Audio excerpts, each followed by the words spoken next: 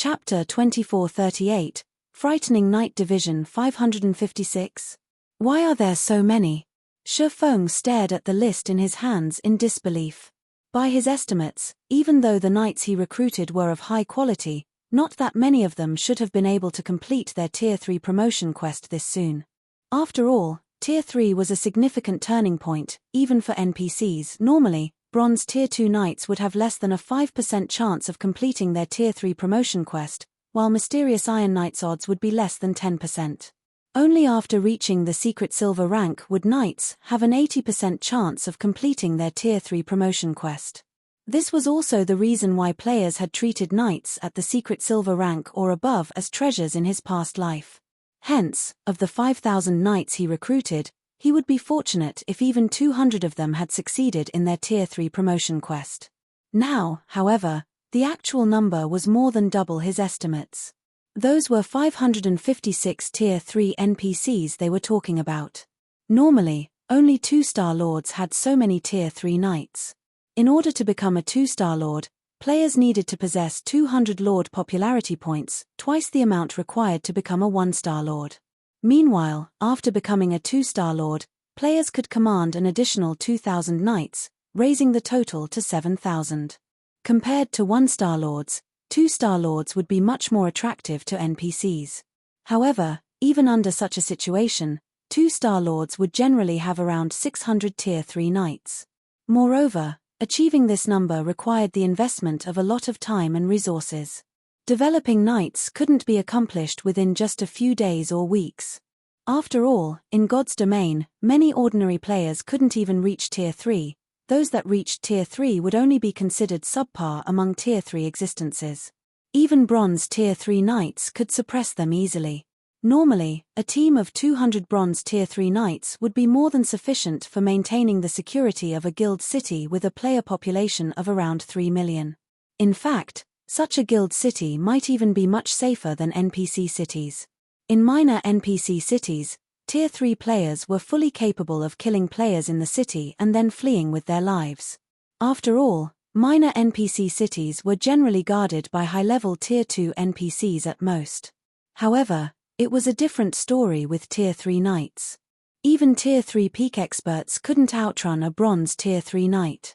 Hence, during Feng's previous life, very few experts had dared to cause trouble inside cities guarded by Tier 3 knights unless they were prepared to suffer mutual destruction or worse, failing to kill their targets and losing their lives.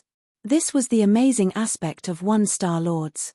If a guild were to rely on its members to defend its guild city, the guild wouldn't achieve such a deterrent effect. Meanwhile, now that Feng had 556 Tier 3 knights, let alone safeguarding a guild city with a player population of 3 million, he wouldn't have any problems protecting 2 such cities. In fact, with this number of Tier 3 knights, he could even guarantee the safety of an advanced city. Could my knight's growth potentials be very high because I am the first 1-star lord to draft NPCs from the various kingdoms and empires?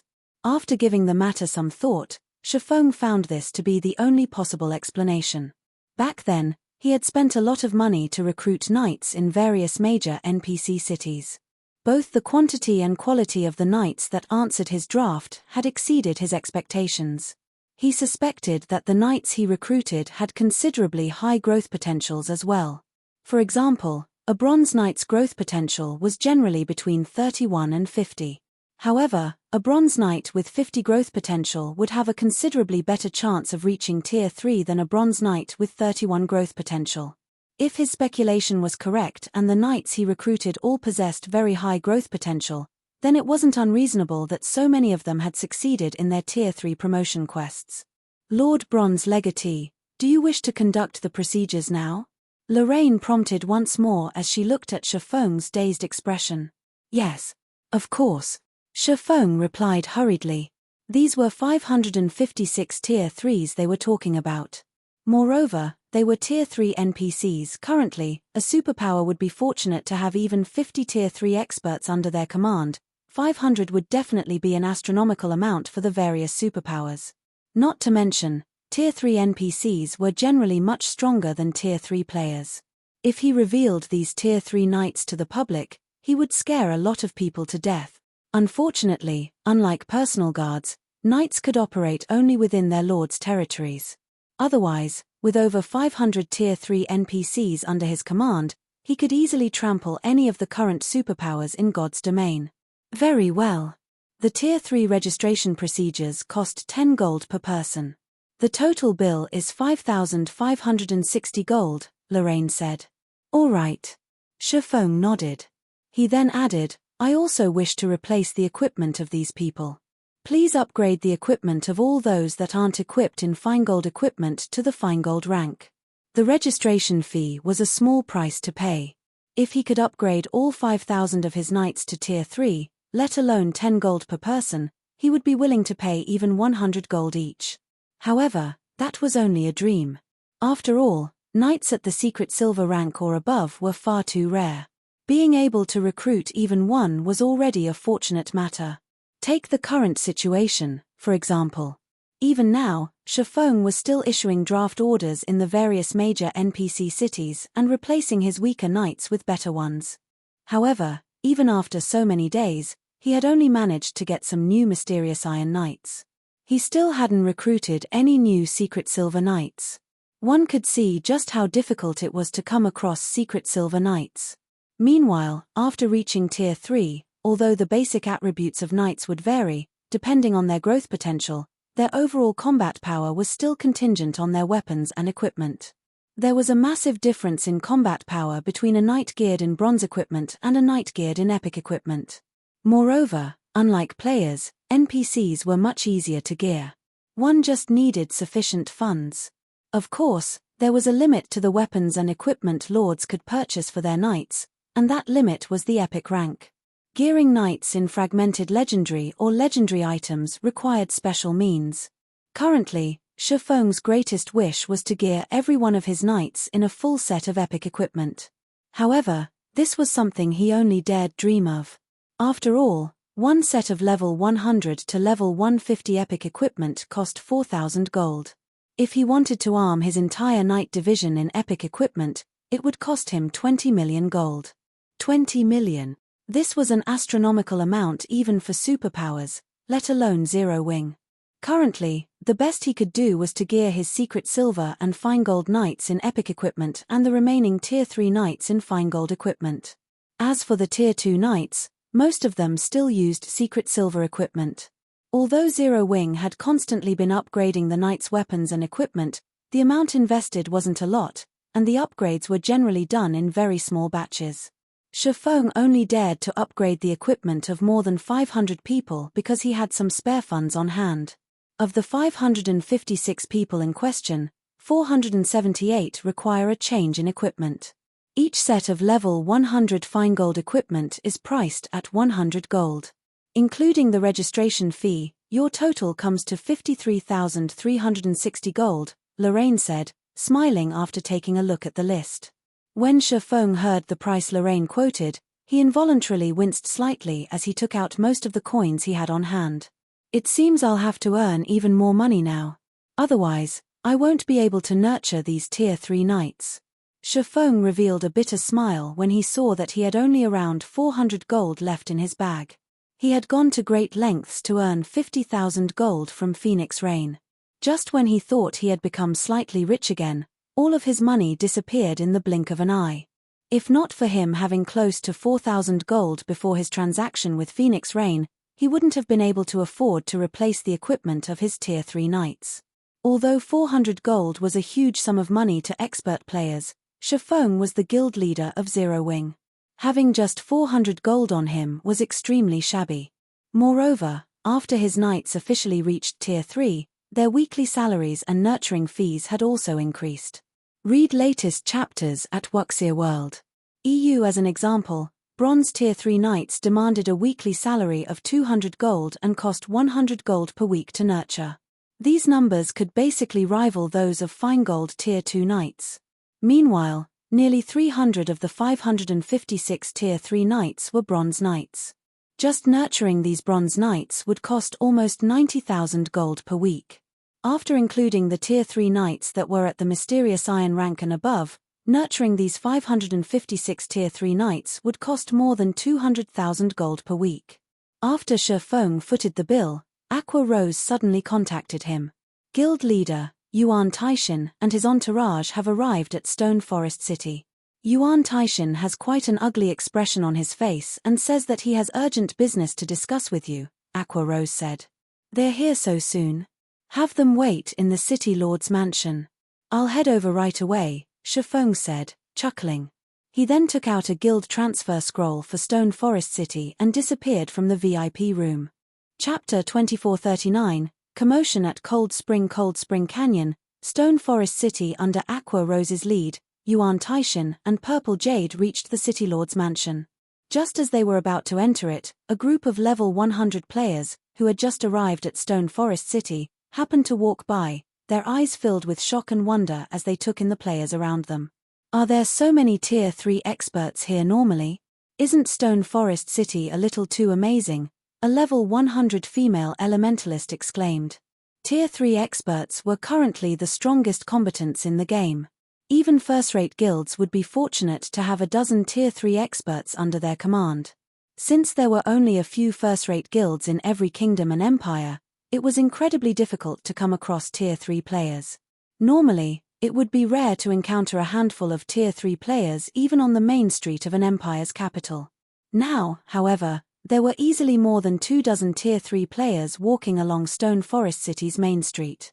However, the resident players of Stone Forest City were behaving as if this situation was normal. Everyone was doing their own thing and paid no attention to the Tier 3 players. There's nothing to get surprised about. Do you know what kind of place Stone Forest City is? The level 102, Tier 3 Shield Warrior, who was the female elementalist's team leader, said. In a low tone, he continued, remember to be extra careful when you're here in the future. Even if the 100 Flowers Palace is a first-rate guild in the Dark Knight Empire, it still can't ensure your safety here. You can only let your guard down after you have reached Tier 3 as well. Currently, Stone Forest City was the only guild city established in a level 100 neutral map, so it held a powerful attraction for players. However, aside from Zero Wing's partner guilds, other players and powers that wished to enter the city could do so only by renting the city's private houses. Meanwhile, Stone Forest City's private houses were both incomparably rare and expensive. Ordinary experts couldn't afford them at all. One could say that every player residing in Stone Forest City either possessed powerful backing or was an extremely powerful individual. Due to this reason, if one accidentally offended someone in Stone Forest City, particularly the Tier 3 players of the city, then one would be in for an absolute nightmare. Players might be safe inside Stone Forest City, as there were NPC knights and Zero Wings experts patrolling it. However, once players left the city, it was a different story. Tier 3 players ruled the fields outside. One would not receive any respect even if they originated from a first-rate guild. Upon hearing this level 102, Tier 3 Shield Warrior's words, the 100 Flowers Palace's dozen or so talented newcomers promptly nodded their heads and no longer dared to speak casually. Right now, they could clearly sense the attention and auras coming from the people around them. The gazes of the Tier 3 experts, in particular, carried a hint of killing intent. It was as if these people were hunters that had just found their prey. Fortunately, there were level 115 plus, Tier 2 NPC knights, as well as Zero Wing and Secret Pavilion experts, maintaining order in the city. There was also the fact that their team leader was a Tier 3 Shield Warrior. Otherwise, these Tier 3 experts would no doubt find opportunities to kill them in the city and plunder the level 100 top-tier weapons and equipment their guild had prepared for them. It seems the situation in Stone Forest City is becoming increasingly unstable. Yuan Tyexin frowned grimly as he looked at the Tier 3 experts roaming the main street. He felt that he had still underestimated the difficulty of developing and managing Stone Forest City.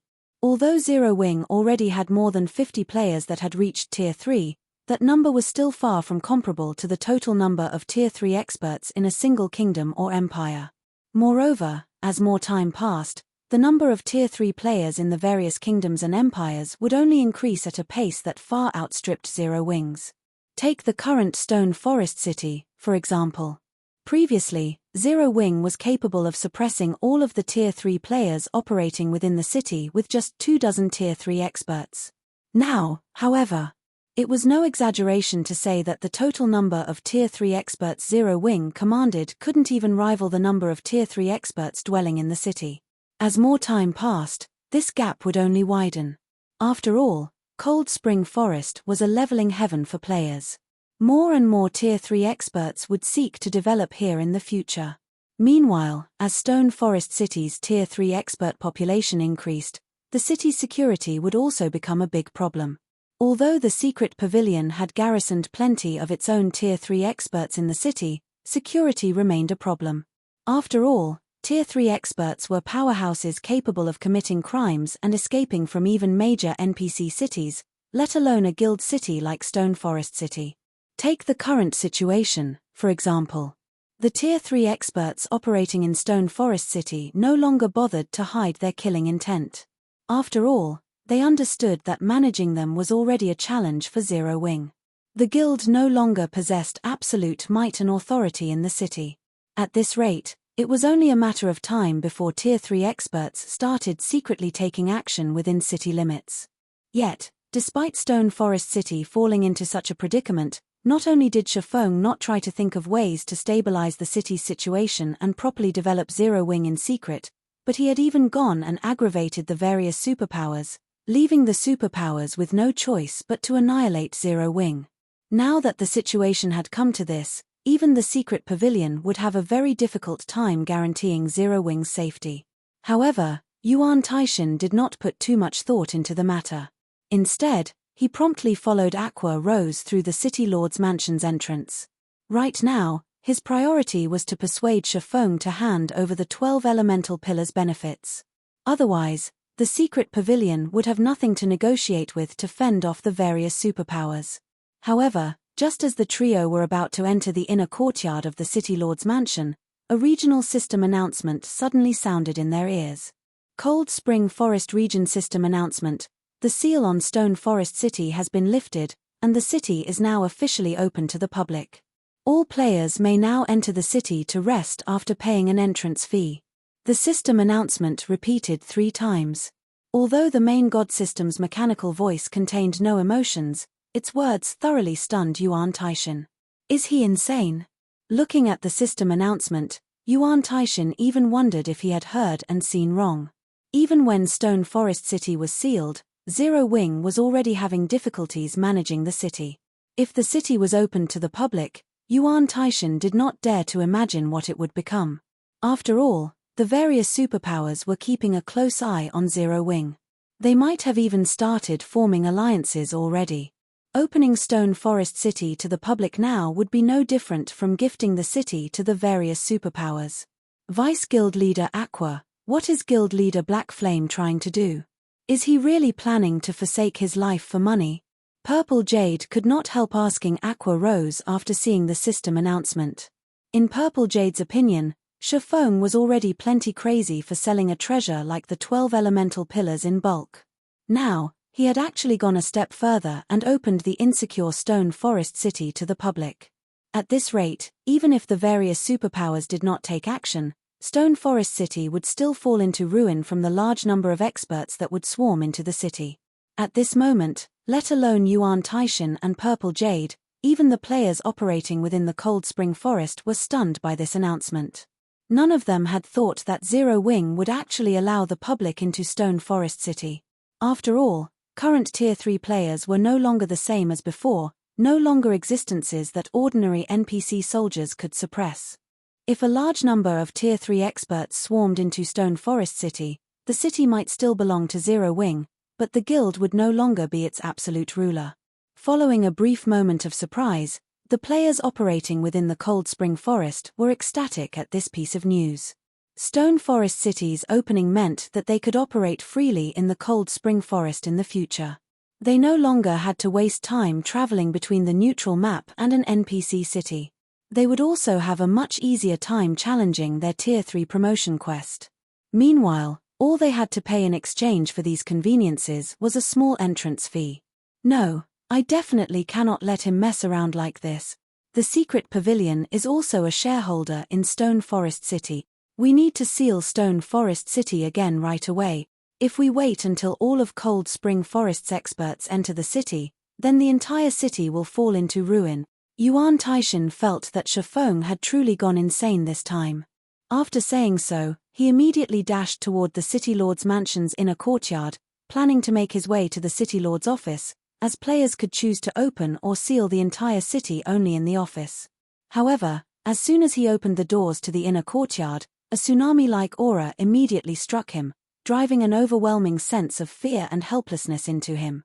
Both Yuan Tyexin and Purple Jade abruptly jumped back, instantly putting a huge distance between themselves and the inner courtyard's entrance. They wore extremely grim expressions as they looked warily at the inner courtyard's plaza, which rivaled the size of a football field. Tier 3, NPCs? Read latest chapters at Wuxia World. EU. What is going on here? When Yuan Tyexin and Purple Jade first arrived at the small plaza, confusion had momentarily overwhelmed them. Afterward, they gasped reflexively. Their reaction was because the plaza was filled with level 115 plus NPCs, all of whom had actually reached Tier 3. Moreover, these NPCs radiated incredibly powerful auras, with the strongest NPCs inspiring despair even in experts like Yuan Tyexin and Purple Jade. At this moment, Yuan Tyexin and Purple Jade felt as if he had just opened Pandora's box. Meanwhile, the most frightening thing was that all of these Tier 3 NPCs were staring at them right now. Chapter 2440, Yuan Tyexin's shock being the focus of attention from hundreds of Tier 3 NPCs placed immense pressure on Yuan Tyexin and Purple Jade. For a moment, they even felt the urge to turn around and flee. Although both of them had reached Tier 3 already, they were still far from comparable to Tier 3 NPCs in terms of strength. This difference wasn't only in basic attributes. Recently promoted Tier 3 players like them had no way of competing against Tier 3 NPCs in this regard. Moreover, Tier 3 NPCs were existences capable of serving as the magistrate of minor NPC cities. At this point, there was no player in God's domain that did not fear the might of an NPC city's magistrate. This remained the case even after Tier 3 players came into existence. Meanwhile, several hundred magistrate-level NPCs were staring at Yuan Tyexin and Purple Jade. One could easily imagine how much pressure they were under. Have the Dark Forces NPCs occupied Stone Forest City already? Yuan Tyexin's mind gave birth to such a thought as he gazed at the Tier 3 NPCs before him. Since the launch of God's Domain until now, many instances of the Dark Forces NPCs occupying neutral maps had already occurred. These situations were similar to events triggered by players. If players managed to resolve this crisis in time, then they were rewarded handsomely. If not, then the Dark Forces would take over the neutral map completely. At this moment, Stone Forest City might have come across a similar event. There was no explanation for why so many Tier 3 NPCs had suddenly appeared in Stone Forest City, otherwise. It would also explain why Stone Forest City was suddenly opened to the public. Uncle Yuan, what should we do? These NPCs have already locked on to our auras, Purple Jade asked anxiously. At this moment, she did not have the slightest intention whatsoever of conquering this event. After all, this situation could no longer be considered an event, this was practically a natural disaster. Escaping from just one level 100, Tier 3 NPC would already be difficult for her. Now, however, there were hundreds of level 115 plus, Tier 3 NPCs standing inside the plaza. How was she to escape in such a situation? We don't have any other options. I'll try to block them in a moment. Use that chance to activate a Tier 3 instantaneous movement scroll and leave this place. Be quick. These Tier 3 NPCs have reaction speeds and combat standards far superior to those Great Lords and Grand Lords we've faced. They won't give us any opportunities to take advantage of, Yuan Tyexin said. At this moment, he understood that it was impossible for both of them to escape. They could only sacrifice one person to create an opportunity for the other. In God's domain, NPCs were far more intelligent than monsters. They were also much more experienced and sharper than players when it came to combat. Moreover, the higher their tier, the more intelligent NPCs became. After reaching Tier 3, NPCs basically wouldn't give players a chance to use magic tools. In a situation where NPCs had the advantage in combat power, Even Tier 3 peak experts like them would have a very difficult time retrieving a magic tool from their bags, much less activating it. This was because the brief lapse in defense this action would create would be more than enough for Tier 3 NPCs to instantly kill them. Meanwhile, as a Tier 3 metric tons, if Yuan Tyranny activated all his life-saving skills, he could more or less hold off these NPCs for a brief period. However, it was a different story for Purple Jade, who was a Tier 3 Sword King. If she tried to block these Tier 3 NPCs, she would most likely end up vaporized in an instant. After all, their opponents weren't just 2 or 3 Tier 3 NPCs, but several hundred Tier 3 NPCs instead. I understand. Purple Jade nodded. Although she felt reluctant, she understood that this was their best option. Otherwise, both of them would die here. Losing a level might not be a huge deal for Tier 3 players like them, but the top-tier equipment they would lose as a result of death was. Once Purple Jade nodded, Yuan Tyranny immediately raised his shield and prepared to activate his life-saving skills. However, just as Yuan Tyranny was about to charge into the inner courtyard and attract the NPC's attention, a familiar voice suddenly came from the inner courtyard. "Elder Yuan, why are you here? Didn't Aqua lead you to the reception room?" This voice stunned both Yuan Tyranny and Purple Jade because it sounded incredibly familiar. However, they also felt that it should be impossible for them to hear this voice at this place. Both of them reflexively turned toward this voice. In the next moment, the rows of Tier 3 NPCs suddenly parted, opening up a path for a cloaked man standing in the middle of the inner courtyard's plaza.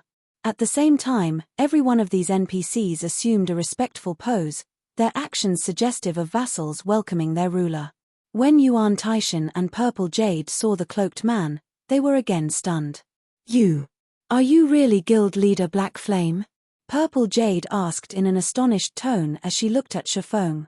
Tier 3 NPCs were existences that players like herself viewed with dread.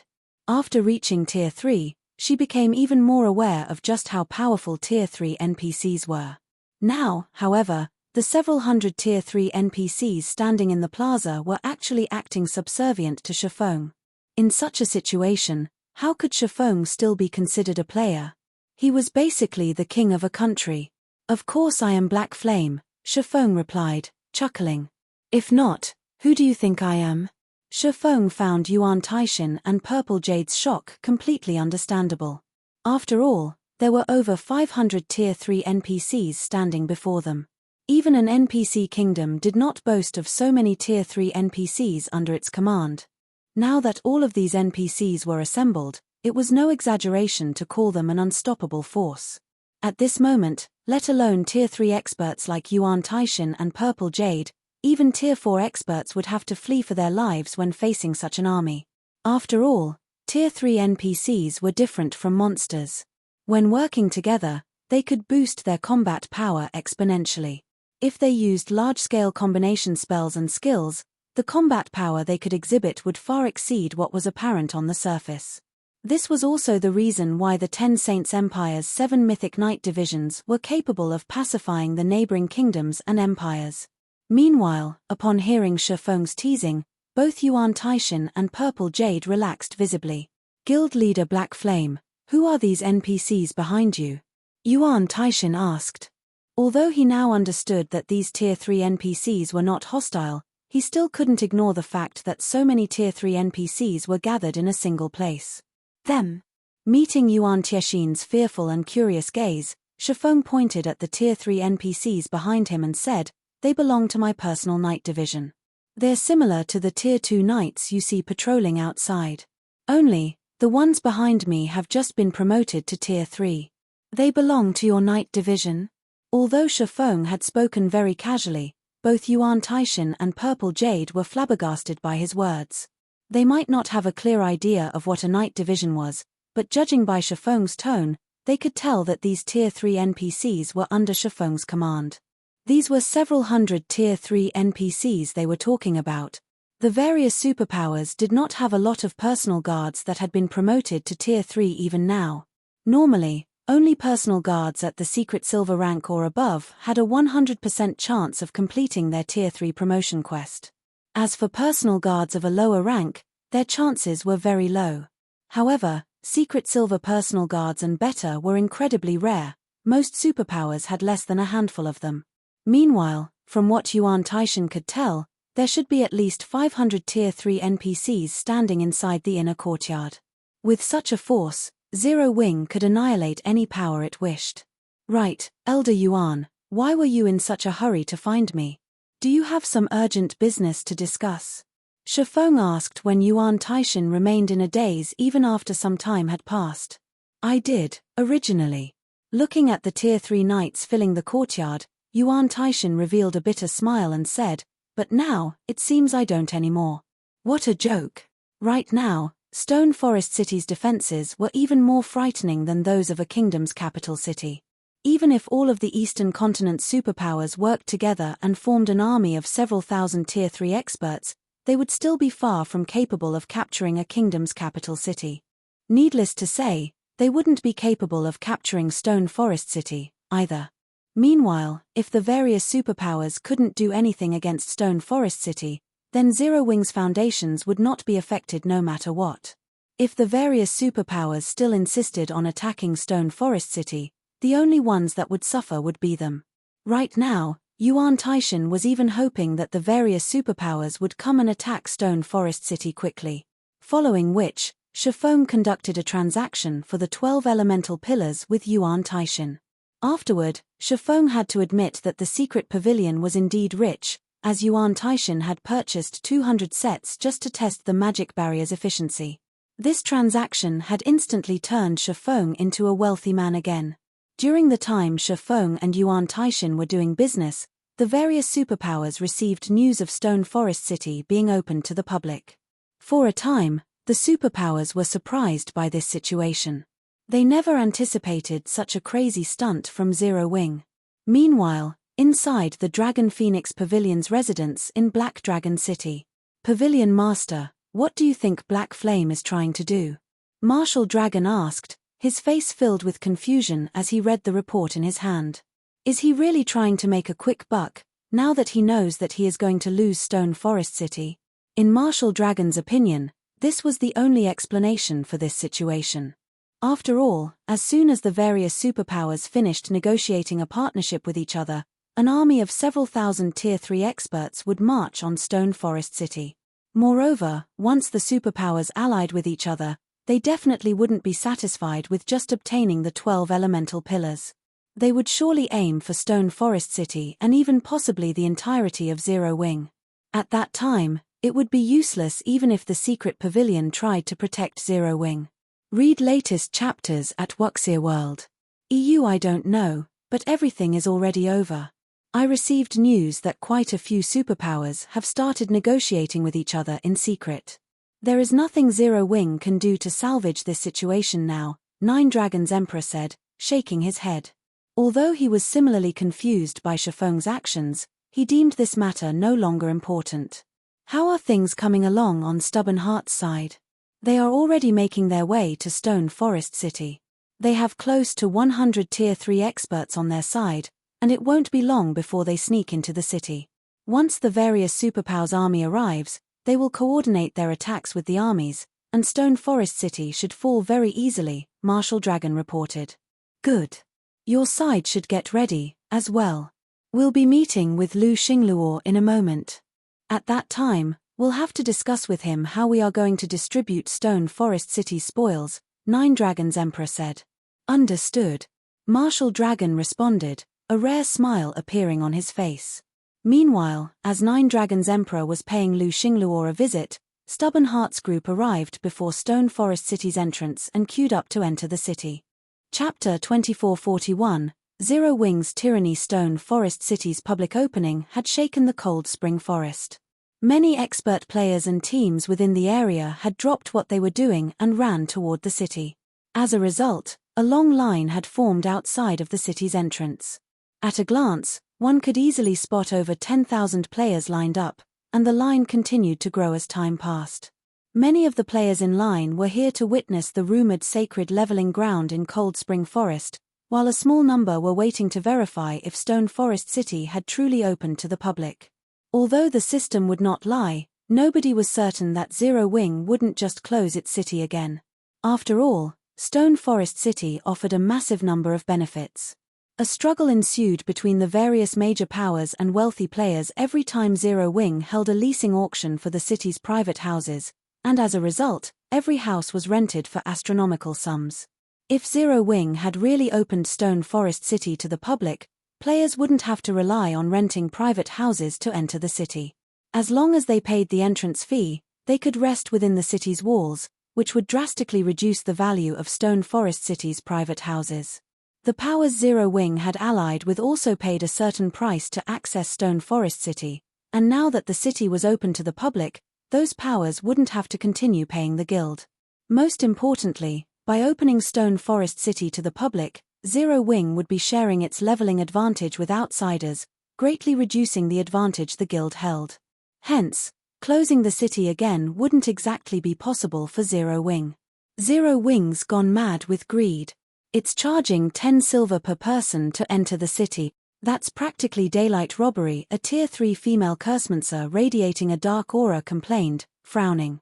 She wanted nothing more than to slay the Tier 2 NPC knight that collected the entrance fees. Ordinary guild cities only charged several dozen copper as entrance fees. Even the guild cities that had been established near level 100 neutral maps only charged 2 silver per person. Yet, Stone Forest City charged 5 times that. Although current players had already reached very high levels and found more avenues to earn money, they also had to bear more expenditures. When players fought level 100 plus monsters, in particular, their equipment lost durability at an alarming rate, even if they were fully geared in top-tier equipment. As a result, the repair fees were excruciating. Furthermore, players had to purchase potions and tools for grinding.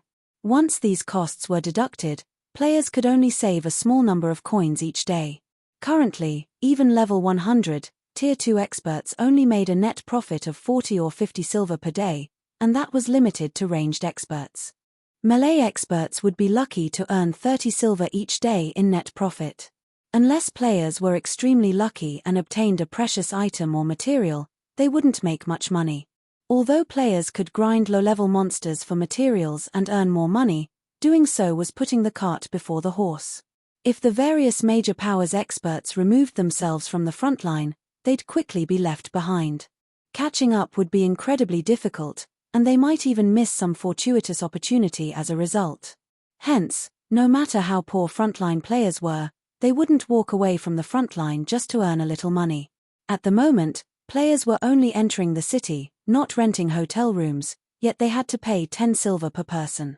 If the city charged each player so much to enter the city, it would earn 100,000 gold for every 1 million players. 100,000 gold. At this stage of the game, not even first-rate guilds could earn that much money in a day. Of course, Zero Wing would only earn that much if 1 million players visited the city on a daily basis, but with the advantages Stone Forest City had to offer, attracting 2 or 3 million daily visitors should be a piece of cake. In other words, Stone Forest City could generate 200,000 or 300,000 gold per day in entry fees alone. Moreover, as more players visited Cold Spring Forest, this number would increase. Flower. Now isn't the time to take action. Entering the city is our first priority, Stubborn Heart reminded the female cursemancer from beside her. Once the superpowers, combined army arrives, you can fuss all you want. The cursemancer, Flower Rain, exasperated Stubborn Heart. Flower Rain had already reached Tier 3, and 10 silver was insignificant to an expert of her caliber. She could join any random team and earn several dozen gold, yet she complained about 10 silver coins. If not for this operation, Stubborn Heart wouldn't have recruited an independent expert like Flower Rain. However, he had to admit that Stone Forest City was tyrannical. Just by existing here, the city could earn enough income to sustain several first-rate guilds.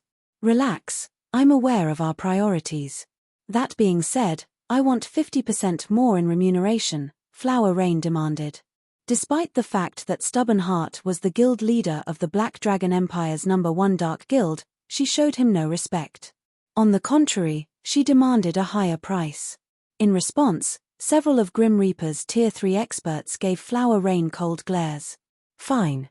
As long as you can maintain your domain as agreed, I'll increase your pay, Stubborn Heart said, assenting. Interestingly, he didn't seem angry in the least. None of the other major powers experts were surprised, however. Flower Rain was the only player in the Black Dragon Empire to possess a Tier 3 domain skill. She was also a bona fide Void Realm expert, and when she activated her domain skill, even the Empire's first-rate guilds were helpless against her. This was precisely the reason that Stubborn Heart had enlisted Flower Rain's help. Although every member of his team was a Tier 3 expert, Stone Forest City was full of level 115+, Tier 2 NPC knights, which would be a challenge to get through. Hence, they needed Flower Rain's help. With a Tier 3 domain skill to suppress the knights, defeating the NPCs wouldn't be a problem. Even if a large number of Zero Wings Tier 3 experts joined the fray, they could complete their task and capture the City Lord's mansion. Once Stubborn Heart agreed to her price, Flower Rain stopped wasting time and gave the Tier 2 knight her 10 silver. As Flower Rain entered the city, a Tier 3 berserker beside Stubborn Heart spoke up, "Boss, that's 50%. If you give her that much, we'll have significantly less profit." "It's fine. As long as Nine Dragons Emperor's negotiations with Starlink are successful, and we're the first group to capture the City Lord's mansion, we can negotiate for more. With Stone Forest City under our control, Nine Dragons Emperor and Starlink won't be able to refuse our demands," Stubborn Heart said, grinning as he looked at the long line of players behind him. He had known for a long time that Stone Forest City was a gold mine, but after seeing it for himself, he realized how limited his imagination had been. How was this a gold mine? This was basically a diamond mine. The city could collect over 300,000 gold in entrance fees alone. Once the various superpowers took over, even a small share would greatly benefit Grim Reaper.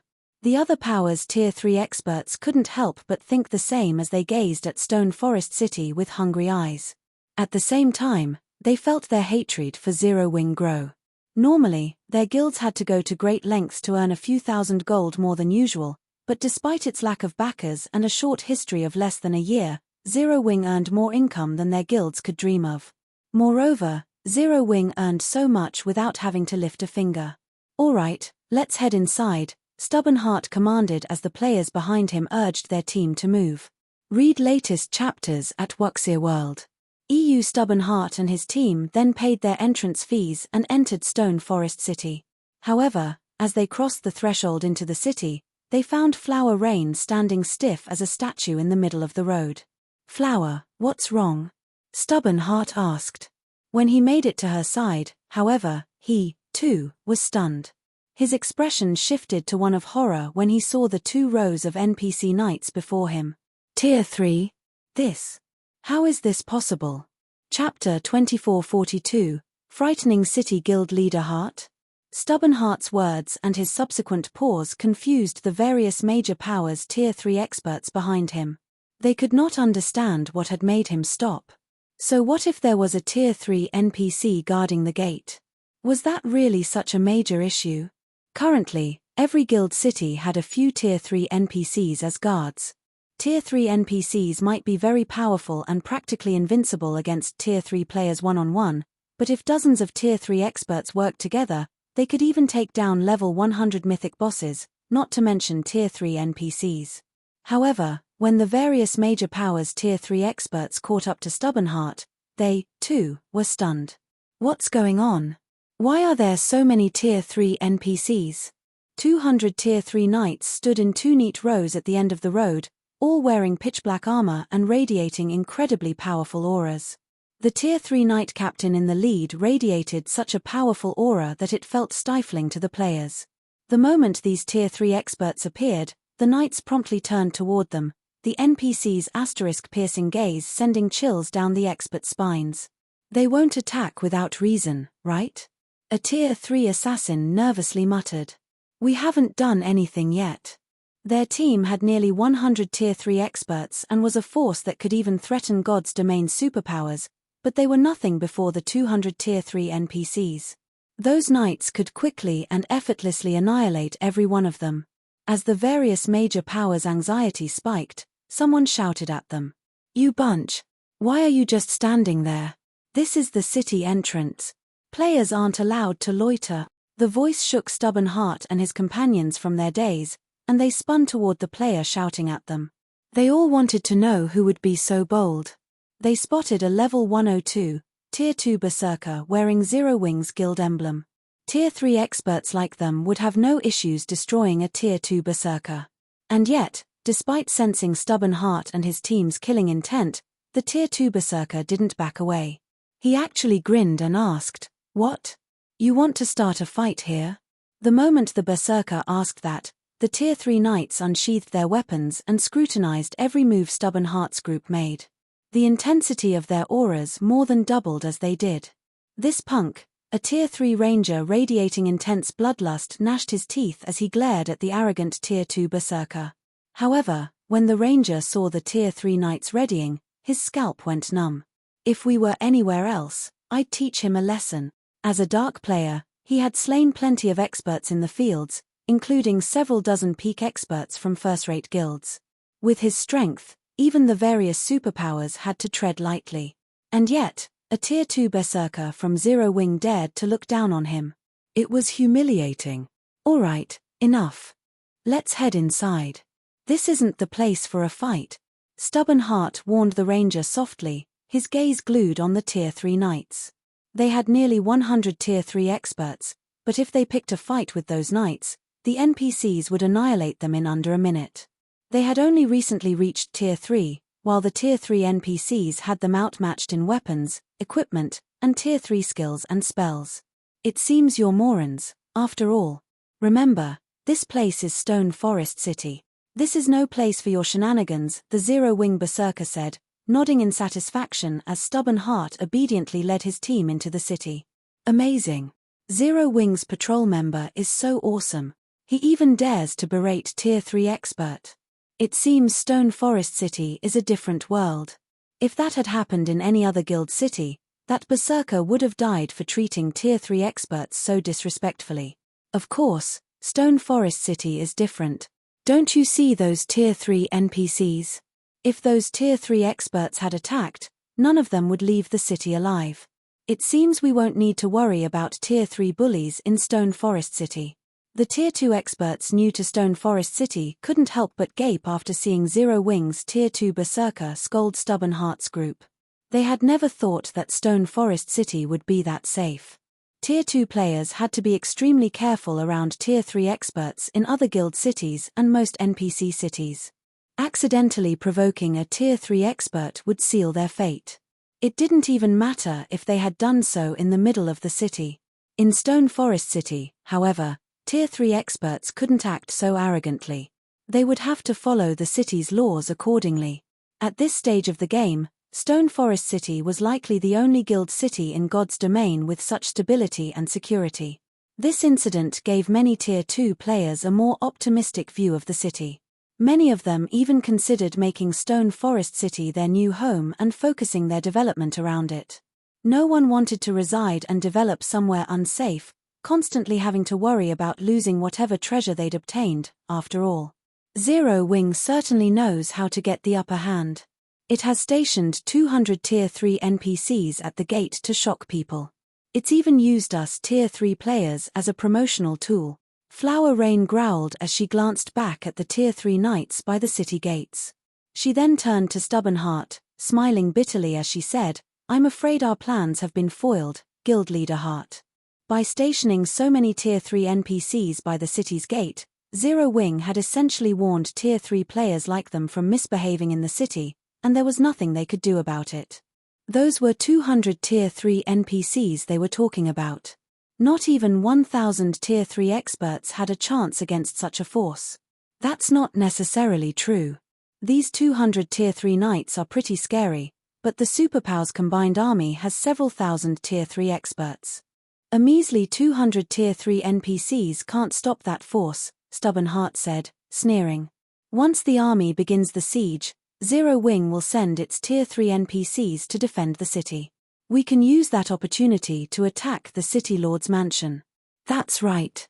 Even if Zero Wing sends Tier 3 NPCs to defend the mansion, it won't send many. We still have a chance. The several first-rate guild leaders around Stubborn Heart nodded.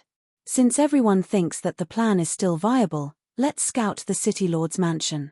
Once the army arrives, we can make our move, Stubborn Heart said. Even after seeing the 200 Tier 3 knights, he refused to give up. They wouldn't get another opportunity like this. Even if Zero Wing was more powerful than he had expected, it couldn't stop the various superpowers' combined might.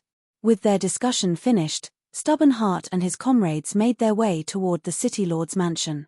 However, the shock and anxiety they had felt upon entering the city only grew on the way to the mansion. They constantly spotted patrol squads led by more Tier 3 NPCs. These patrol squads might not have been very large, with only 3 Tier 3 knights among the 12-man squads, but they had encountered more than 30 patrol squads. Read latest chapters at Wuxia World. EU. Once they reached the City Lord's mansion, Stubborn Heart and his team fell into utter despair. They found another 200 Tier 3 knights guarding the City Lord's mansion and surrounding area. Moreover, the several Tier 3 knights leading the patrol were no weaker than the Tier 3 knight captain they had seen by the city gate. Guild leader, are we still proceeding with the plan? A Tier 3 assassin asked when he saw Stubborn Heart's dazed look. Are you stupid? Tell Nine Dragons Emperor he can do whatever he wants, but Grim Reaper is out. Stubborn Heart snapped, rolling his eyes. Stone Forest City had over 500 Tier 3 NPCs and over 200 high-leveled Tier 2 NPCs. How were they supposed to fight such a force? Chapter 2443, Unshakable. Zero Wing. Dark Knight Empire, Dark Knight City, Starlink's residence, which should have been prosperous and lively, was extraordinarily quiet. A large number of Starlink's experts stood guard outside the guild hall. There were even Tier 3 experts among them. Not even guild members were allowed in the guild hall, much less outsiders. It was an unprecedented level of security. Only 3 people were currently in the guild hall: Lu Xingluo, Nine Dragons Emperor, and an unknown player wearing a cloak. Since the third member of the group had hidden their identity with a black cloak, it was even impossible to tell whether the player was male or female. Not only was Nine Dragons Emperor unhappy about the third member's concealment during such a crucial meeting, but he was also shocked by how respectfully Lu Xingluo treated the third member of their party. Lu Xingluo led Starlink, a guild that had the power to develop on both main continents simultaneously.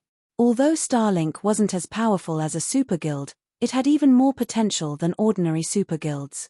And yet, Lu Xingluo was letting someone lord above him. It was unbelievable. Now that we've concluded our discussion, does your side have any problems? Lu Xingluo asked Nine Dragons Emperor. None. Those people should be inside Stone Forest City by now. Once the combined army lays siege to Stone Forest City, they'll use everything they have to secure the City Lord's mansion. Once they've done their job, our alliance will have an advantage in the negotiations with the various superpowers, Nine Dragons Emperor confidently replied. To capture Stone Forest City and topple Phoenix Reign from her pedestal, Nine Dragons Emperor had invested much in this upcoming operation.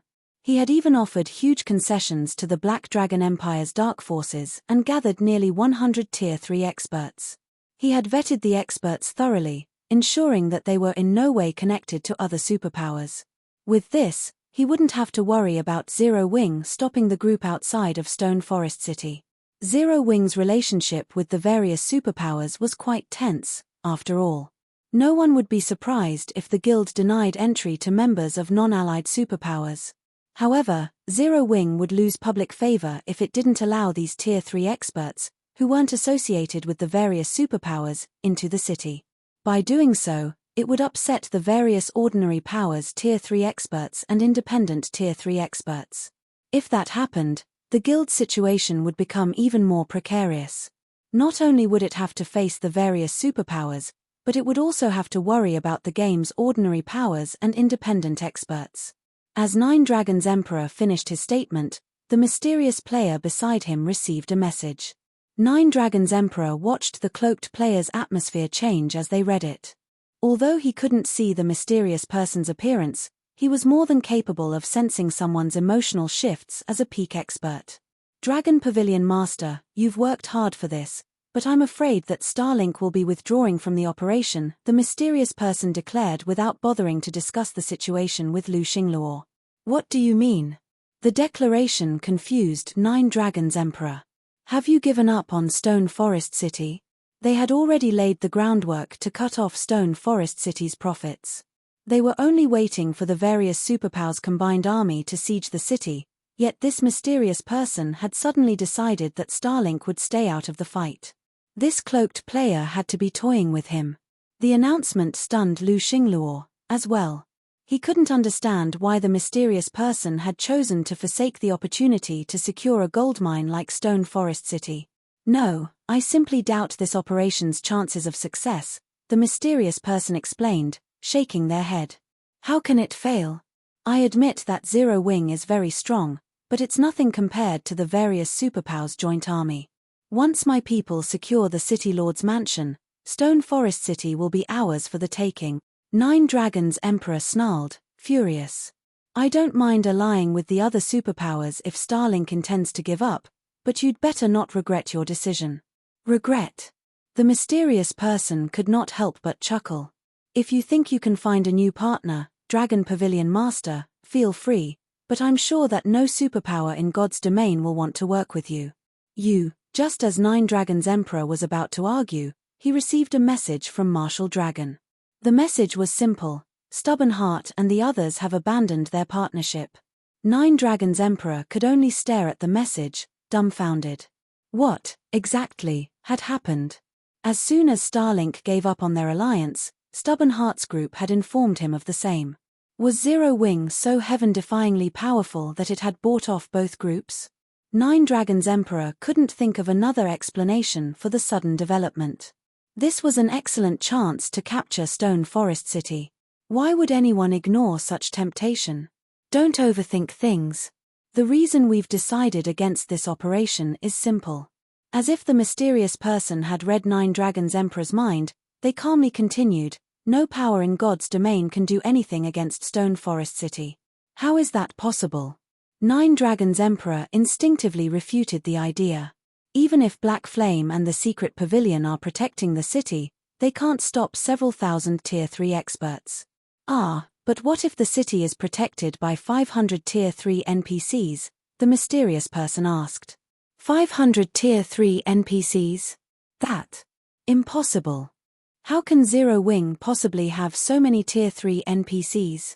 Not even Kingdom's capital cities are protected by so many Tier 3 NPCs. Nine Dragons Emperor shouted. He was now sure that this mysterious player had to be messing with him. If you don't believe me, take a look for yourself, the mysterious person said, and they sent Nine Dragons Emperor a recording from inside Stone Forest City. By the time Nine Dragons Emperor finished the video, he was dazed. The recording included two segments. The first half showed 200 Tier 3 NPCs guarding Stone Forest City's entrance, while the second half displayed the 200 Tier 3 NPCs patrolling around the City Lord's mansion. Although he wasn't there in person, Nine Dragons Emperor could sense the NPCs' incredible pressure. Those knights could even eliminate an army of several thousand Tier 3 experts. Meanwhile, news quickly reached the various superpowers, including Twilight City's Dragon Phoenix Pavilion. Read latest chapters at Wuxia World. EU a guild city that's protected by over 500 Tier 3 NPCs? Isn't guild leader Black Flame a little too impressive? Who would dare attack Stone Forest City now? Blue Phoenix's jaw dropped when she heard about Stone Forest City's knights. Not even an NPC Kingdom's army could stand against 500 Tier 3 NPCs. It's no wonder why he didn't mind revealing the 12 elemental pillars. The various superpowers will have to consider their next move carefully. If they act rashly, they'll be the next to be eliminated from the competition, Phoenix Rain said, a bitter smile forming on her face as she read her subordinate's report. Not only did Zero Wing possess the 12 elemental pillars, but it had also proven strong enough to safeguard the advanced ancient barrier scrolls. As of today, the Eastern continent's status quo would undergo a huge shift. As Phoenix Rain marveled at Zero Wing's foundations, a Tier 3 assassin knocked on her office door and entered the room. The assassin then reported, Phoenix Pavilion Master, the Great Pavilion Master requests your presence to discuss an important matter. Chapter 2444, Power expands as the sun began to set, players flocked to the streets of White River City, with some players choosing to set up or browse through street stalls and some meeting up with friends to visit bars and restaurants. Everyone was merely going through their daily life. The only thing different today was that practically everyone in the city was discussing the same topic: Stone Forest City. Hey, have you heard? Stone Forest City actually has over 500 Tier 3 NPCs guarding it, a level 101 Guardian Knight enjoying a glass of beer in a bar said to his companion beside him. Who wouldn't know that? The video showing the city's internal situation has long since gone viral on the official forums. A level 102 elementalist retorted as he rolled his eyes at the Guardian Knight. Hehe, I'm not referring to that, the level 101 Guardian Knight said, waving his hand. I have a good friend who managed to become the core member of a superpower, and he told me a juicy secret. Originally, the superpowers were planning to launch a joint attack on Stone Forest City. However, because of those Tier 3 NPCs, they all decided to give up on the endeavor. Now, some of these superpowers are even thinking of partnering with Zero Wing. Although the current Zero Wing is not comparable to actual superpowers in many aspects, due to the advantages of Stone Forest City, some superpowers are already acknowledging Zero Wing as a superpower.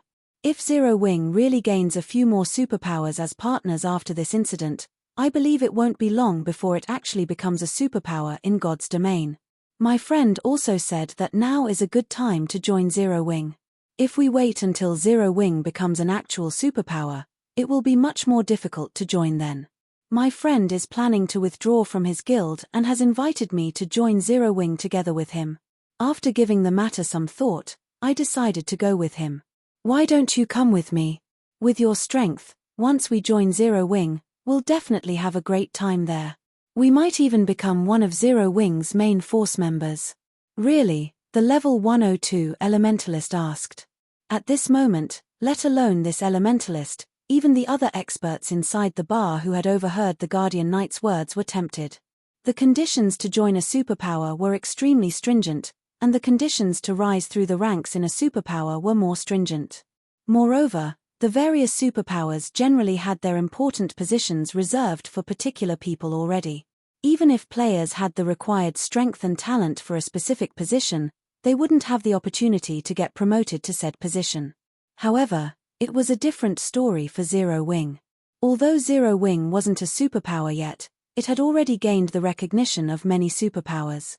With the massive advantages Stone Forest City provided, it was only a matter of time before the guild became a superpower. In other words, Zero Wing's influence would still expand rapidly in the future. After all, the amount of territory Zero Wing currently held was only at the standard of first-rate guilds. There would be plenty of empty positions to fill in the future. Now was the best time for independent experts like themselves to join Zero Wing. Of course. Why would I lie to you? According to my friend, quite a few superpowers have sent representatives to negotiate a partnership with Zero Wing already. Once the actual negotiations are over, this piece of news will become impossible to hide. While not many players know about this matter, we should use this opportunity to join Zero Wing. If we're lucky, we might get assigned directly to a good team, the level 101 Guardian Knight said earnestly. Truthfully, if not for our close relationship and you being strong enough, I wouldn't have asked you to come with me. Zero Wing's recruitment standards had always been very high. Its requirements for becoming a core member were even higher, the half-step refinement realm standard. Meanwhile, although the level 102 elementalist was an independent player, he served as the vice commander of one of the Twin Towers Kingdom's top adventurer teams. As for his strength, he had already reached the refinement realm standard and would be considered an absolute expert in first-rate guilds. He would have no problem joining the main force of first-rate guilds. However, as he wished to join the main force of superpowers and not first-rate guilds, he had only been mingling with adventurer teams all this time. Alright, I'll contact my commander afterward.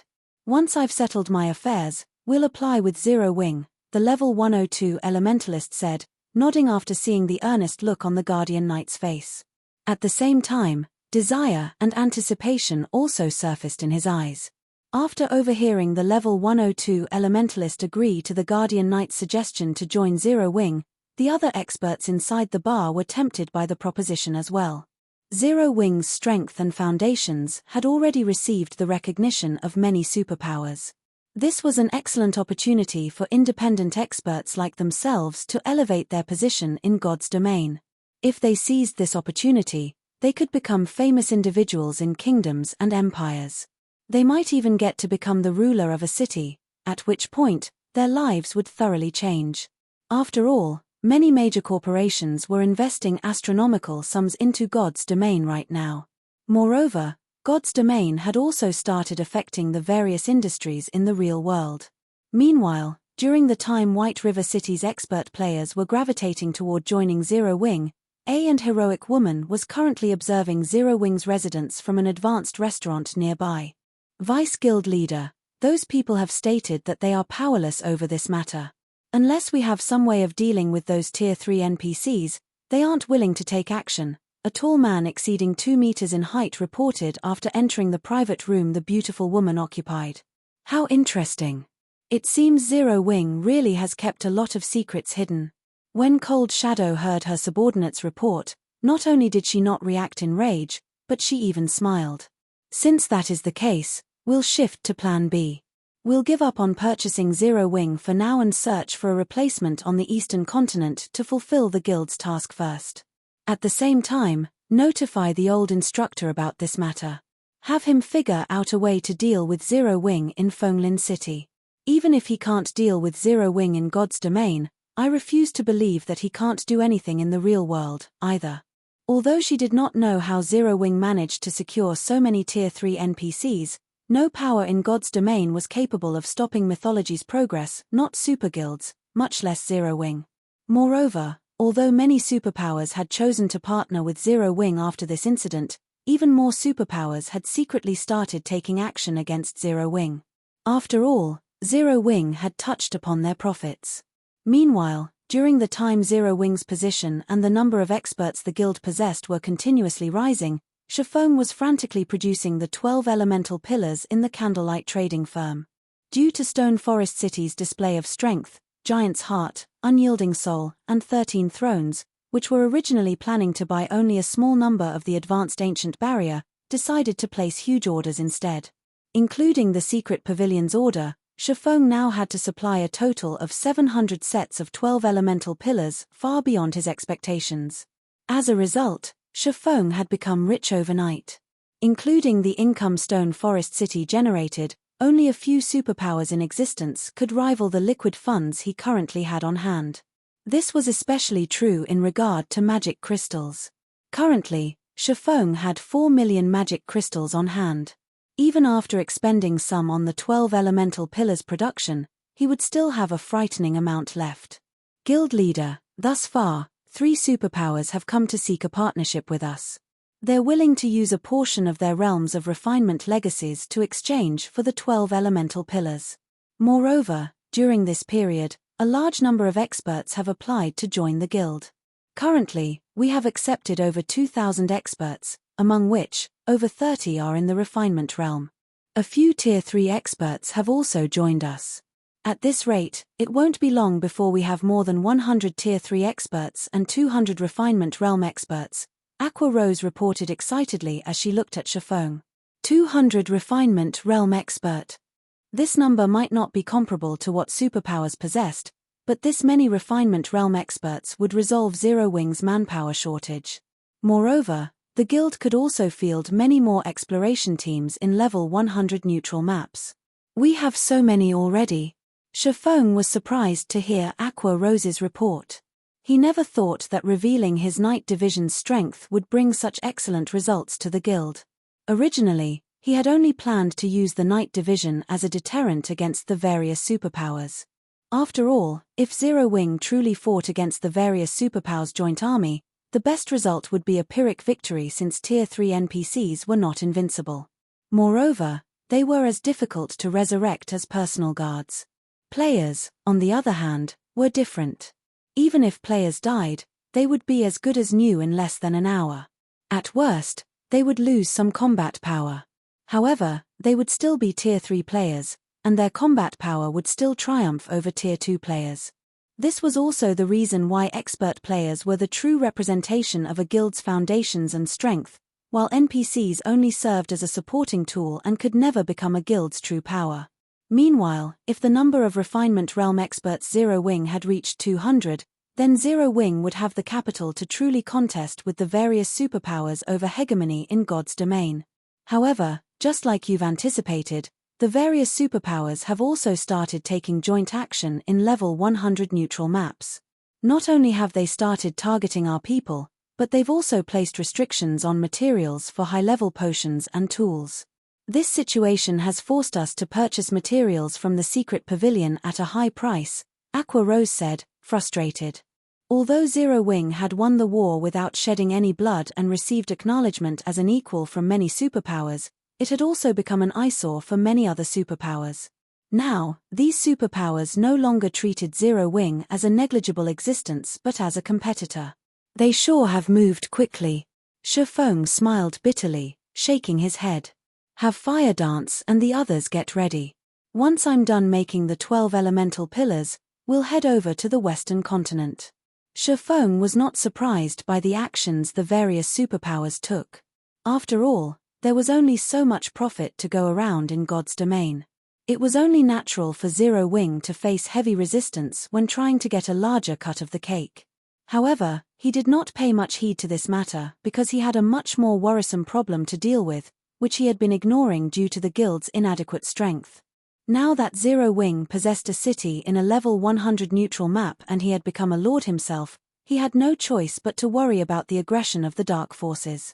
When that time arrived, dark players would thoroughly shed all pretenses with normal players. The dark forces were still inactive right now only because dark players had yet to truly start exploring level 100+ neutral maps. However, as more dark players reached Tier 3 and explored the various level 100+ neutral maps, they would come across dark forces that had been banished by the various kingdoms and empires to level 100+ neutral maps. At that time, dark players' development would skyrocket, and city sieges and territorial battles between dark players and normal players would become commonplace. Without sufficient strength, guilds wouldn't even be able to survive out in the fields. This was also the reason why some superpowers had gone out of existence after mainstream players started reaching level 100 and beyond. To ensure Zero Wing's continued development in level 100+ neutral maps, he had to nurture a large number of Tier 3 experts as soon as possible. Moreover, the guild also had to be capable of mass-producing level 100+ top-tier weapons and equipment. Simply relying on field bosses and team dungeons would not keep the guild alive. Hence, sufficient materials were necessary. I'll notify them right away. Upon hearing Feng's words, Aqua Rose could not help rejoicing. She had always been very curious about the Western continent. Following which, Feng spent the next few days working in his special forging room and ended up producing as many as L3 sets of 12 elemental pillars.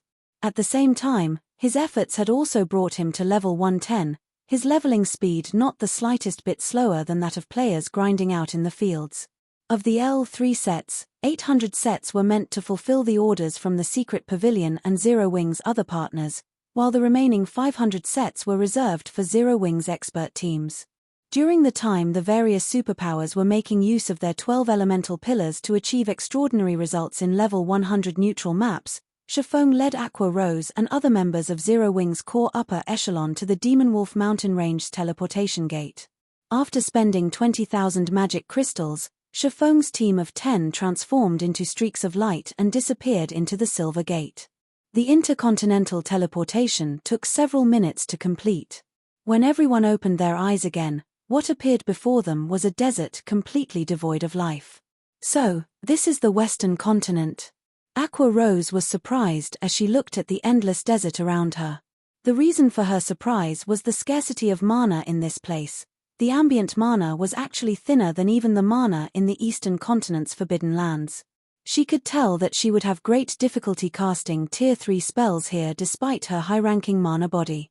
Weaker Tier 3 players might not even be capable of using their Tier 3 skills and spells and might be limited to skills and spells of weaker tiers. Sure enough, the mana density here is much lower than on the Eastern continent. When Feng sensed the ambient mana, he was similarly overwhelmed by a sense of discomfort. It had already been a long time since he had experienced such a low mana density environment. However, he did not dwell on the matter, just immediately recorded the coordinates of the teleportation gate here and summoned his Thunder Eagle. He then took a look at the system map and brought everyone toward the nearest NPC city. Read latest chapters at Wuxia World. The desert that housed the teleportation gate was much larger than Feng initially expected, taking more than 2 hours of flight to exit. During their journey, they had discovered plenty of level 100+ Great Lords and Grand Lords and even level 120 mythics. Fortunately, the Thunder Eagle was sufficiently fast, so they were able to escape these mythics' attack range in time. Had they been using land mounts, they would have most definitely suffered annihilation.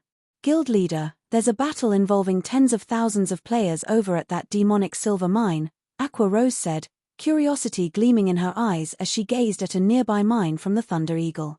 A demonic silver mine was merely a grade 3 vein, yet it had actually incited a battle between tens of thousands of players. Moreover, not only were the participants of this war level 105+ experts, but there were even 100-odd tier 3 experts among them. This was practically a war between two superpowers. The Azure Chamber of Commerce. When Feng studied the players fighting below, he noticed that the commander of the mine's defenders was someone he was familiar with, Yang Xiaoqian, a genius on the Azure Chamber of Commerce's fast track. Chapter 2445. You have two choices, Guild Leader. Is it someone you're familiar with? Aqua Rose asked curiously when she saw Feng muttering to himself. The Western continent was utterly foreign to Eastern continent players like themselves. Although the distance separating the two main continents was not as great as the distance between the main continents and the various other worlds, in God's domain, it was as if a barrier existed between the two main continents. Not only was information on the two main continents segregated, but even the cultures of the two continents differed significantly. For example, players of the same class would give the impression that they possessed a completely different class depending on which continent they played on. Their combat styles would be quite dissimilar. On the Eastern continent's side, battles were fought using mainly a combination of combat techniques and skills or spells, with mana control playing only a supporting role.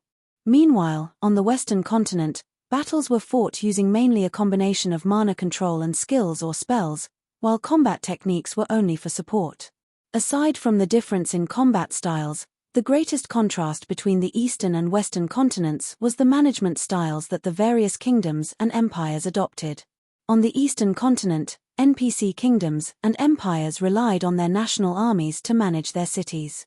On the Western continent, however, NPC cities were managed by the Adventurers Association. The various kingdoms and empires' armies only served to maintain the safety of their respective countries' borders and fend off the main forces of the demonic creatures. As there existed many demonic creatures on the Western continent, armies of demonic creatures regularly invaded kingdoms and empires. In fact, these demonic creatures would launch attacks on towns and cities once every 2 or 3 days, which was much more frequent than the monster sieges on the Eastern continent, and sometimes even capture those on the borders. If the various kingdoms and empires failed to reclaim those captured towns and cities, the player's range of activity would shrink significantly. Conversely, the more demonic towns and cities the various kingdoms and empires captured, the larger the player's range of activity would become. The Western continent did not have any clearly defined neutral maps, and the territory the various kingdoms and empires possessed was in constant flux. Hence, the Western continent was labeled the demonic creature continent, and battles on a national scale occurred here much more frequently than on the Eastern continent. It wouldn't even be surprising for a kingdom that had faded out of existence to reappear. If the 10 from Zero Wing could have someone familiar with the Western continent guide them, it would save them a lot of trouble. After all, the Western continent's situation was ever-changing, and players not familiar with the Western continent would most likely have a very difficult time mingling here. We're not familiar with each other, just acquaintances, Feng replied, shaking his head as he looked at Yang Xiaoqian, who was fighting while commanding the battle. He had come to know Yang Xiaoqian only because of the Azure Chamber of Commerce's alchemy competition. Although he had heard that Azure would be sending Yang Xiaoqian to the Western continent to receive priority grooming, he never thought that he would encounter the woman here. Currently, Yang Xiaoqian was already a level 106, tier 3 great mage. She was also equipped in quite a few pieces of level 105 fine gold equipment, and the purple crystalline staff she wielded even radiated the glow unique to epic items. At a glance, it was obvious that the staff was a level 100+ epic weapon. At this stage of the game, her equipment standard definitely ranked at the peak of God's domain. Moreover, her mana control had improved by a significant margin since Feng last saw her. Now, she was actually capable of casting her spells at a completion rate of 95% or above. The power her spells exhibited could rival the attacks of Grand Lords of the same level. While Feng's group was quietly observing the battle below, the players fighting inside the mine had similarly noticed Feng's group. Who are those people? Don't they know that this is a battle between Azure and Divine Tribe, a Tier 3 Berserker King, who was an elder of the Azure Chamber of Commerce, muttered, a frown forming on his face as he looked at the players atop the Thunder Eagle. At this point, even the various superpowers of God's domain still couldn't afford to underestimate Tier 3 experts. Meanwhile, from what the Berserker King could tell, Feng's group of 10 were all Tier 3 experts. To ordinary superpowers, they would indeed pose a significant threat. However, to superpowers like the Azure Chamber of Commerce and Divine Tribe, a force of 10 Tier 3 experts was nothing to worry about. Nevertheless, on the Western continent, what the various powers found most troublesome was when other people suddenly appeared in a battle between two powers. This was because nobody could guarantee whether this third party would simply spectate and do nothing, or try to take advantage of the situation. Hence, whenever a third party appeared, the two combatant powers would first take care of this unknown factor before resuming the battle. The Azure Chamber of Commerce and Divine Tribe were superpowers that everybody on the Western continent knew of. Now, however, someone had actually ignorantly barged into their battle. Black Flame. Why is he here? Yang Xiaoqian revealed an astonished expression when she spotted Feng sitting on the Thunder Eagle.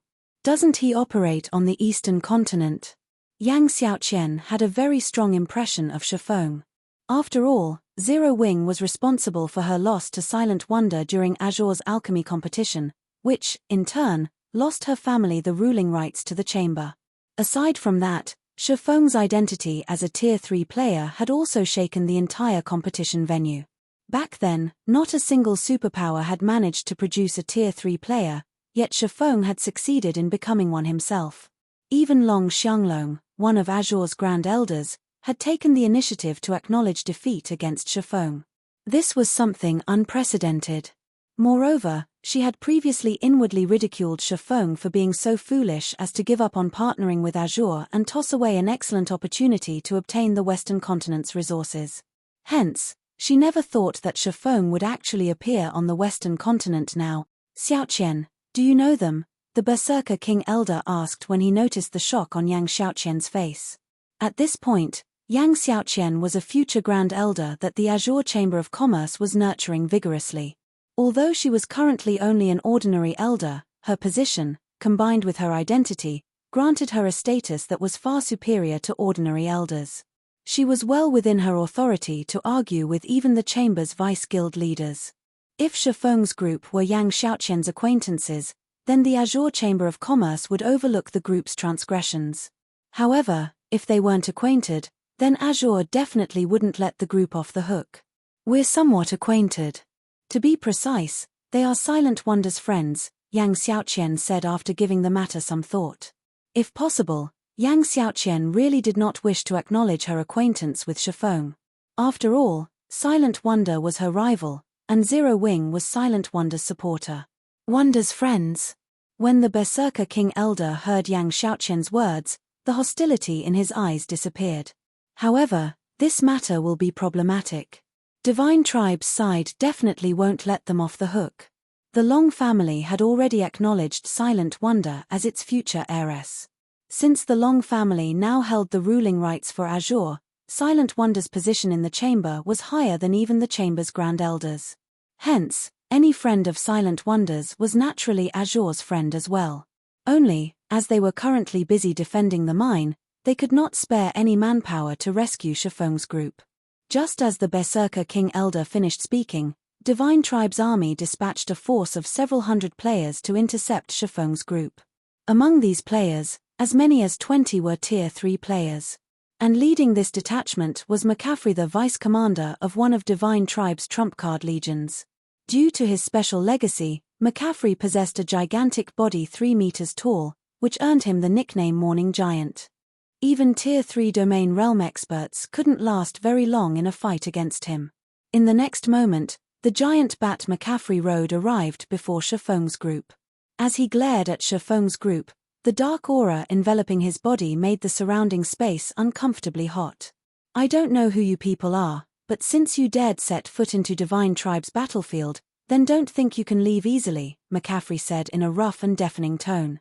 "You all have 2 choices. The first is to apologize and hand over 10 pieces of level 100 plus fine gold equipment as compensation. As for the other option, believe me, you will not like it very much." Upon hearing McCaffrey's words, the Divine Tribe members around him sneered as they looked at Feng's group. At the same time, they also took out magic scrolls to seal the surrounding space and track the souls of Zero Wings members. Read latest chapters at Wuxia World.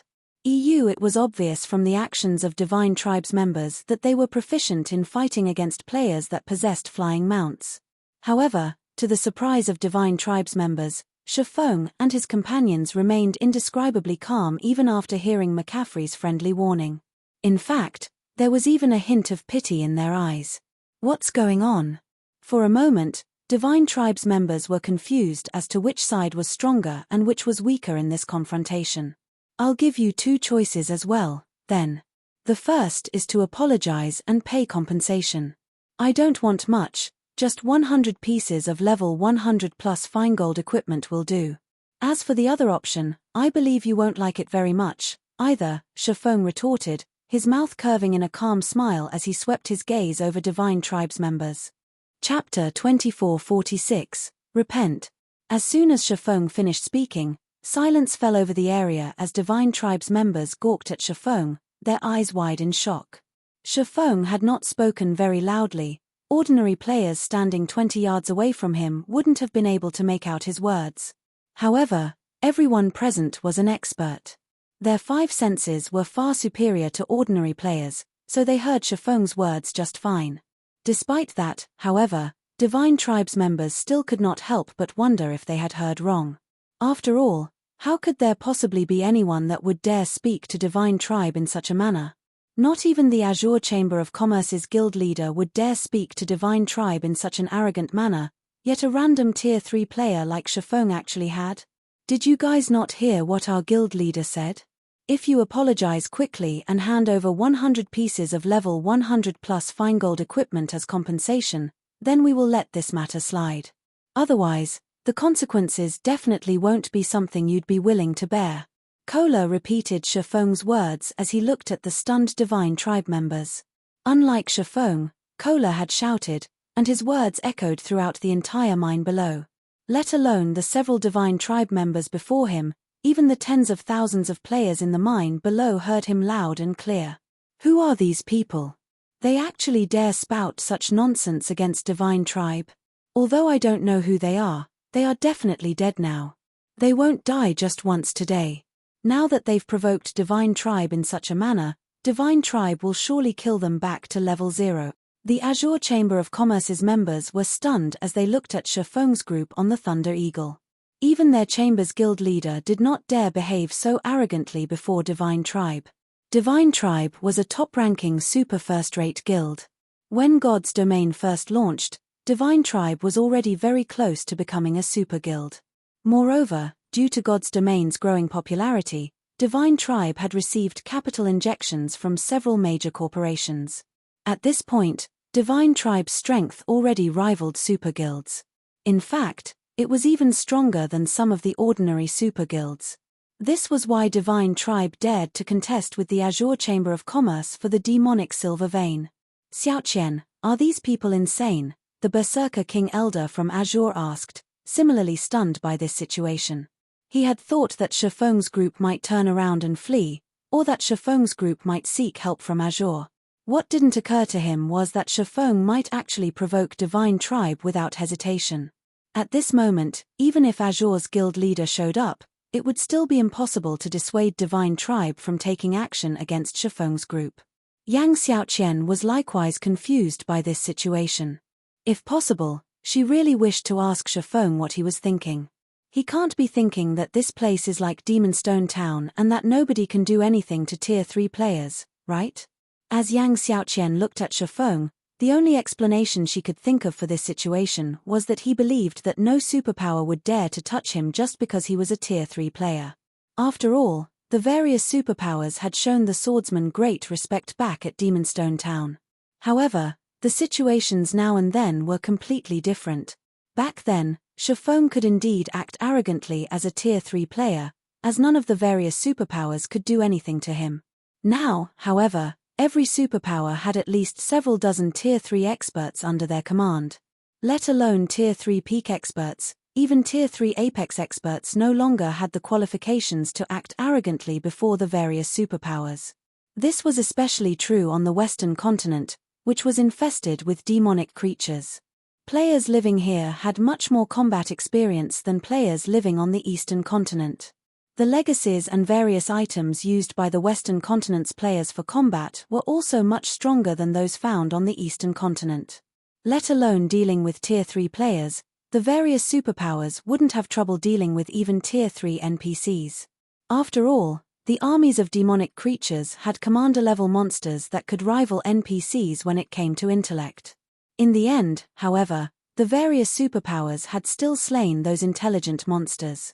While Yang Xiaoqian and the other members of Azure were stunned by Shifeng's crazy actions, McCaffrey suddenly smiled on the giant bat's back. "Very good. It seems you didn't come here in ignorance. Otherwise, you wouldn't have the guts to provoke Divine Tribe," McCaffrey said, a cold glint flashing in his eyes as he looked at Shifeng. "This will make things simple. Repent of your provocations. Otherwise, only eternal hell awaits you all."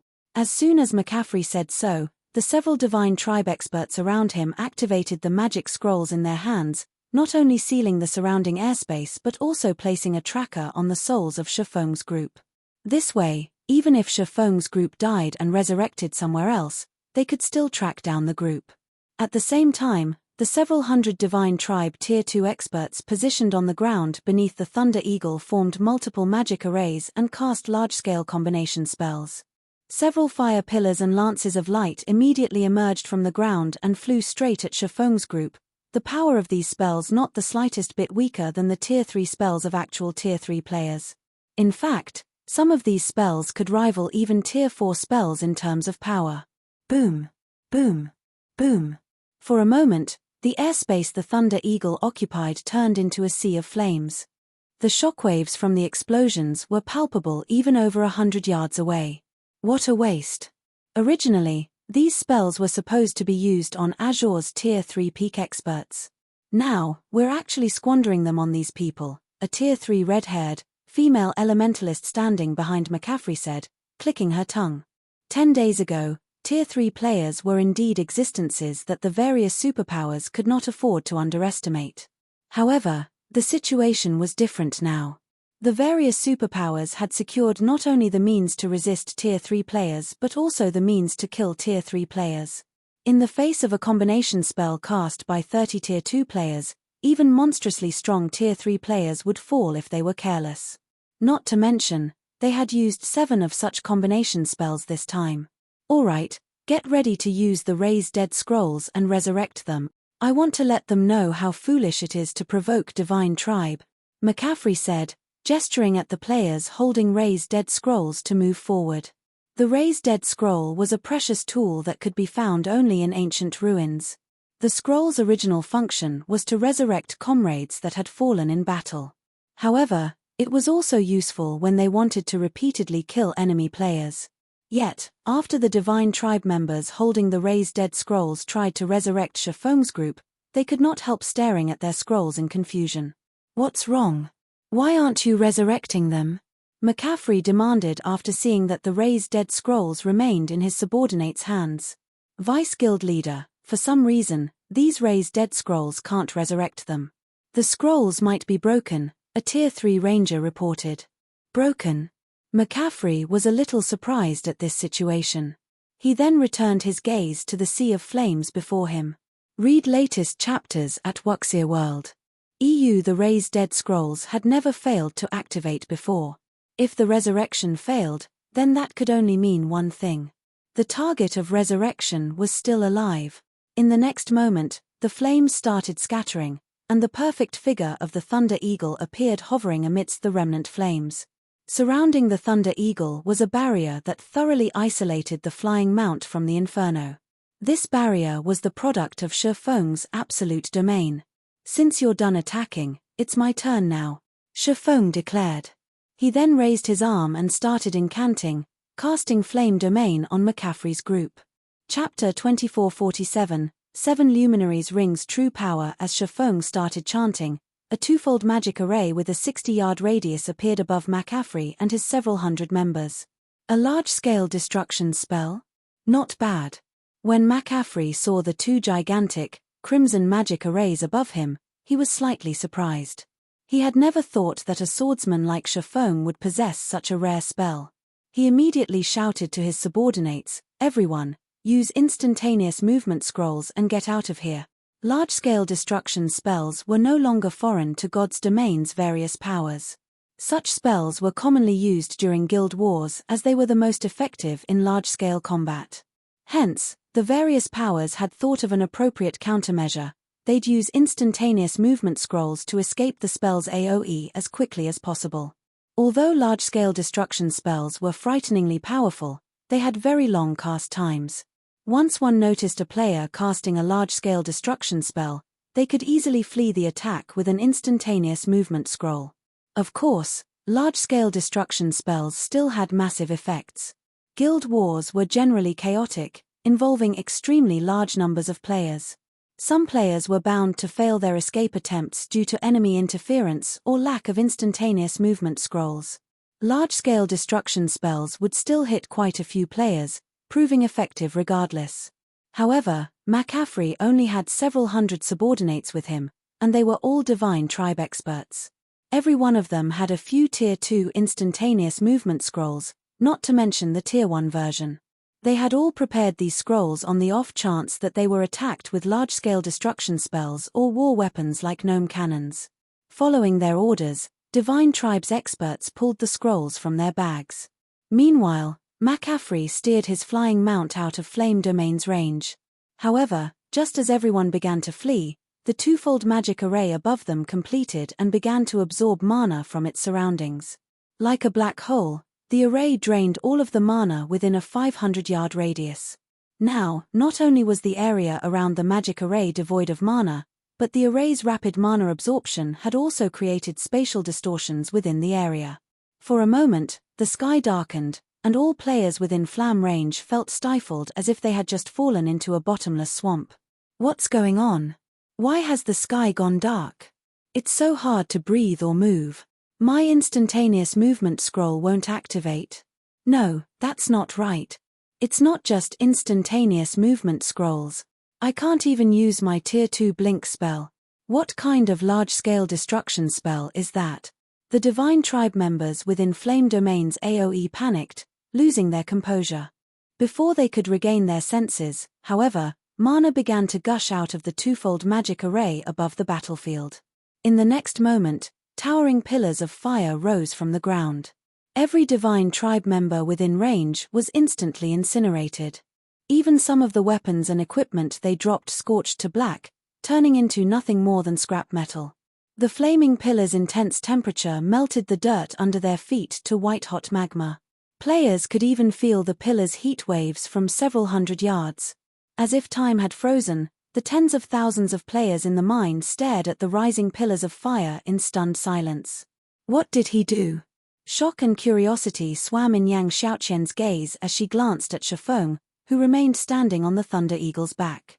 From what she could tell, Feng had only used one large-scale destruction spell, but aside from McCaffrey and the Tier 3 players on his flying mount, every player from Divine Tribe had lost their minds. They had all pulled instantaneous movement scrolls from their bags, yet they stood to watch Feng's spell erupt. It almost looked like Divine Tribe were performing with Zero Wing for the Azure Chamber of Commerce. However, Divine Tribe was a top-ranked super first-rate guild that could even rival super guilds, and they were currently on the Western continent, not the Eastern continent. There was no way Divine Tribe would go to such lengths to show respect for a guild leader from a pseudo-superpower like Zero Wing. Yang Xiaoqian and Azure's members weren't the only surprised players. Even Feng was taken aback by his results. Casting Flame Domain with a mana body is actually this powerful? Feng could not help but glance at the 7 Luminaries ring on his finger after watching several hundred Divine Tribe members turn into ash. Although he had known that skills and spells would become considerably more powerful when players reached Tier 3 and acquired their mana bodies, he hadn't thought that the 7 Luminaries rings' activatable skills would become this strong. He had only intended to use Flame Domain to scatter Divine Tribe's members. Their team's combination spells were a challenge to deal with, and if he allowed Divine Tribe's Tier 2 experts to use those spells freely, even he would struggle against them. He hadn't actually expected to annihilate all of those Tier 2 experts with one Flame Domain. And the spell had even absorbed all available mana within a 500-yard radius. He had only seen such fearsome spells a handful of times, even during his previous life. Robbing an area of its mana was a terrifying ability in God's domain. Mana was the foundation of everything in the game. It was both the source of life and the source of power. Exposing a player to an area devoid of mana was even more torturous than sending someone into the vacuum of space. Not only couldn't players use skills and spells in an area empty of mana, but even survival would be a problem, especially for players that hadn't yet obtained a mana body. Exposure to such an area was practically fatal. While Feng stared at his 7 Luminaries ring, McCaffrey gave the swordsman a grim look. This was the first time he had encountered a spell that could eliminate several hundred of his Tier 2 subordinates without giving them the chance to flee. Vice Commander, the spell that player just used is too powerful. It had devoured all mana within its range. Tier 3 players like us might be fine in such an environment, but Tier 2 players are sheep for the slaughter, the red-haired, female elementalist behind McCaffrey said as she watched Feng's group with a serious expression.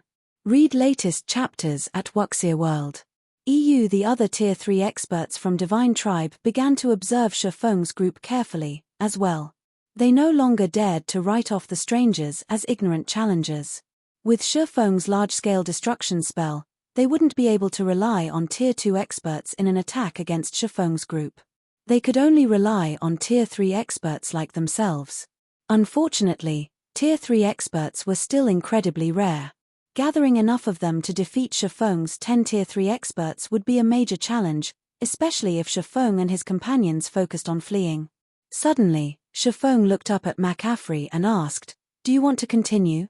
His goal in visiting the Western continent wasn't to start a war with Divine Tribe. He had merely come across these players by chance. If Divine Tribe's team hadn't picked a fight, he would have already left this godforsaken place. Chapter 2448, Divine Tribe shocked. Although Feng hadn't spoken very loudly, McCaffrey and his companions had heard him clearly, and the question enraged them. They had been confident that they could make Feng's group pay for foolishly provoking Divine Tribe, yet in the blink of an eye, the swordsman had slain several hundred of Divine Tribe's Tier 2 experts. They had been able to bear the events up until now, but Feng had just gone too far. Feng's tone had contained sympathy and compassion for those he saw as weaker than himself. He wasn't even treating them as enemies, but as a negligible distraction that he had no interest in. This was humiliating, an absolute embarrassment. Insane. Black Flame must be insane. Yang Xiaoqian, who watched through a magic mirror, stared with wide, shocked eyes.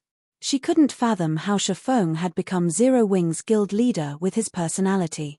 Rather, she was surprised that Feng had survived this long in God's domain. It was a fact that Feng had shocked McCaffrey with the power of his flame domain. The spell's effects had even surprised Yang Xiaoqian. Meanwhile, the swordsman and his team had had more than enough time to leave the area via his flying mount. Had Feng done so, the stunned Divine Tribe members might have let him and his team go. Yet, not only hadn't Feng left, but he had also proceeded to provoke Divine Tribe further. Was Feng unaware that there were more than 7,000 Divine Tribe members in the mine, with more than 60 fully armed Tier 3 experts? Shi Feng's large-scale destruction spell was certainly powerful, but all of such spells had very long cooldowns. Players would be lucky if they could use the same large-scale destruction spell twice in one battle. The watching players had only been stunned because it had been so long since a single large-scale destruction spell had slain hundreds of Tier 2 experts on the Western continent. Once Divine Tribe's experts regained their senses, they could easily destroy Shi Feng and his Tier 3 experts.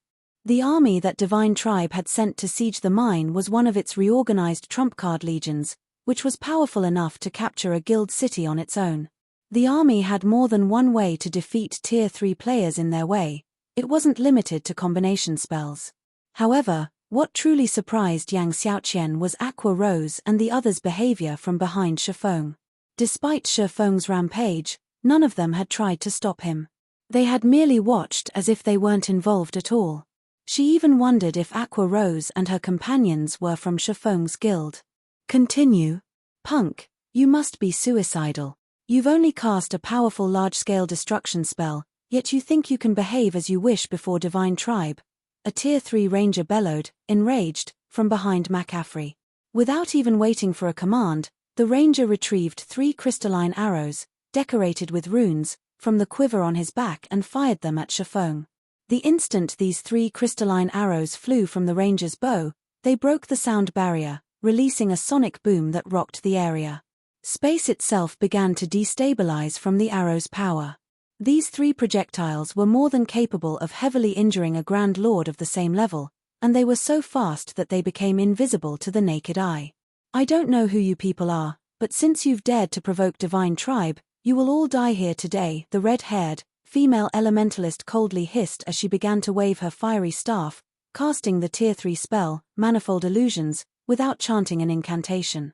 The 3 crystalline arrows split into a dozen copies, all locked on to Shi Feng. Not only were the arrows impossible to differentiate, but they also became more powerful. What? That Crimson Witch has mastered the spell combination technique?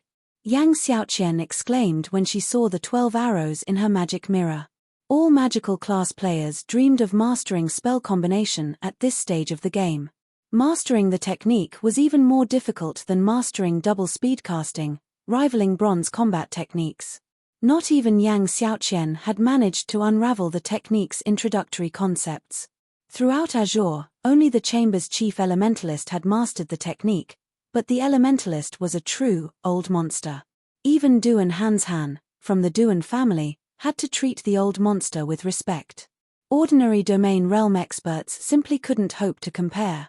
And yet, the Divine Tribe's Crimson Witch, who had only recently reached the domain realm, had mastered the spell combination technique. If players could pull the technique off, combining a spell with another spell or skill, the resulting attack would undergo a qualitative transformation and become powerful enough to transcend tiers. This was why all magical class players fought to master the technique. Just as the 12 arrows were about to reach their mark, Shi Feng unsheathed Killing Ray and brandished the sacred sword at the incoming projectiles. Shocked secret technique, lightning flash. Peng, peng, peng. As if the arrows had slammed into an impenetrable wall, they exploded and fell out of the sky just short of their target. They hadn't even made it within 5 yards of Shi Feng, much less injured the swordsman. Impossible. Crimson Witch's eyes bulged as she watched the arrows fall to the ground. That attack had been the combination of a Tier 3 spell and a Tier 3 skill. Although the combination hadn't been perfect, the attack had enough resulting power to rival a blow from a Grand Lord-ranked archaic species of the same level. Even if the attack couldn't instant kill a Tier 3 player, it should have been enough to send one flying. What, exactly, had just happened? Everyone watching was dumbfounded, especially Divine Tribe's Tier 3 experts. None had a better idea of how powerful Crimson Witch's spell combination technique was than they did.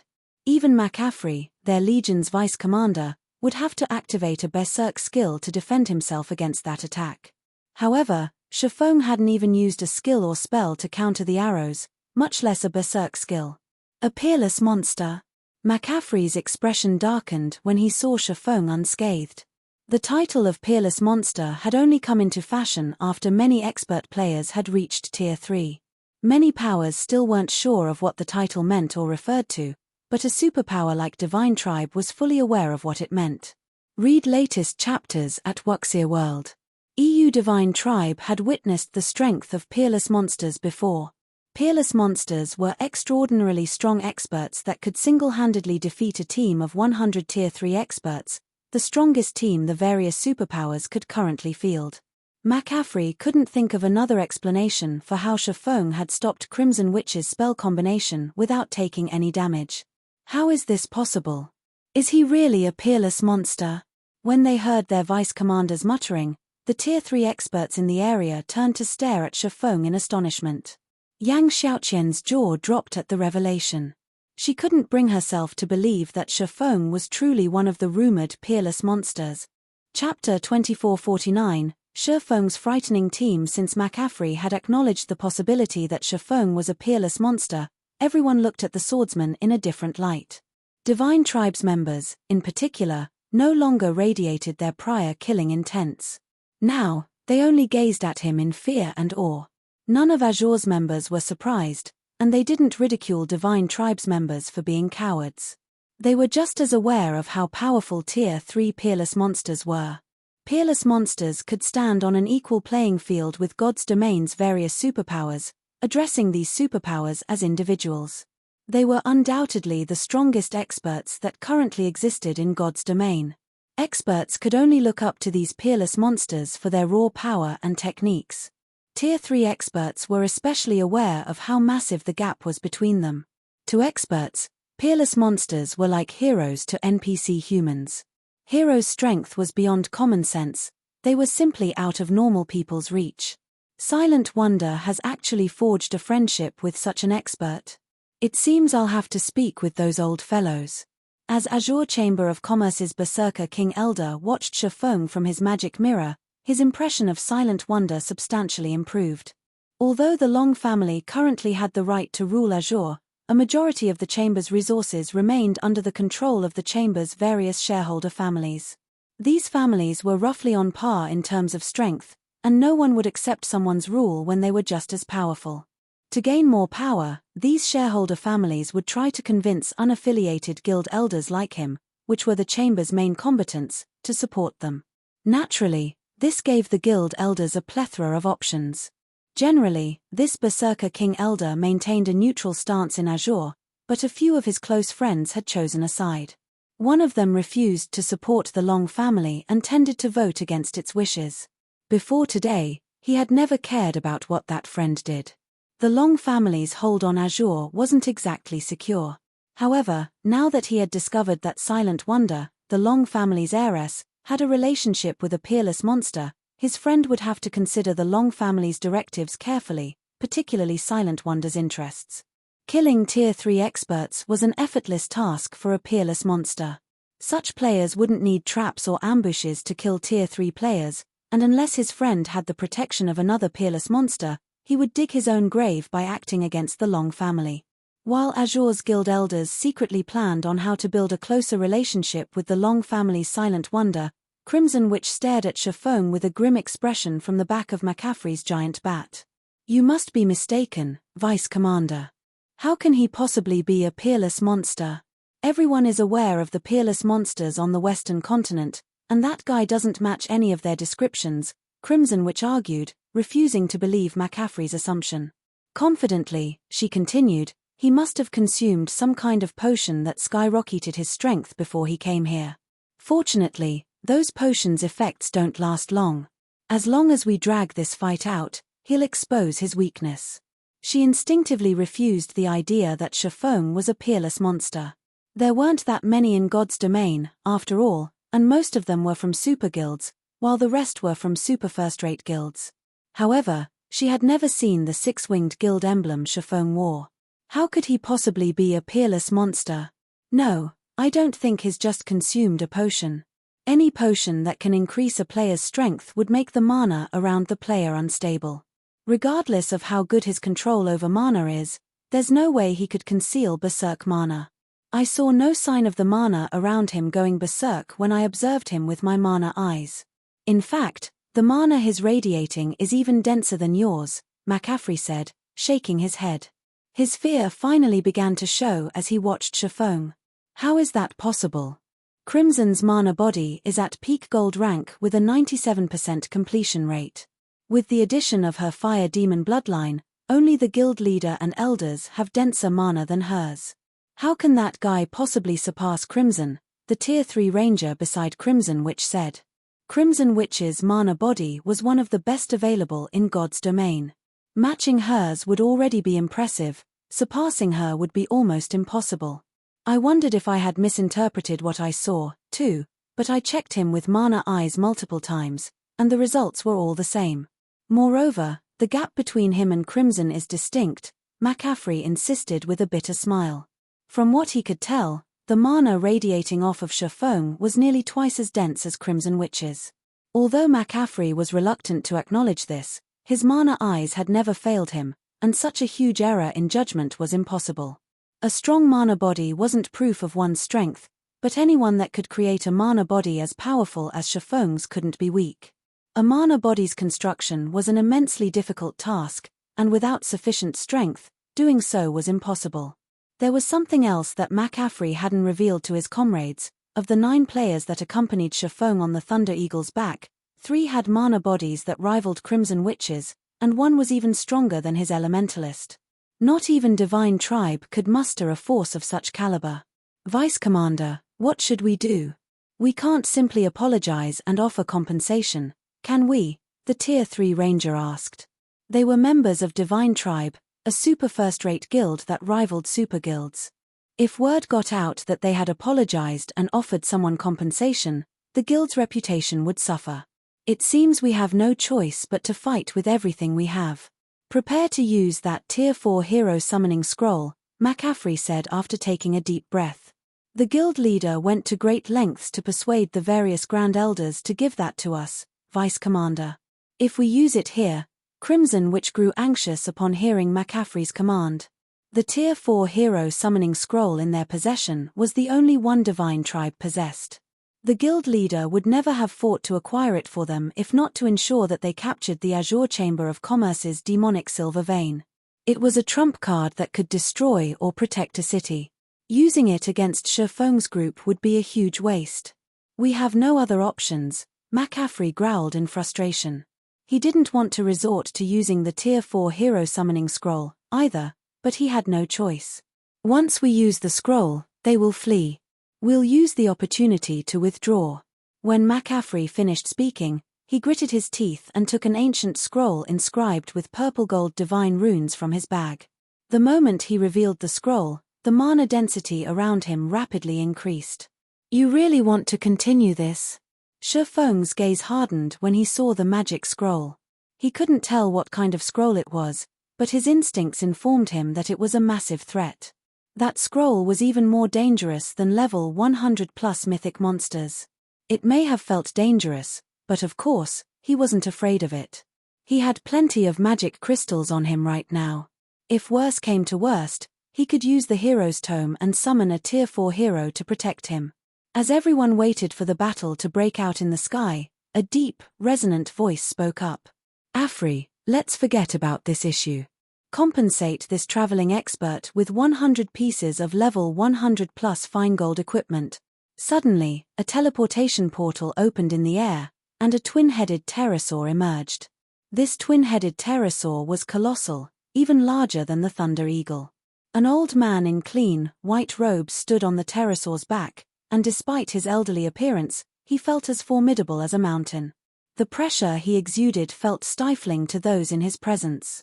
Light Saint Adolf, the Great Elder. Both Divine Tribe's members and the players from the Azure Chamber of Commerce were stunned when they saw the old man. McCaffrey's group was about to speak up, but the old man silenced them with a glare. His intense pressure shut them up, and they obediently handed over 100 pieces of level 100+ fine gold equipment. The situation utterly stupefied Feng. He had never expected the Divine Tribe to act so decisively. His comment had been in passing.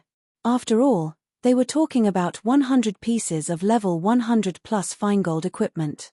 With so many top-tier items, they could transform a 20-man team.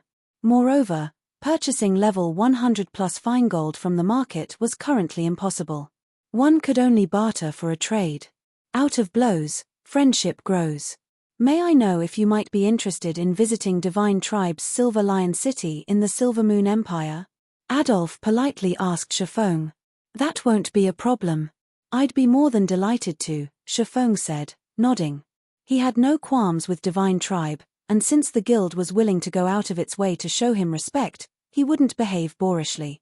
Moreover, his primary goal in visiting the Western continent was to visit the various NPC cities and gain an understanding of the Western continent's situation. If Adolf were willing to guide him, he wouldn't refuse the wonderful offer.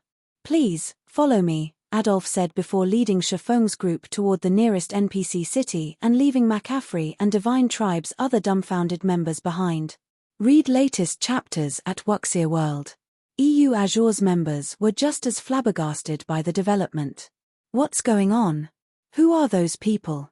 A moment ago, Shifeng had annihilated several hundred Tier 2 experts from Divine Tribe, yet not only had Divine Tribe willingly compensated Shifeng with 100 pieces of level 100 plus fine gold equipment, but Adolf, one of the guild's great elders, had also personally invited Shifeng to visit Divine Tribe's main headquarters. Not even Superpow's guild leaders received such generous treatment. The situation even confused McCaffrey and his subordinates, let alone Yang Xiaoqian and the rest of Azure's members. Even if Shifeng were a peerless monster, was it necessary to go to such lengths to please him? Chapter 2450, A city. Shortly after Shifeng's group left, the situation in the demonic silver mine quieted down as everyone wondered about the identity of the group of strangers. He actually got an invite from Divine Tribe's Grand Elder. That guy must be extraordinary.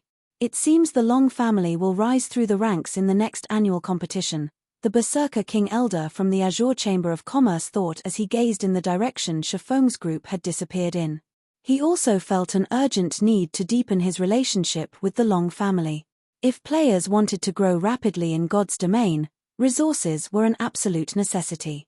However, items such as weapons, equipment, skill books, and combat techniques required a lot of time to obtain, especially for players that worked alone. If players wished to keep up with those on the front line while collecting these items, they'd need to accomplish everything, even if it meant working themselves to death.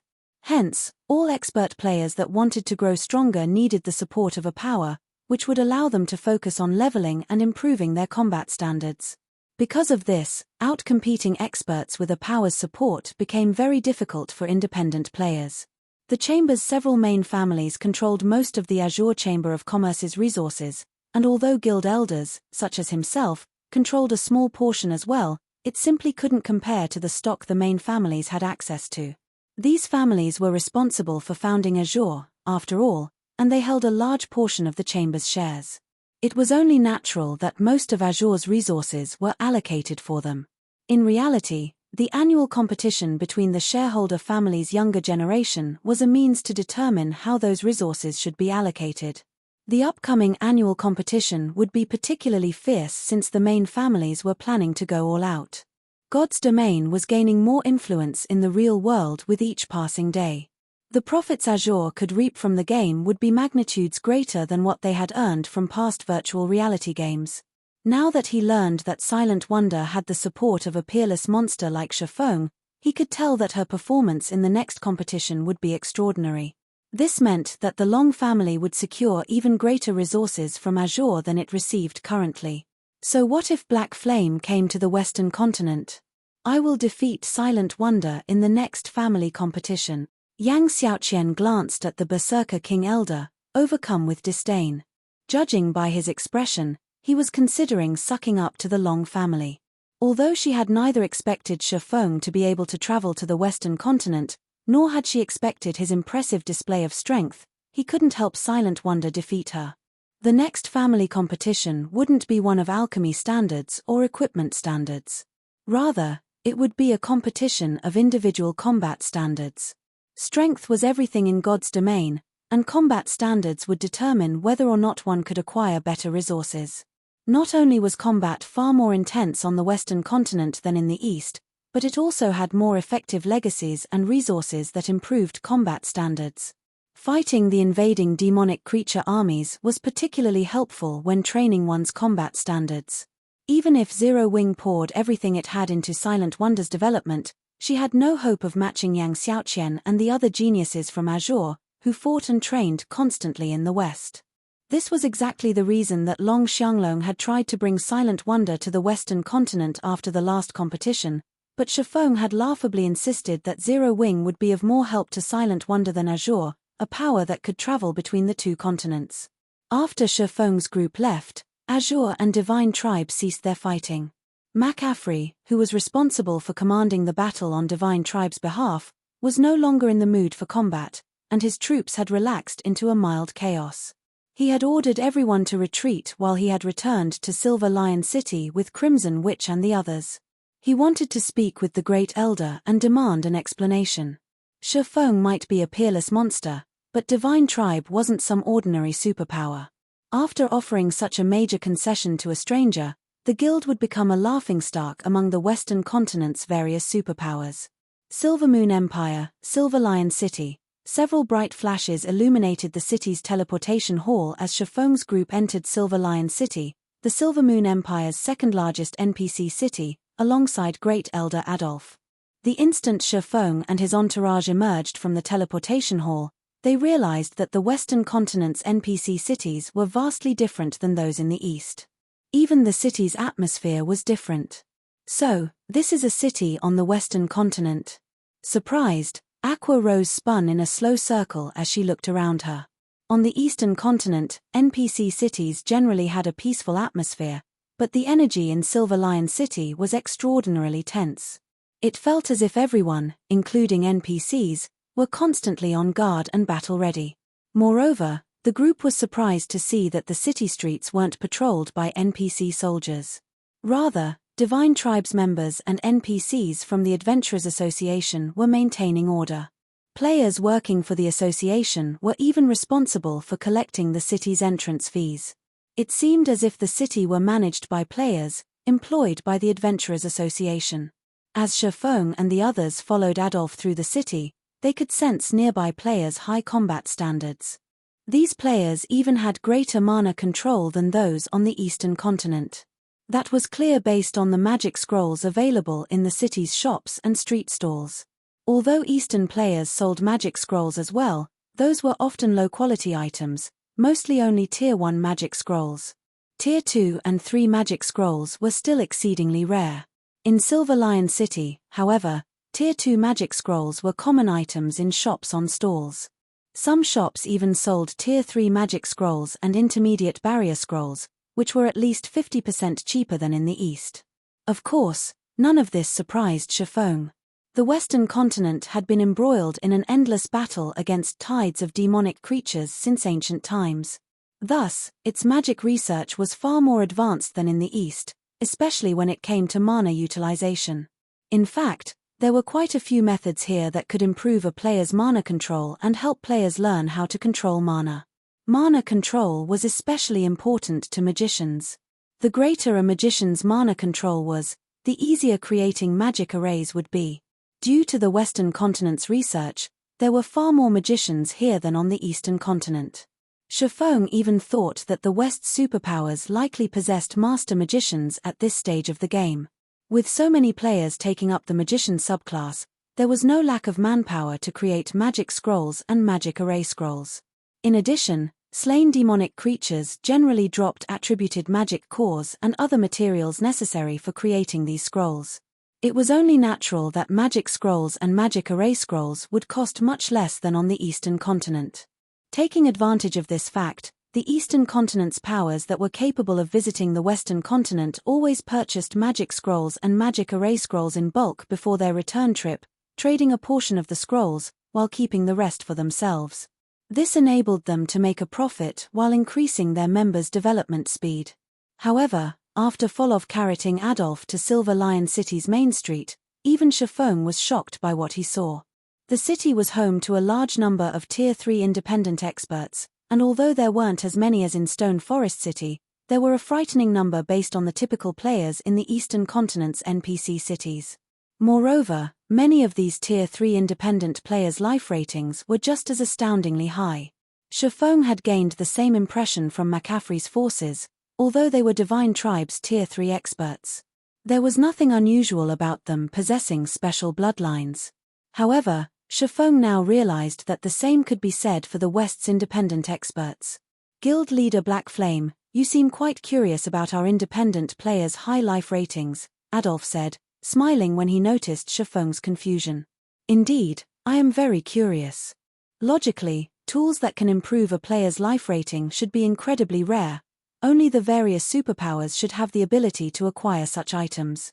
Even exceptionally powerful independent players should have a hard time acquiring those tools, yet here, so many of these independent players have accomplished the feat. It's truly surprising. Feng nodded. Honestly, this is why I stopped McCaffrey and invited you here, Adolf said, chuckling. Divine Tribe wishes to negotiate a long-term business arrangement with you, Guild leader Black Flame. One of the aspects we intend to offer is the special bloodline, which can increase a player's life rating. May I know if you are interested? A business arrangement. It seems you have done your research, Great Elder Adolf, Feng said, smiling. I have. Even before McCaffrey reported your appearance to our main headquarters, I had investigated you and your guild thoroughly. There aren't many guilds that can outbid mythology, after all, Adolf agreed, nodding. I had never thought that you'd be capable of visiting the Western continent, as well. If mythology learns about this, it'll likely be astonished. So, you stayed McCaffrey's hand to invite me to negotiate a partnership. Adolf's explanation surprised Feng slightly. He hadn't expected news from the Eastern continent to make it to the West so quickly. There shouldn't be much contact between the two main continents at this stage of the game. Neither side had conducted any in-depth research on the other. Everyone was still busy with the goings-on on their own continent. How would anyone have enough time to care about something unrelated? Indeed. Very few powers in God's domain have the ability to travel between the continents. Divine Tribe has constantly been trying to send players to the east to develop, but we've failed to find an appropriate method of travel. Although we've considered working with other superpowers that can do so, their asking prices are too steep, Adolf said. Which leads us to you. Your arrival is wonderful news for Divine Tribe. I also believe that Zero Wing will require a powerful partner in the West. Even if you're capable of supplying a large amount of resources, you don't have the required connections to sell or trade them.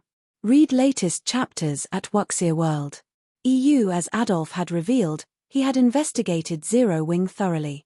Although Zero Wing appeared prosperous on the surface, it was plagued by many crises. Right now, the guild urgently needed a large number of peak or Tier 3 experts to protect it. Otherwise, it would only be a matter of time before the guild crumbled under its own weight. Fortunately, Divine Tribe could offer Zero Wing the solution to this problem. You are correct. Zero Wing does need a powerful partner on the Western continent, and Divine Tribe seems to fit the bill. However, I have one request, Feng said. He very much agreed with Adolf's estimation.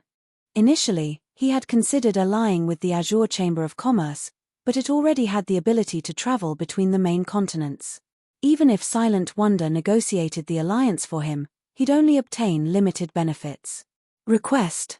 Curiously, Adolf continued, please, tell me, Guild leader Black Flame. It's simple. I need to establish a city on the Western continent. If Divine Tribe is willing to assist in this regard, it will be Zero Wing's sole ally in the West, Feng earnestly promised. Chapter 2451, Western Continent Situation. Establish a city? Feng's request stunned Adolf for a moment. He even wondered if this guild leader was pulling his leg.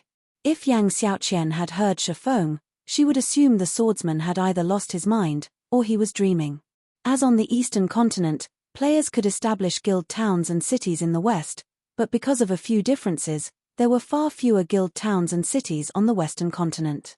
One difference was the fact that the various NPC kingdoms and empires left the management of almost all of their towns and cities to the Adventurers Association, which, in turn, entrusted matters of security to the various guilds in the form of quests. This forced the various guilds to invest tons of manpower in the NPC towns and cities management, ensuring their authority. Hence, the Western continent's various powers severely lacked manpower, and very few were capable of establishing guild towns or cities of their own. There was another major difference that contributed to the various powers' unwillingness to establish guild towns and cities. The demonic creature armies. The invading demonic creatures' attacks weren't limited to towns and cities within a country's borders. Occasionally, they would also besiege towns and cities deep within kingdoms and empires. Regardless of where the various powers established their guild towns or cities, they'd still have to deal with the demonic creatures' invasion. These demonic creature armies weren't like the monster sieges on the Eastern continent. They operated like kingdoms and empires' well-trained NPC armies. They could even use war weapons against towns and cities. Meanwhile, guild towns and cities didn't have the support of a large number of NPCs like NPC towns and cities. Guilds would have to hire a limited number of NPC soldiers and rely on their own members to stop these demonic creatures. It was easy to imagine how much manpower would be necessary to protect a guild town or city. This was why so few powers had established their own guild town or city on the Western continent, and those that managed the feat were undoubtedly powerful. At the very least, a power would need to be on par with a first-rate guild to maintain a single guild town or city. Only those that ranked among the top of first-rate guild could maintain 2 guild towns or cities. It'd be no exaggeration to call them pseudo-superpowers. And yet, Feng wanted Divine Tribe to help him establish a guild city on the Western continent. If he were asking this of any other superpower's upper echelon, they'd likely throw him out the door. This wasn't a partnership, it was daylight robbery. Guild leader Black Flame, are you aware of the situation on the Western continent? Establishing a guild city here is even more difficult than you imagine. Even now, Divine Tribe only has the power to maintain 5 guild towns and cities, Adolf explained after taking a moment to calm himself. Constructing a guild city on the Western continent wasn't difficult, but protecting it was. No ordinary power could afford the amount of manpower and resources it would require. Zero Wing only had 10 players on the Western continent right now. Even if Feng were heaven-defyingly strong, he couldn't defeat an entire army of demonic creatures by himself. It would be up to Divine Tribe to dispatch a player army to protect Zero Wing City, and in doing so, Divine Tribe would likely have to invest more in the endeavor than it would gain from its alliance with Zero Wing. Zero Wing was only a pseudo-superpower in the East right now, it didn't have much influence, and it could only secure a limited amount of resources. Moreover, the manpower Divine Tribe would have to invest would be manpower the guild couldn't use in the future. It simply wasn't a worthwhile trade. I understand how difficult it is to establish a guild city on the Western continent, which is why I'm asking for Divine Tribe's help. Feng nodded while chuckling. If your guild can agree, I am willing to purchase 3 million magic crystals of rare materials from Divine Tribe at market price. Feng knew a little about the Western continent's situation, so he knew that establishing a guild city here would be a major challenge, especially for Zero Wing, a guild that didn't even have a hint of a foundation in the West. However, a guild city was necessary for Zero Wing's future development. Without one, the guild wouldn't have a foothold in the West and would be subjected to the local powers' suppression. This was why the various powers, who could travel between the continents, always established strongholds in both places. The Azure Chamber of Commerce's Demonstone Town, which stood outside of the Fire Dragon Empire, was one such example. With its own trade hub, Azure didn't have to worry about superpower suppression, even if they grew jealous. He also needed a guild city to deal with an even greater problem. More powers would establish routes between the two main continents as time passed, and when they did, Zero Wing would face even more competition. Even Divine Tribe might find a way to the Eastern continent, and when it did, it would sell its resources in the East rather than rely on Zero Wing as a middleman, earning more profits as a result. Thus, it was imperative that Zero Wing have its own guild city on the Western continent. 3 million magic crystals? Adolph's eyes grew wide as he stared at Feng in shock, and his breathing grew labored. He had never dreamed that Zero Wing was so frighteningly wealthy. Are you telling me the truth, guild leader Black Flame? Magic crystals were hard currency on the Western continent. Players could easily buy certain rare materials with magic crystals, while they couldn't do the same with coins. Vendors even offered discounts if players were willing to pay with magic crystals. The Western continent wasn't like its Eastern counterpart. Not only were magic crystals scarcer, but demand for them was higher, as well. Take the combat runes, the various powers used, for example. Magic crystals were the main material to craft these combat runes. This was precisely why Divine Tribe had sent one of its trump card legions to capture Azure's demonic silver mine, despite it only being a grade 3 vein. The mine dropped magic crystals. 3 million magic crystals. It was an astronomical amount to any of the Western continent's superpowers. Not only would securing 3 million magic crystals allow Divine Tribe to surpass other superpowers when exploring level 100 neutral maps, but it would also resolve the guild's lack of materials for its combat rune research, allowing Divine Tribe to craft Tier 3 combat runes. Divine Tribe would be able to truly stand among the various superpowers. It might even have the potential to grow stronger than the continent's existing super guilds. Of course, but my offer does depend on your sincerity in our negotiations, Great Elder, Feng replied. When he saw the burning passion in Adolph's eyes, he could not help but marvel at the magic crystal's effects. Although Feng had been aware of how valuable magic crystals were on the Western continent, he had never expected the continent's powers to be this desperate for them. Adolph was on the cusp of becoming a peerless monster himself, yet even he seemed intensely excited at the prospect of so many magic crystals. After a moment of hesitation, Adolph gritted his teeth and said, "Deal. I can represent Divine Tribe in agreeing to your demands. However, Divine Tribe can only dispatch 80,000 elites and 20,000 experts to help you defend your city. Whether or not these players will be successful will depend on your arrangements. An army of 100,000 is sufficient, but I will need to borrow one of your trump cards to capture a city," Feng agreed, nodding. An army of 80,000 elites and 20,000 experts was essentially the limit that any first-rate guild in the East could dispatch to a guild town or city. Unfortunately, maintaining the Western continent's NPC towns and cities needed too much manpower. "That won't be a problem. I'll send McCaffrey's legion to assist you. However, I must warn you, if our legion loses more than 30% of its players, they will retreat."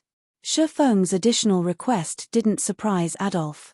Capturing an existing, hostile NPC city was the fastest way to establish a guild city in the West. Feng and Adolph then signed a contract, solidifying their agreement. The contract stipulated that Divine Tribe would gather the rare materials Feng requested within 7 days and grant Feng access to a 100,000-man army to help him protect Zero Wings City for 3 months. In exchange, Feng would pay Divine Tribe 3 million magic crystals. Divine Tribe would also become Zero Wing's sole ally in the West, and any materials Zero Wing required from the Western continent would be purchased from Divine Tribe, unless another party could offer the materials at a lower price. Once the contract was signed, McCaffrey was instructed to return with his legion to Silver Lion City. Feng was then given full authority over the legion. Read latest chapters at Wuxia World. EU Silver Lion City, Divine Tribe's guild residence. Guild leader Black Flame, may I know what your plans are? With our current combat power, there are only a few resource cities in level 90 maps that we can capture. Considering the difficulty of protecting the city, I suggest we capture a resource city in a level 80 map instead, McCaffrey recommended as he pointed to areas on the map he held. Capturing a resource city in a level 90 map would be quite difficult due to the level 100 plus NPCs or monsters that protected the cities. They would also encounter level 100 mythic combatants. Capturing a city in a level 80 map would be far less of a challenge. Although these areas were a lower level, guild cities could be transferred to a different location once they met the requirements. Moreover, Zero Wing was merely trying to secure a foothold on the Western continent, not contest for hegemony. Capturing a resource city in a level 80 map would more than serve its purposes. No, I'm not interested in these cities. I want Star Valley's Starlight Fortress, Feng declared, shaking his head as he pointed to a location several kingdoms away from the Silvermoon Empire. To be precise, he indicated a fortress in Star Valley, a forbidden land in the southern region of the Western continent. Securing this fortress was his main goal in visiting the West. Chapter 2452, Steel Giant reappears. As soon as Feng finished his statement, the meeting room full of several dozen players fell deathly silent as Divine Tribes members turned to give Feng disdainful looks. This guy's really ambitious. Crap. Star Valley. Does he think we're his personal subordinates? He actually wants us to go on a suicide mission. The Western continent's various superpowers were very familiar with Star Valley. They all dreamed of owning a town or city in the map. Not only was Star Valley rich in ores, but it was also home to plenty of ancient ruins. In addition, Star Valley housed one of the only two known God Mod regional dungeons on the Western continent. It was everyone's target for exploration and capture. And Feng wanted to capture the Starlight Fortress in Star Valley. Guild leader Black Flame, that area is a level 100 plus forbidden land. I'm afraid you overestimate the Silver Lion Legion. Even if with the Great Elder's 100,000-man army, I doubt we'll even get through the Starlight Fortress's gate, much less capture it, McCaffrey insisted. Rather than get angry at Feng's goal, he offered a bitter smile. If Divine Tribe had the power to capture the Starlight Fortress, it would have done so long ago. There were too many benefits to owning a fortress in Star Valley to ignore. No superpower could ignore the temptation. However, not a single superpower had successfully captured one of Star Valley's fortresses. McCaffrey acknowledged that Feng was incredibly strong, beyond the reach of ordinary Apex experts, but a handful of players wouldn't be enough to capture a fortress, especially one in a forbidden land. One would need an extremely powerful army to succeed. I understand your concerns, Vice Commander Afri. I've done my own research on the Starlight Fortress. I am sure, with the Silver Lion Legion's help, we can capture it, Feng explained. During his previous life, Star Valley had been extremely famous on the Western continent due to its abundant resources. The fortresses in the Forbidden Land were gold mines, and the various powers had investigated them thoroughly. Even a second-rate guild like Shadow had learned plenty about these fortresses. After considering the Silver Lion Legion's strength, Feng had decided that the Starlight Fortress was their best option. The Starlight Fortress was also one of the few fortresses that they had any chance of capturing. Star Valley was indeed a level 100+ neutral map, and as such, it was a dangerous location, even to veteran Tier 3 players. However, that was precisely the reason that Feng wanted it. Star Valley's fortresses had survived since ancient times, so they contained legacies that were far stronger than anything from the current era. The human race had had far more Tier 3 individuals than it did now.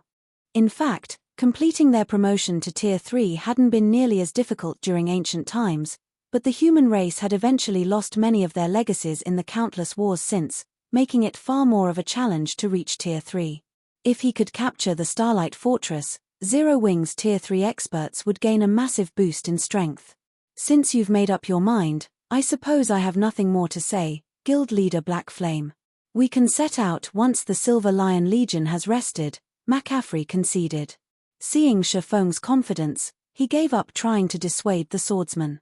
Divine Tribe had already forged an agreement with Feng, and it was up to him which town or city they attacked. Whether or not they succeeded was none of his concern. Following which, the Silver Lion Legion's 8,000 members prepared for their expedition to Star Valley. After the meeting, McCaffrey gave his report to Adolf. He wants to capture one of Star Valley's fortresses. Doesn't he realize that Star Valley is a special forbidden land, in which berserk skills are prohibited? Adolf was a little surprised when he heard the news. Players couldn't rely on their berserk skills in the Star Valley, which was why the various superpowers had so little hope of capturing its fortresses. Those fortresses strengthened the mythic monsters in the area, giving them far greater combat power than ordinary mythic monsters of the same level. Without berserk skills, not even Tier 3 players had a chance against those mythic monsters. Furthermore, each of Star Valley's fortresses contained more than one mythic monster. Based on the various superpowers reports, each fortress was guarded by at least 3 mythics, some even had 5. A ton of great lords and grand lords had also garrisoned these fortresses. Just thinking about fighting all of those powerful monsters made Adolf's skin crawl. Even with Divine Tribe's trump card, the Tier 4 Hero Summoning Scroll, they couldn't capture a fortress of that caliber. Feng, however, insisted on accepting the challenge. He is adamant that he's done his research, and is confident that we can capture the Starlight Fortress, Crimson Witch explained from beside McCaffrey, her tone dripping with contempt. At this stage of the game, the various superpowers had barely scratched Star Valley's surface. They had barely begun to exploit the Forbidden Land's resources. To truly capture one of the Star Valley's fortresses, the various superpowers would have to wait until they had several thousand Tier 3 experts under their command. Without those numbers, killing the fortress's great lords and grand lords would be a problem, not to mention the mythic monsters. I want all of you to be careful. If you lose over 20% of your forces, retreat immediately, Adolf instructed after giving the matter some thought. The various superpowers have already begun to raid level 100 team dungeons, and they will conduct many more large-scale operations in the future. We can't afford to suffer serious losses at this crucial moment. Level 100 team dungeons are our guild's top priority. Understood. McCaffrey replied. He shared a similar opinion with the Great Elder. It was far better to focus their attention on raiding level 100 team dungeons than aim for an unrealistic goal like capturing the Starlight Fortress.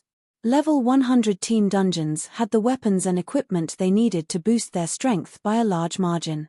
That equipment would also help the guild's Tier 2 experts complete their Tier 3 promotion quests much sooner.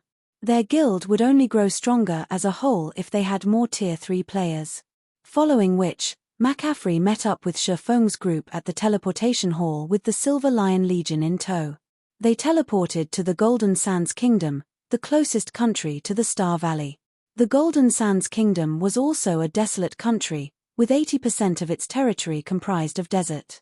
Once they had reached the Golden Sands Desert, the group continued for another 10 hours or so on mounts to reach the Star Valley's outer region. When the group arrived, the mighty Silver Lion Legion stunned the various major powers experts in the area. Although the Legion members had concealed their identities with black cloaks, their intense auras drove off any Tier 3 experts in their way. Finally, after another 3 hours of travel, Feng and his small army reached the top of a forested hill a short distance from the Starlight Fortress. From this vantage point, they could all see the massive tower in the middle of the forest and the sturdy walls that surrounded it. Oh! People have made it here already? Feng was a little taken aback to see a group of players fighting a short distance away from the fortress. Star Valley was a level 100+ forbidden land, and very few players had the strength to grind in its outer region, much less near the Starlight Fortress. The Starlight Fortress was situated on the boundary between the Star Valley's inner and outer regions. Even the weakest monster here was a level 105 lord, and the strongest was a level 110 mythic boss. Not even the various superpowers' main forces dared to approach this area casually. And yet, a group of players fought near the fortress's entrance. It was astounding. There were only 500 members of the team, and every one of them was an independent player. What a powerful adventurer team! They have over 30 Tier 3 players on a 500-man team, and the lowest level among them is level 105. This team can practically rival a top-ranked first-rate guild's main force, Crimson Witch commented. Of course, when Feng's group had noticed the adventurer team, the members of that team had noticed Feng and his small army. There's so many of them, boss. What should we do? A level 106, Tier 3 ranger asked the robust man tanking a level 110 Grand Lord ranked archaic species. Although this robust man only wore leather armor and wielded a pair of gauntlets as weapons, a layer of strange energy enveloped his form, which drastically reduced the amount of damage he took from the Grand Lord's attacks. Even when the Grand Lord successfully landed a hit, the man only lost around 20,000 HP. To Tier 3 players, this amount of damage was practically negligible. This quest boss is already in the red. Ignore them for now. If they dare try to steal our kill, we'll drag them down with us, the robust man growled. His gaze contained no fear, even after he noticed the Silver Lion Legion's overwhelming numbers. I agree. I have checked their mana signatures. They might have more players, but only 70 of them are Tier 3 players. If it comes down to a fight, we'll make them suffer. A ruthless man, who wore similar leather armor and wielded a greatsword, agreed with a sharp nod. Any other adventurer team would have likely fled if they encountered the Silver Lion Legion, but they were different. They'd never back down from a fight, even if they faced an army of 8,000 players with several hundred Tier 3 experts. Guild leader Black Flame, should we make them leave? McCaffrey asked as he turned toward Feng. They were here to capture a fortress. Even if they were merely a slightly powerful adventurer team, outsiders could affect the outcome of their operation. However, as Feng was their commander this time, and McCaffrey decided to seek his guidance, rather than take action immediately. That won't be necessary. We'll just do our own thing, Feng said, shaking his head. He had no intention of clearing out the area. Read latest chapters at Wuxia World. EU. If we don't force them to leave, Guild leader Black Flame, we won't be able to besiege the front gate, McCaffrey insisted, exasperated. The Starlight fortress only had one entrance, and it was the least protected area. Thick walls that were 12 meters high surrounded the fortress on every other side, and they were treated with special magic that prevented players from vaulting over them. In addition, many level 110 Great Lord and Grand Lord ranked elemental guards paced atop the walls. Not only could these elemental guards launch long-range attacks, but they also had AoE spells. Those monsters would likely bombard them to smithereens before they could destroy the fortress's walls. Before McCaffrey could continue, however, Feng retrieved a steel giant that blotted out the sky. The Crimson Dragon Flying Ship. Chapter 2453. Crimson Dragon Flying Ships. Might a flying ship? When Divine Tribes members saw the gigantic Crimson Dragon flying ship, their eyes nearly fell out of their sockets, including McCaffrey and Divine Tribe's other upper echelons. The Crimson Dragon flying ship was massive. They had previously thought that flying mounts dwarfed land mounts, but compared to this, flying mounts were little more than children standing before an adult. So, this is the rumored flying ship. McCaffrey could not help but marvel at the Crimson Giant and its glowing runes and magic arrays engraved on the hull. Even the ship's mana mesmerized him. As one of Divine Tribe's upper echelons himself, he had heard about Zero Wing's flying war weapon, but seeing the real thing in person still shocked him. Before a steel giant like this, monsters and player armies were meaningless. When the adventurer team fighting in the distance saw the Crimson Dragon flying ship, some even forgot about the monsters they fought for a moment. Only after the monsters' attacks threw them did they recover their senses. What is that? Crap. Is it really necessary to go that far? The members of the adventurer team felt stifled and afraid as they gazed at the flying ship. The confidence they had held on to began to wane. Boss, what should we do? Look at those bastards. We are only a team of 500, yet they've revealed that thing to intimidate us, the ruthless, great sword-wielding man cursed as he stared at the distant flying ship. With the weapons they had on hand, the idea of fighting the steel giant was a joke. It would be akin to fighting a tank or fighter jet with sticks. The two sides' combat power was on entirely different levels. Meanwhile, the robust man, this adventurer team's commander, watched the ship with a grim expression. Even if he had to face several dozen Tier 3 experts all by himself, he would still have the courage to put up a fight. He was even confident he could escape with his life even if he couldn't win. However, faced against the Crimson Dragon flying ship, he wasn't even confident in being able to escape. At this stage of the game, any player that spent considerable time in a major NPC city knew what a flying ship was, and although most didn't know exactly how powerful they were, it was easy to guess. Flying ships could fire magic cannons from the air, and even the weakest magic cannon had peak Tier 3 power. Moreover, magic cannons' attacks were AoEs. Players who couldn't fly would be nothing more than moving targets for such a vessel. Right now, their team was at the Crimson Dragon flying ship's complete mercy. If the players piloting the ship wanted them dead, they wouldn't even get a chance to flee. While the adventurer team panicked, Aqua Rose and her comrades boarded the ship while Divine Tribes members watched. Vice Commander Afri, I'll try to open a break in the wall as quickly as possible. I'd like you to form a defensive line below the ship to clear out the monsters that will flood out of the fortress and help protect the Crimson Dragon flying ship from the fortress's flying monsters, Feng addressed McCaffrey, who was still in a daze. Any other power would have to enter the fortress through the front gate, but with the Crimson Dragon flying ship, it didn't matter where Feng's army attacked from. Hearing Feng's instructions snapped McCaffrey out of his daze, and pulling his gaze away from the flying ship, he turned to Feng, advising, Do you really want to go in through the wall, Guild Leader Black Flame? That fortress has survived since ancient times, and its walls are much stronger than those of a modern fortress. Even with a flying ship, I'm afraid it'll be a challenge to break down the wall. He had still dismissed Shi Feng's intentions of capturing the Starlight Fortress, but now, he began to believe that this swordsman had the means to pull it off. Opening a hole in the fortress's defenses was the most difficult aspect of trying to capture one. All fortresses had an auto-repair feature. If players couldn't exploit that weakness before the wall began to repair itself, there would be no hope of success. Naturally, the weakest point in the fortress's outer defense was its front gate. The walls were far sturdier and had much higher durability in comparison. Relax. We should have enough time.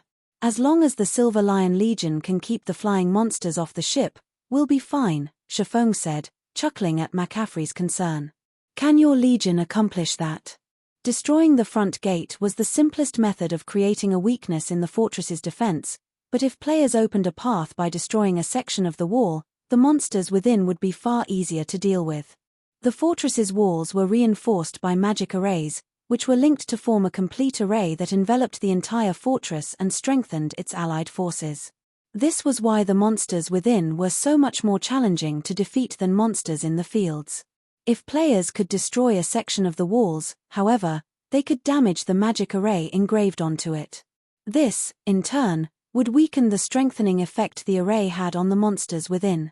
Unfortunately, destroying the walls was normally incredibly difficult for players, many times more difficult than destroying the gate.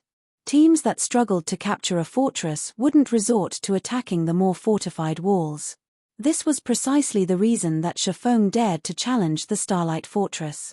Without current players' strength, capturing it would have been impossible. Even the weakest fortress in Star Valley was garrisoned by hundreds of thousands of monsters, of which several thousand were Great Lords, and several hundred were Grand Lords. Moreover, these monsters would respawn after a certain amount of time. If players didn't have the DPS to slay them all quickly, these monsters could even outlast a superpower's army. Of course, players didn't necessarily have to clear out the monsters to capture a fortress.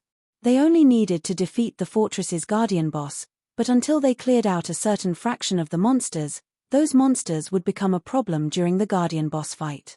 Fortunately, only low-grade elemental creatures occupied the Starlight Fortress, and they weren't very intelligent, not even the mythic-ranked elemental creatures. They operated almost purely on instinct. If the fortress were occupied by creatures like magic elves, no one would have a hope of capturing it before players reached Tier 5. That won't be a problem. As long as we don't have to deal with the mythic monsters, there's no way the monsters without the fortress's buff will break through the Silver Lion Legion's line, McCaffrey confidently declared. However, he still preferred that they attack the front gate instead.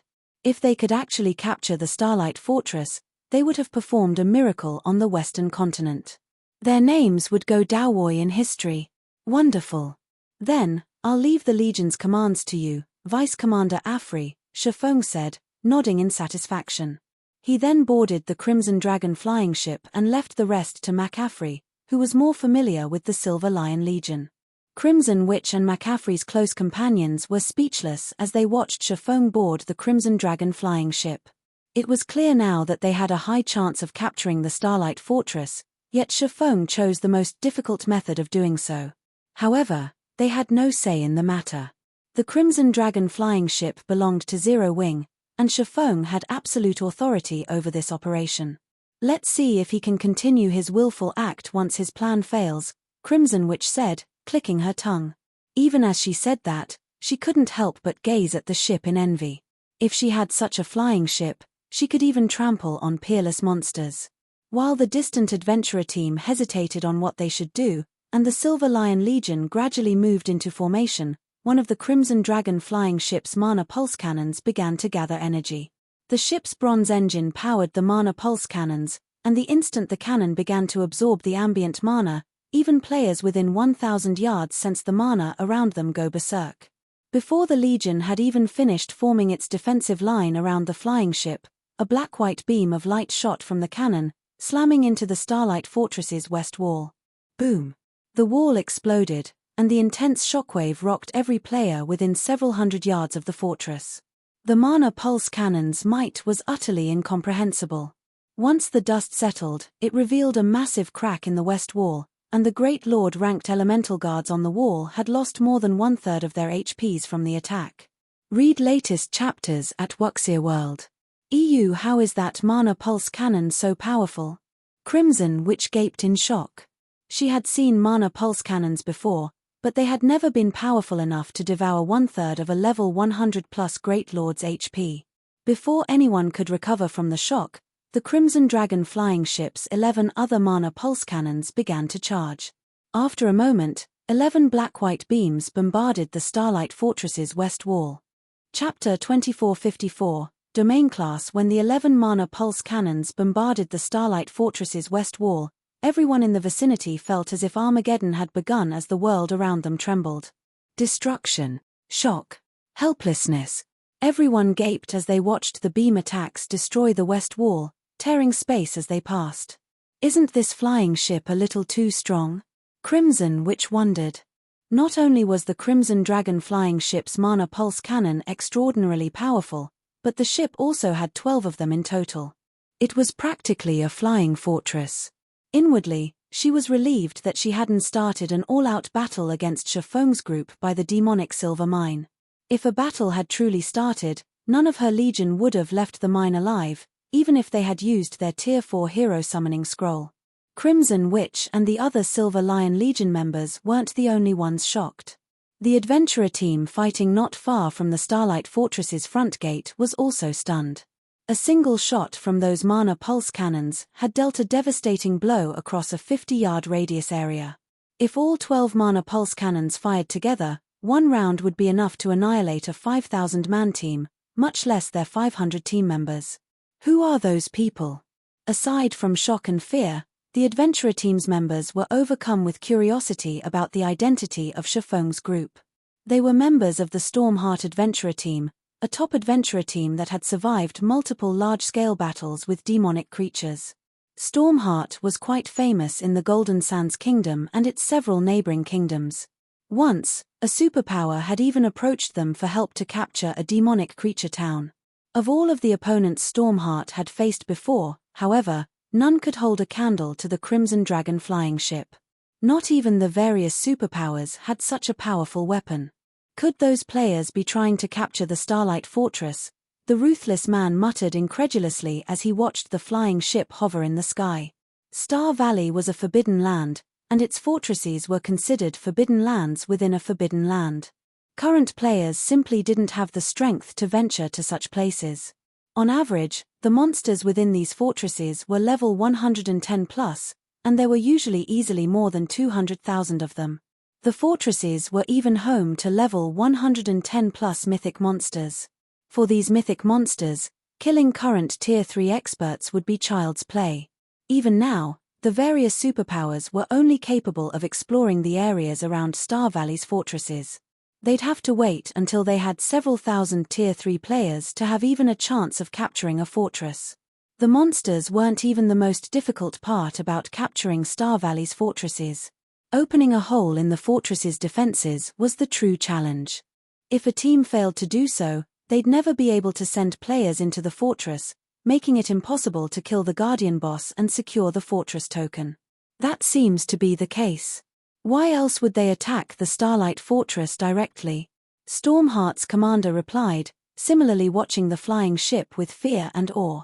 He had assumed that Feng's group had simply come to grind in the area and had only revealed the Crimson Dragon flying ship to scare away their adventurer team. He had never thought that those players actually intended to capture the fortress, which not even the various superpowers dared to try. Before everyone could overcome their shock over watching the mana pulse cannon's bombardment, the brilliant light enveloping the Starlight Fortress began to fade, revealing massive cracks in the wall. The Great Lord-ranked elemental guards stationed on the wall had also been obliterated. What power! One round of attacks was enough to cause so much damage. McCaffrey couldn't help his growing excitement when he saw the cracks. He had assumed that the power of one flying ship wouldn't be enough to destroy the Starlight Fortress's wall quickly, and if he had been right, their chances of capturing the fortress would have been dismal. They wouldn't have had enough time to clear out the fortress's monsters and find the Guardian boss before the wall repaired itself. However, it seemed that he had been wrong, and they actually had a high chance of success. Although he didn't know how much durability the West Wall had lost, he had enough experience in sieging demonic creatures' cities and fortresses to know what kind of power it took to crack one of those walls. Based on his experiences, he calculated that the Starlight Fortress's wall had lost at least 2% of its durability, which meant the wall would fall after 50 rounds of attacks. A fortress normally needed around 2 days to repair a destroyed wall. If they could destroy the wall with 50 rounds of attacks, not only would they have enough time to clear out the fortress's monsters, but they'd also have enough time to kill the Guardian boss multiple times over. Zero Wings members aboard the Crimson Dragon flying ship, however, had a different opinion. Guild leader, this fortress's wall is formidable. 1 round of our attacks was only enough to crack it. It's practically as solid as the walls around major NPC cities, Aqua Rose said, astonished when she saw how little damage the West Wall had taken. She was very familiar with the power of the Crimson Dragon flying ship's mana pulse cannons. Every one of their attacks was at the Tier 4 standard, even stronger than ordinary mythic monsters' attacks. 1 blast was enough to deal significant damage to a guild city's walls. And yet, the wall around the Starlight Fortress had barely taken any damage after 12 mana pulse cannons had fired. The wall was almost as tough as the wall around White River City. White River City had already been promoted multiple times. Even if mythic monsters attacked, the city wouldn't take any damage. They'd likely have to attack for a long time to open a hole in the Starlight Fortress's wall. Every time they fired the mana pulse cannons, it cost them money. Although the cannons weren't as expensive as the mana pulse cannons in guild towns and cities, each shot still cost 100 magic crystals. I'm satisfied with this outcome. If the fortress activates its defensive magic array and reinforces the wall, we won't break through even after 2 solid days of attacking, Feng said, chuckling and shaking his head. The Starlight Fortress had survived since ancient times, standing even after numerous battles. How could an advanced flying ship possibly destroy it that easily? If the Starlight Fortress were so fragile, it wouldn't have lasted this long. He didn't particularly mind the magic crystals they spent. He had plenty to spare. If he had needed magic crystals so badly, he wouldn't have tried to capture a fortress in the first place. While Feng and his party waited for the mana pulse cannon's cooldowns to end, they heard a deafening roar from within the Starlight Fortress. Even from several thousand yards away, they could hear it clearly. The Starlight Fortress's gate then opened, and swarms of elemental creatures flooded out. Flying elemental creatures launched themselves from the fortress. At a glance, there were easily over 50,000 monsters, and every one of them charged at the Silver Lion Legion and the Crimson Dragon flying ship. Why are there so many? McCaffrey felt his scalp tingle as he watched the incoming swarm. Even in the worst-case scenario, there should have only been 10,000 or so monsters spilling out of the fortress, according to his initial estimates. But more than 50,000 charged toward them, including more than 100 Grand Lords. The Grand Lords alone outnumbered the Silver Lion Legion's Tier 3 experts. Before McCaffrey could issue a command, however, a 30-meter-tall Starlight Behemoth flew from the fortress. The instant the Starlight Behemoth emerged, the ambient mana seemed to submit to its control. Read latest chapters at Wuxia World. EU what? A domain-class mythic? Crimson Witch exclaimed, paling when she saw the flying monster. Expert players like her were no longer strangers to the concept of domains. Almost all Tier 4 NPCs had one, and while within their domains, NPCs could move and fight in a world that was tailored to them. This was why Tier 4 NPCs were so powerful. Tier 3 NPCs couldn't defeat such a being, even with a numerical advantage. Fortunately, monsters were dumb, unlike NPCs. They relied on their physical prowess in battle, but even so, they could contend with NPCs of the same tier. Monsters that had reached the Tier 4 mythic standard were particularly hardy, powerful enough that even Tier 4 NPCs of the same level would struggle to defeat them. Domain-class mythic monsters had their own domain. Even Tier 4 NPCs would have to flee from a group of domain-class mythics. She had never dreamed that such a powerful monster would dwell within the Starlight Fortress, and it had just flown out of the fortress to greet them. Chapter 2455. World descends. I thought only mobs were supposed to come out. Why is the fortress's guardian boss out here, too? Why is this guardian boss so powerful? Shouldn't domain-class mythics be world bosses? The Starlight Behemoth's appearance shocked the Silver Lion Legion. The joy they had felt after seeing the Crimson Dragon flying ships might vanished when they saw the Starlight Behemoth's gigantic, translucent body. Now, only fear swam within them. Thus far, the various superpowers had only discovered a handful of domain-class mythic monsters, and every one of them was on par with a natural disaster. Those monsters could even guard an entire map. In fact, some level 90+ world bosses were merely domain-class mythics, and the various superpowers forces had proven ineffective against them. Even after relying on special items, they had been annihilated. A domain was simply unstoppable. This was why Tier 3 NPCs were no match for their Tier 4 counterparts, even when they outnumbered the stronger NPCs. Within another's domain, one's overall performance would suffer significantly. Just casting spells and activating skills became excruciatingly difficult within a hostile domain. One would be fortunate to exhibit 50% of their normal combat power in such a fight. To make matters worse, the domain would strengthen its users' overall performance, as well. Even in a fight between a Tier 3 NPC and a Tier 4 NPC of equal strength, the difference would be qualitative with a domain active. Needless to say, the difference would be even greater between Tier 3 players and a domain-class mythic. Commander, we need to retreat. Nobody can stop that domain-class mythic boss. If we don't run now, it'll slaughter us, the ruthless man from Stormheart shouted at his commander, Crow, when he saw the Starlight Behemoth. Not only was the Starlight Behemoth individually powerful, but its domain would also strengthen the army of 50,000 monsters. Such a force would have no issues taking down a guild city, much less the Silver Lion Legion's 8,000 members. With the fortress's elemental creatures focused on the Crimson Dragon flying ship, they had a chance to escape. If they waited until these monsters destroyed the ship and massacred the Legion, they'd be next. It seems our raid is impossible. Inform everyone to retreat, Crow commanded as he gazed at the Starlight Behemoth. He had wanted to linger to witness the historical moment the Starlight Fortress was captured, but that no longer seemed like a wise idea. Of the various superpowers he knew of, none could even defeat a level 90+ domain class, mythic-ranked world boss, not even the 5 great super guilds. Meanwhile, the Starlight Behemoth was a level 113 domain class mythic boss. Starlight Behemoth, Toriand, Realm Lord, L, Starlight Creature, Mythic, Level 113 HP 4000000040000000000. Aside from the Starlight Behemoth's basic attributes, its 4 billion HP alone would be enough to inspire despair. With 4 billion HP, the Starlight Behemoth would regain 40 million HP every 5 seconds with its battle recovery.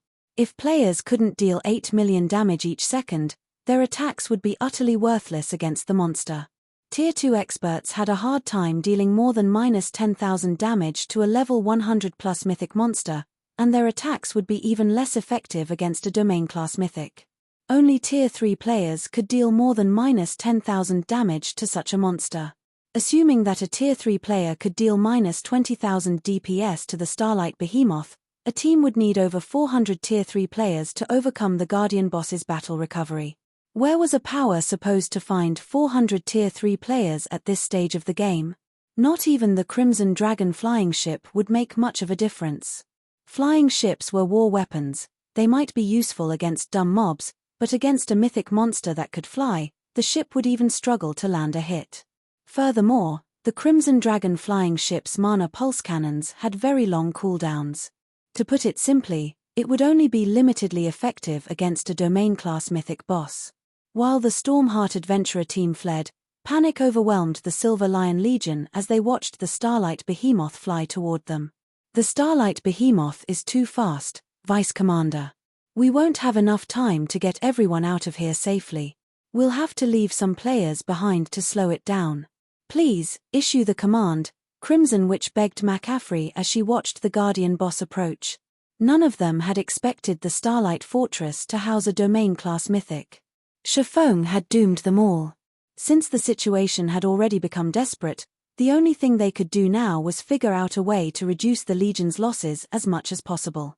The Silver Lion Legion was Divine Tribe's strongest force. If it were annihilated, the guild would suffer.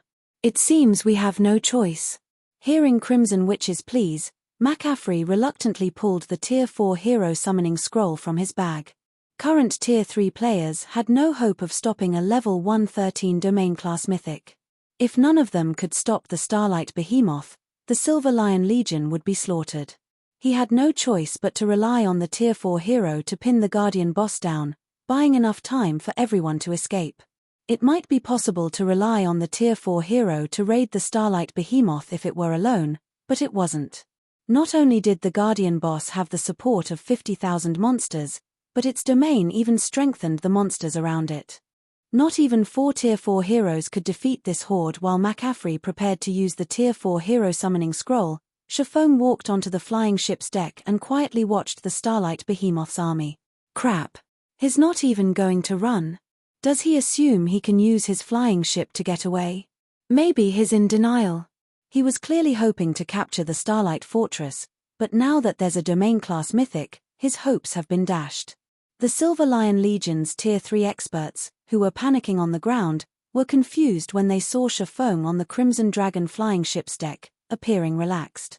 The ship could fly and quickly, but its speed was nothing compared to the domain-class mythics.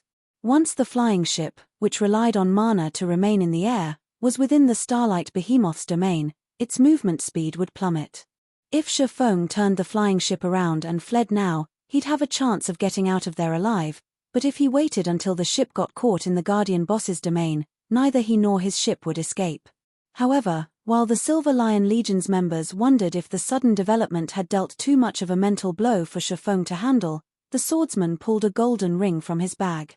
He raised the golden ring and began to chant an incantation. When Feng finished the chant, he revealed a faint smile as he glanced at the Starlight Behemoth's approaching mana field. He then sacrificed 5,000 magic crystals to the Ring of Gospel and activated Miniature World. The sky began to tremble as the phantom of a new world appeared above them all, separating the sky from the land.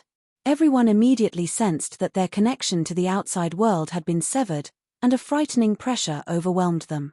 This pressure didn't originate from a single point, but assaulted them from all directions. They all felt as if they had just been plunged into a hostile plane of existence.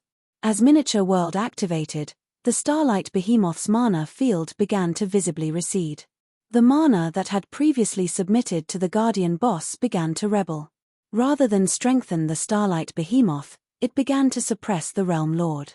Read latest chapters at Wuxia World. The Starlight Behemoth's basic attributes decreased rapidly. 5%. 7%. 10%. In just 3 short seconds, the Guardian boss's basic attributes had been reduced by 20%. As for the elemental creatures following it, not only had they lost 30% of their attributes, but their movement speeds and reaction speeds had also significantly decreased. Impossible. He shattered a mythic-ranked Realm Lord's domain. Crimson Witch exclaimed, her jaw hanging open as she watched the Starlight Behemoth's mana field vanish completely. Chapter 2456. Flying Ship vs. Starlight Behemoth. He destroyed the boss's domain and suppressed it? What did he do?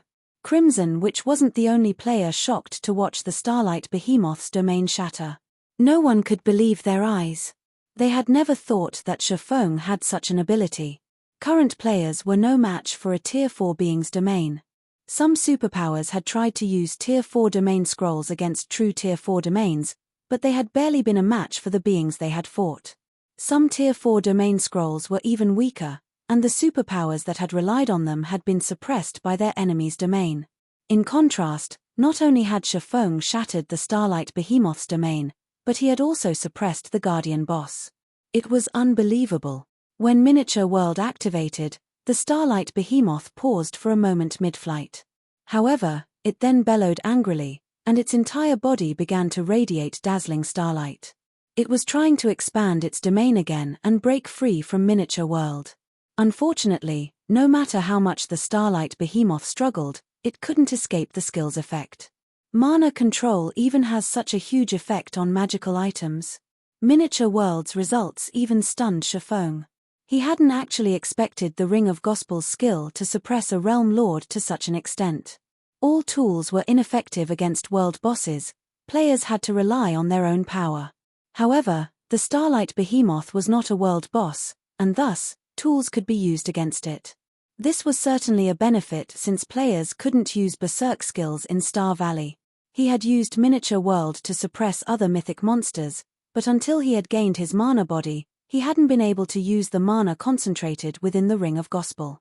Now that he was a master magician as well, he, more or less, understood how the Ring of Gospel's magic arrays operated. He could now guide some of the concentrated mana into those arrays. Even so, he had never thought that the results would be this powerful. His only aim had been to destroy the Starlight Behemoth's domain. He hadn't dared to hope that Miniature World would suppress the Guardian boss, as well. The Ring of Gospel proved far more effective than when he had used it blindly before. Of course, after giving the matter some thought, Feng found it reasonable. He had already upgraded the Ring of Gospel to the fragmented legendary rank, and world power was already stronger than domains. Now that he could use some of Miniature World's true power, even if it were only a fraction, a Tier 4 domain was no match for him.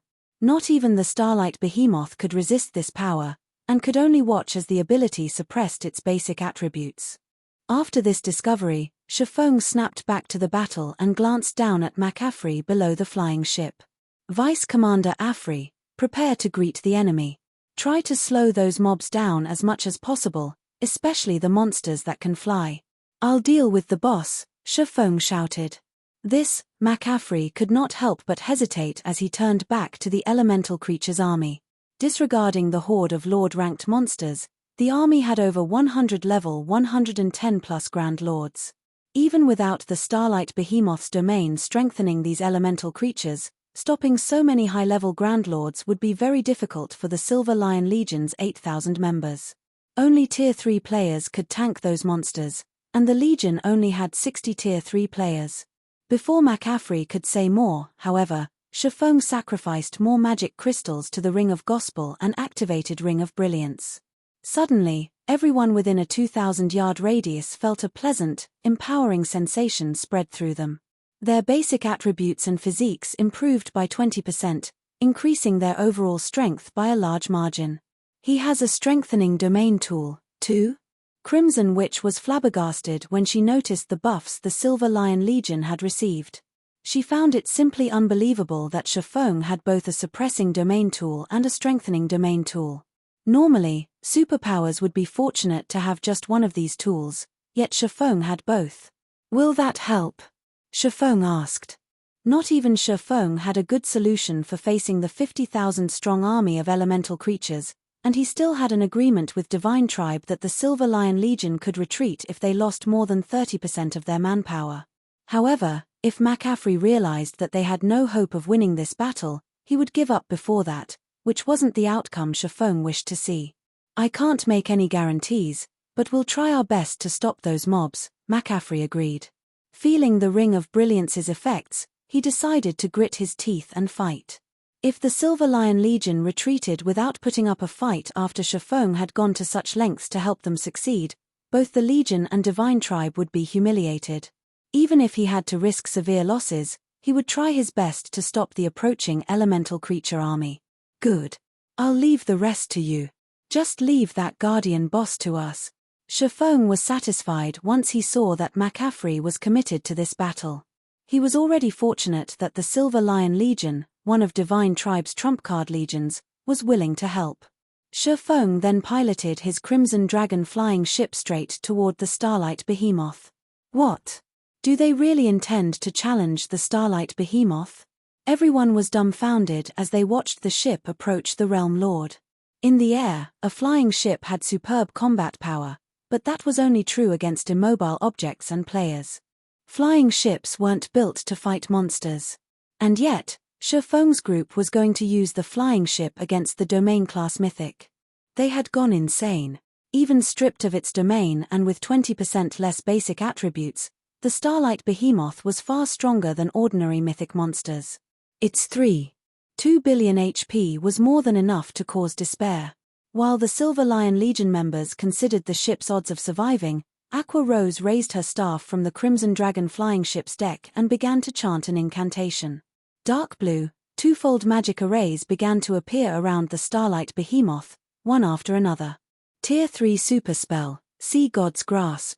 Under her command, shackles of water closed around the Realm Lord, binding the Starlight Behemoth and holding it in place. Good. Fire the main cannon, Feng commanded. As soon as he did, the Crimson Dragon flying ship's magic elven cannon began to gather an astonishing amount of ambient mana. It then fired a searing hot, white beam, with a 200-yard radius, at the Guardian boss's head. Read latest chapters at Wuxia World. EU Boom. As the shot collided with the Starlight Behemoth's face, the forest below shook violently. The Silver Lion Legion's members almost lost their footing due to the shockwaves, even from several hundred yards away. As the white beam's light faded, it revealed a colossal crater in the previously dense forest. Flowers, grass, trees, even the elemental creatures that had been in that area left no trace of their presence, utterly obliterated. After a short moment, a gigantic figure fell from the sky and crashed into the crater's center, causing such an impact that it sent dirt and debris into the air. That gigantic figure was none other than the immobilized Starlight Behemoth. Chapter 2457, The Behemoth Falls. How is that possible? The flying ship injured the boss with just one attack. How powerful is that thing? Are flying ships really this strong? Both the Silver Lion Legion and the fleeing Stormheart team fell silent as they stared at the fallen Starlight Behemoth. They had no idea of how to express the shock they felt. Ordinary mythic monsters couldn't compare to a mythic-ranked Realm Lord, even after the Starlight Behemoth had lost its domain. Its defense should be particularly high. Tier 2 players might deal around -5,000 damage to an ordinary mythic, but when they attacked a Realm Lord like the Starlight Behemoth, they'd only deal around -3,000 damage. Exceeding a monster like the Starlight Behemoth's damage tolerance to injure it would be absolutely impossible for current players, yet the Crimson Dragon flying ship had accomplished the feat. When Feng saw the Guardian boss on the ground, however, he wasn't surprised. On the contrary, he had expected this outcome. The magic elven cannon dealt peak Tier 4 divine damage. The cannon's power was nearly at the Tier 5 standard. Although the Starlight Behemoth was a Realm Lord, it was not a higher life form. Its life rating was roughly the same as ordinary mythic monsters, it was merely tougher. Compared to the mutated Sunset King Feng had encountered in the Sea God's realm, the Starlight Behemoth was an infant. If the magic elven cannon could even deal significant damage to the Sunset King, what chance did the Starlight Behemoth possibly have against it? Good. Bombard it with ranged attacks.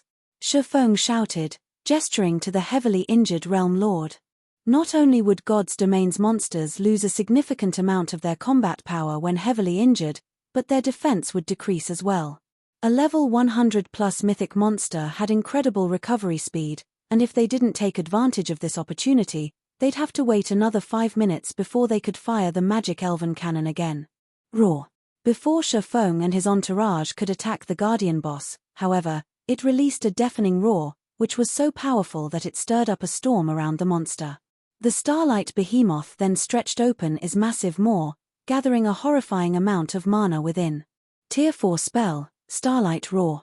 A brilliant beam of starlight shot from the Starlight Behemoth's mouth, and as it did, it shattered space around it. The attack was so fast that the Crimson Dragon flying ship didn't have time to dodge.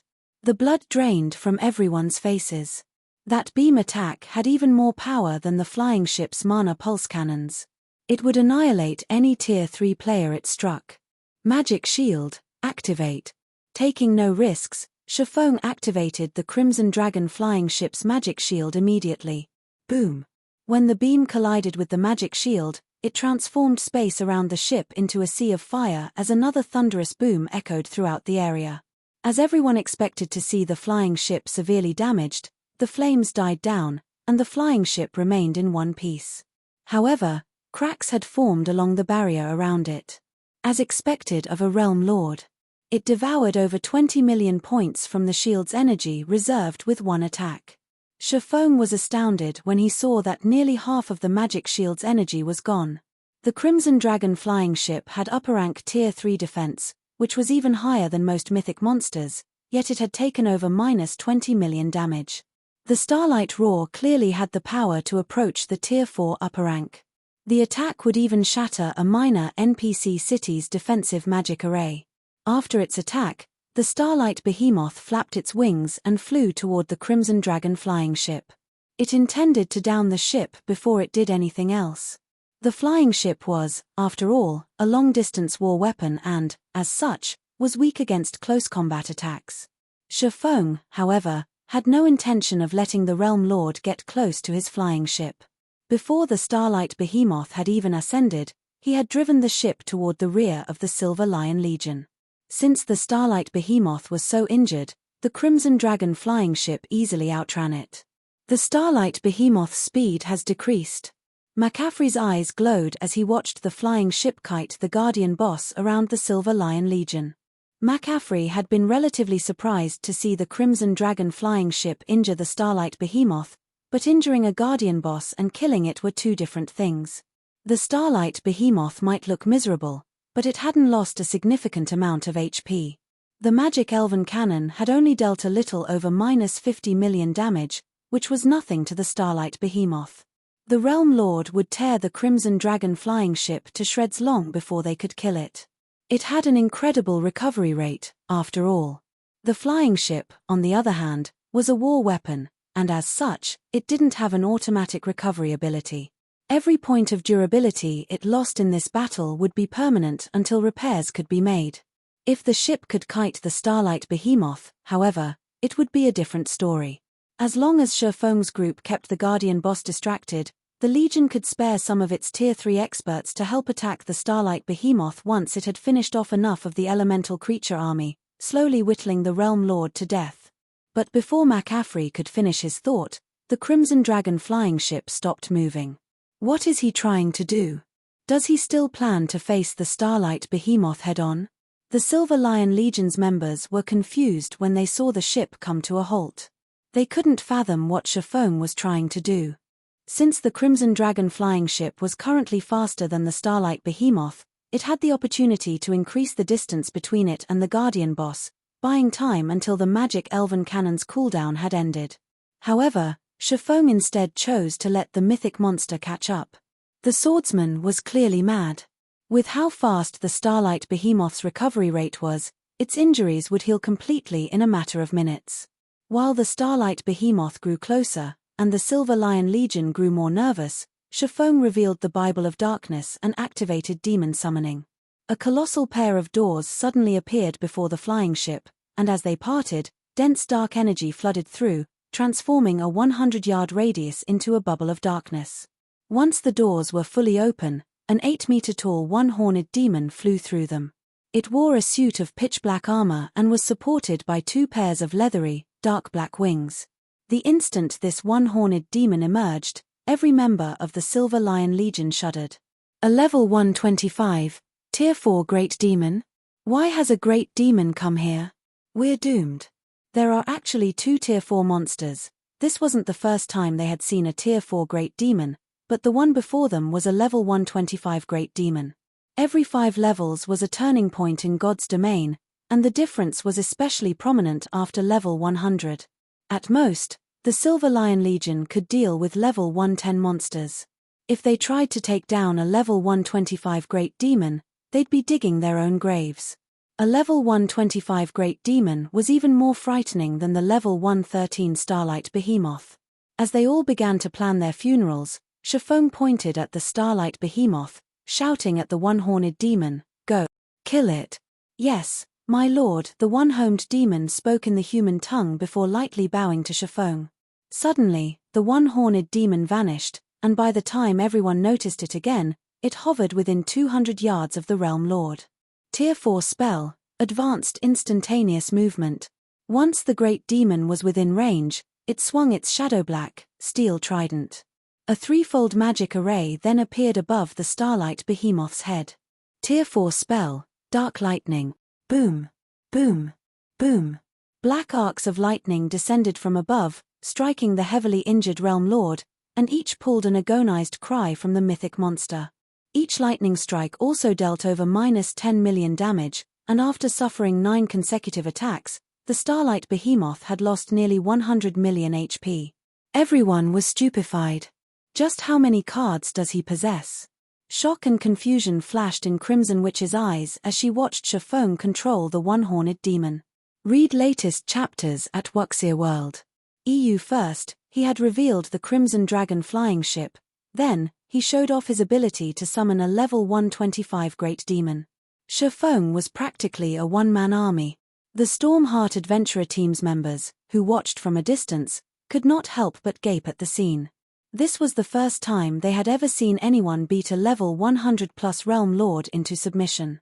The level 125 Great Demon continued to tank the Starlight Behemoth, while the Crimson Dragon flying ship bombarded the Realm Lord with attacks, rapidly depleting its HP. Although the Starlight Behemoth tried to use a variety of skills to retaliate, it only dealt a little damage to the one-horned demon. Compared to how quickly the Starlight Behemoth's HP drained, the amount of HP the Great Demon lost was nothing. In less than 10 minutes, before the Silver Lion Legion could even kill one Grand Lord, the Starlight Behemoth, one of the Starlight Fortress's guardian bosses, fell.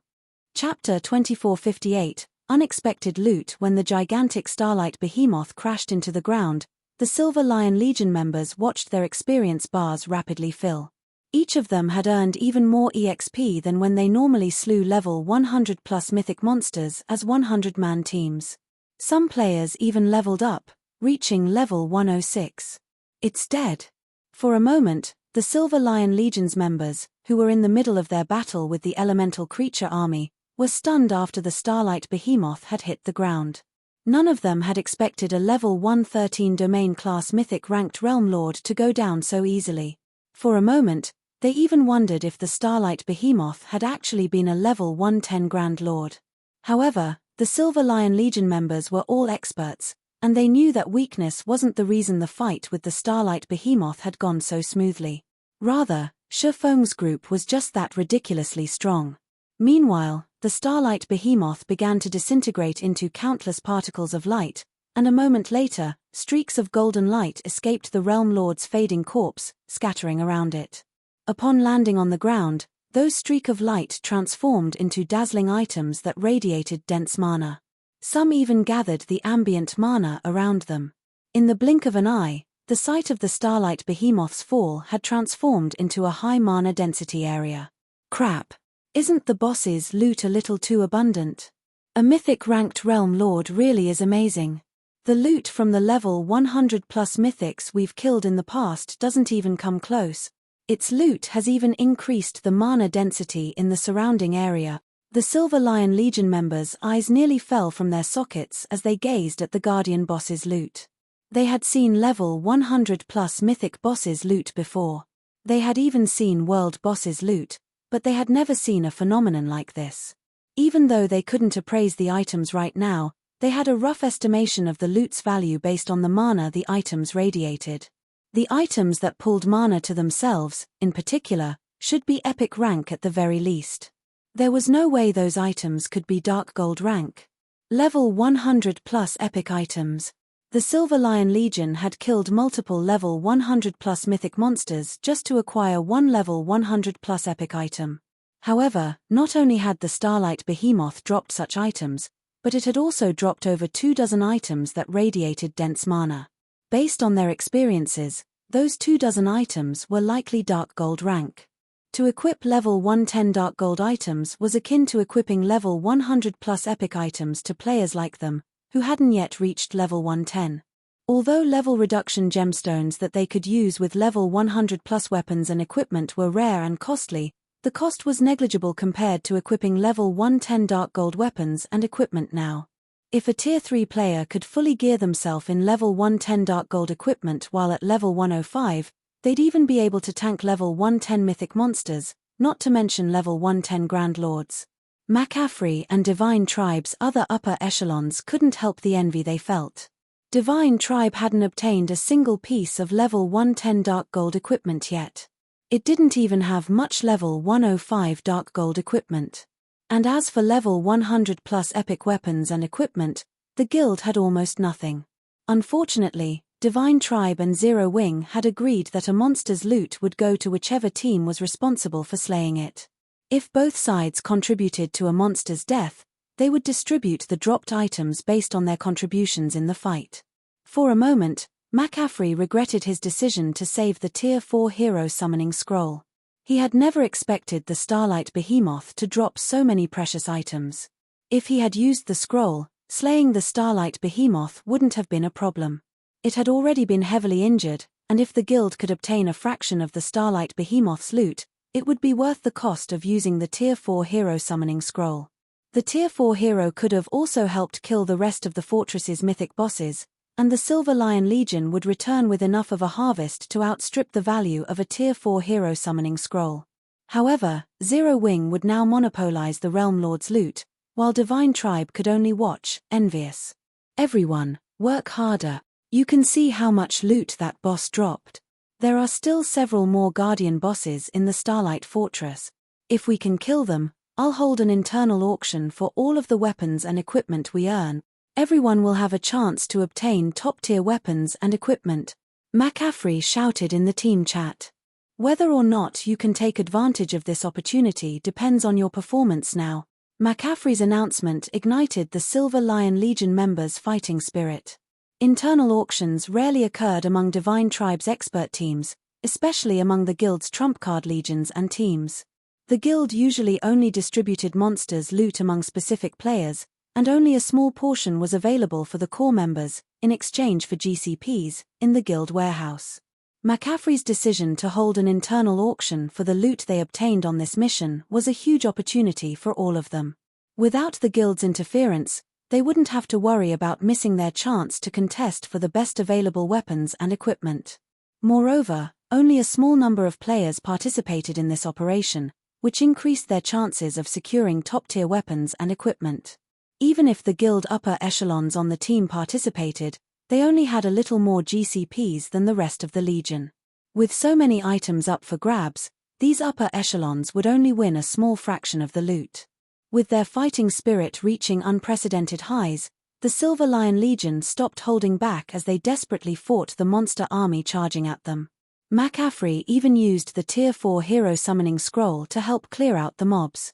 Seeing this astonished Feng a little. He had never considered that the Starlight Behemoth's loot would motivate the Legion to such an extent. He didn't give the matter much thought, however.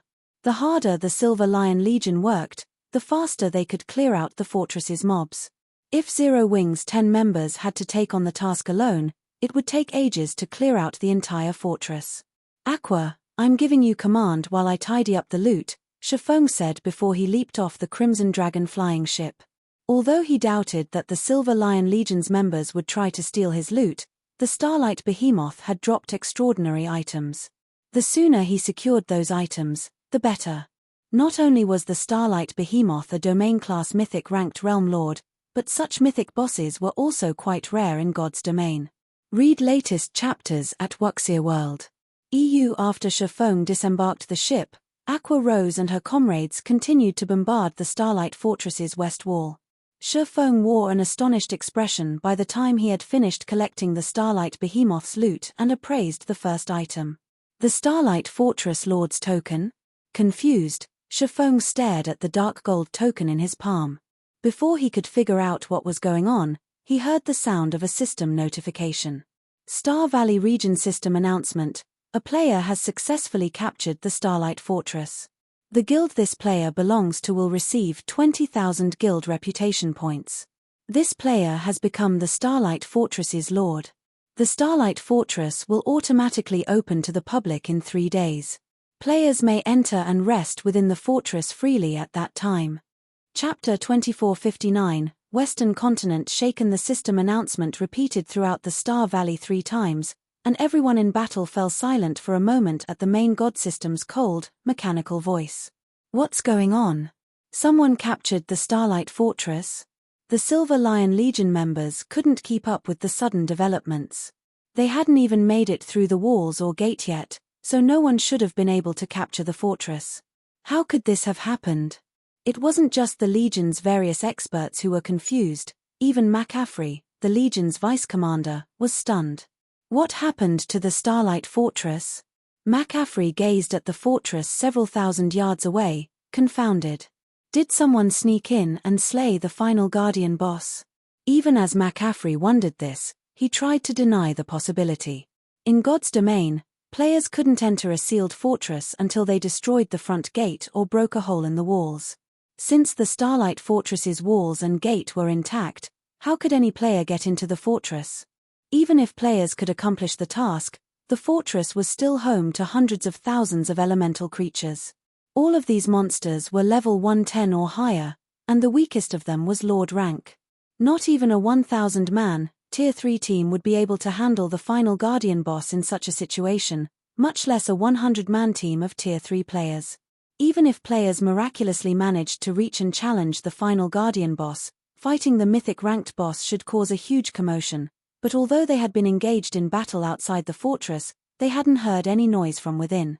The only strange part about this siege was that over 50,000 monsters had emerged to attack, rather than the 10,000 they had expected.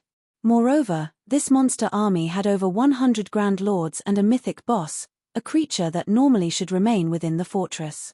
Could it be? McCaffrey suddenly thought of a possibility, and he spun toward Feng, who was busy looting the Starlight Behemoth's loot near the rear line. In all of his experience sieging God's domain's fortresses, the final Guardian boss had never charged out of the fortress, yet the Starlight Behemoth had been extraordinarily powerful. As a mythic-ranked realm lord, the Starlight Behemoth could be considered on par with a world boss, albeit one of the weakest. Of course, a level 113 world boss was an absolute nightmare for current players.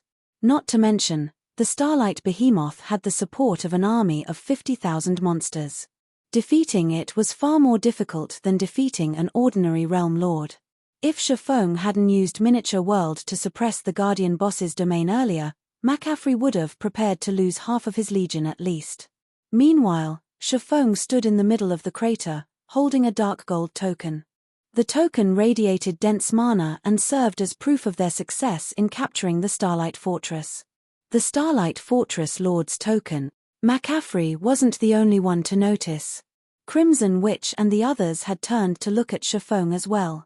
They've captured the fortress, just like that.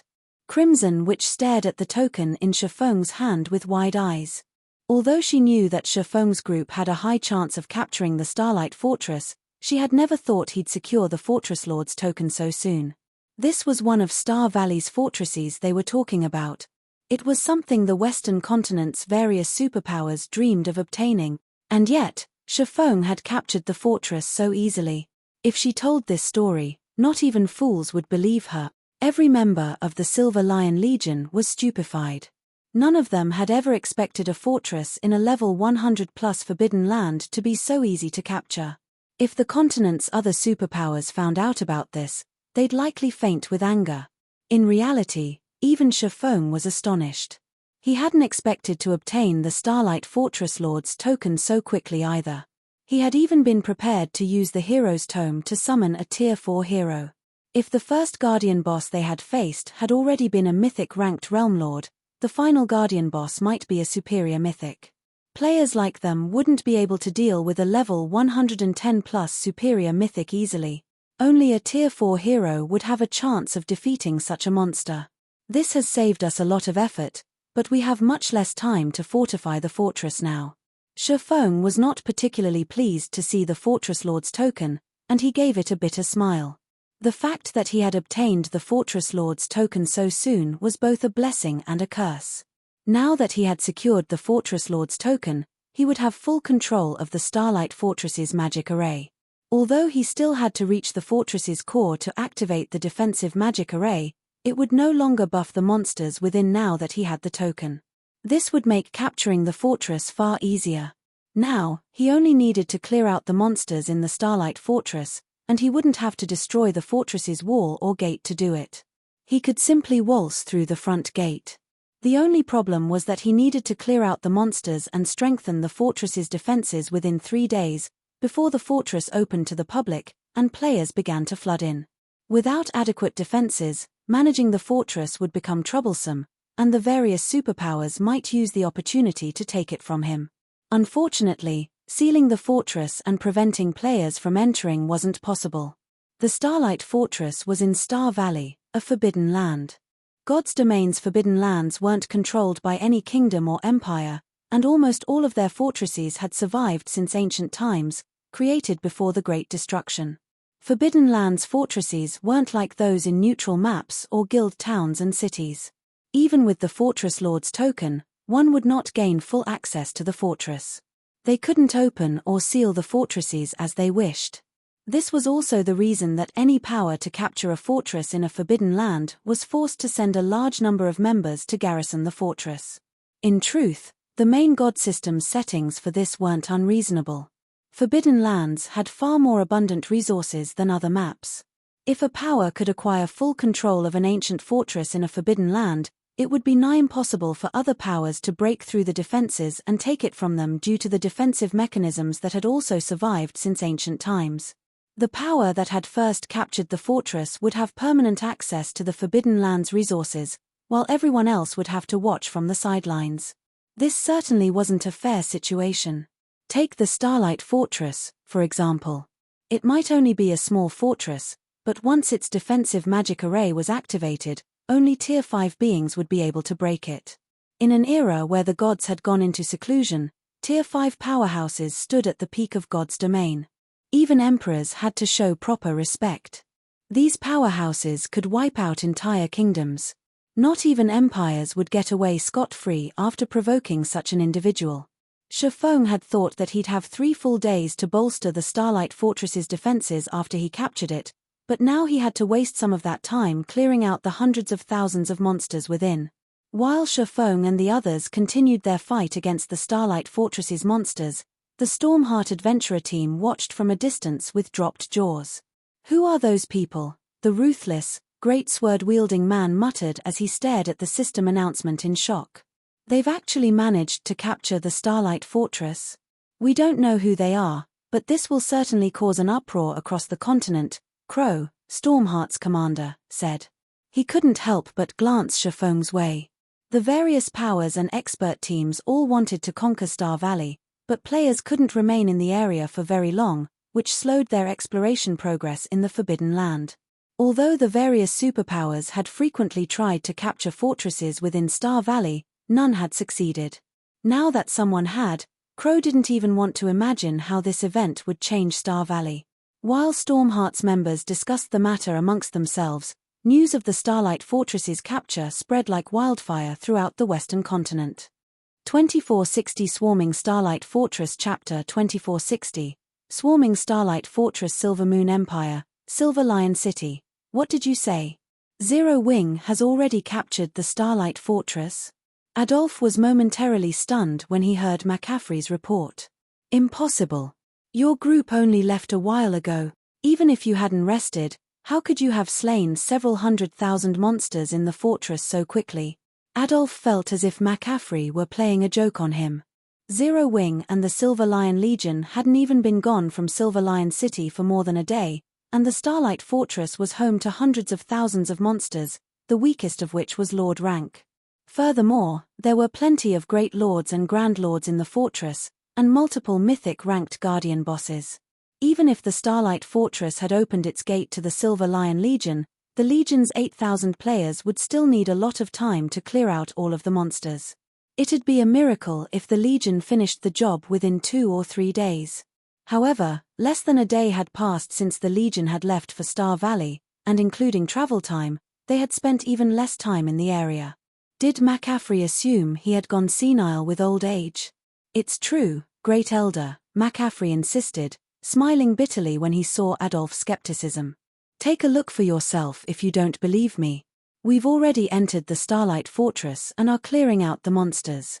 The fortress magic array is now buffing us, rather than its previous residents." As McCaffrey spoke, he changed the video chat to display his view of the situation. Adolphe's display then revealed the Silver Lion Legion's fight with the elemental creatures within the Starlight Fortress. Although the weakest of the elemental creatures were level 110 lords, and many of them were level 110 plus Great Lords and Grand Lords, The fortress's magic array suppressed every one of the monsters, drastically reducing their basic attributes and mobility. In addition, the Legion's members were surrounded by a faint purple glow, significantly enhancing their attributes and physiques. Although the Silver Lion Legion was badly outnumbered, the elemental creatures were no match for them, and the monsters continued to fall as the fight continued. Seeing this made it obvious that the Starlight Fortress was now under player control. Otherwise, the fortress's magic array wouldn't behave in such a way. How is this possible? Adolf stared with wide eyes. They were talking about one of Star Valley's fortresses. Even if several superpowers worked together, they still couldn't capture a fortress in this level 100+ forbidden land, much less Divine Tribe alone. Great Elder, I doubt it will be long before the other superpowers hear of this. The main god system had announced the Starlight Fortress's capture in a regional announcement. We couldn't keep this a secret if we wanted to, McCaffrey cautioned. He could sympathize with how Adolf felt at the moment. When Feng had first declared that he wanted to capture the Starlight Fortress, McCaffrey had assumed the swordsman was both insane and ignorant.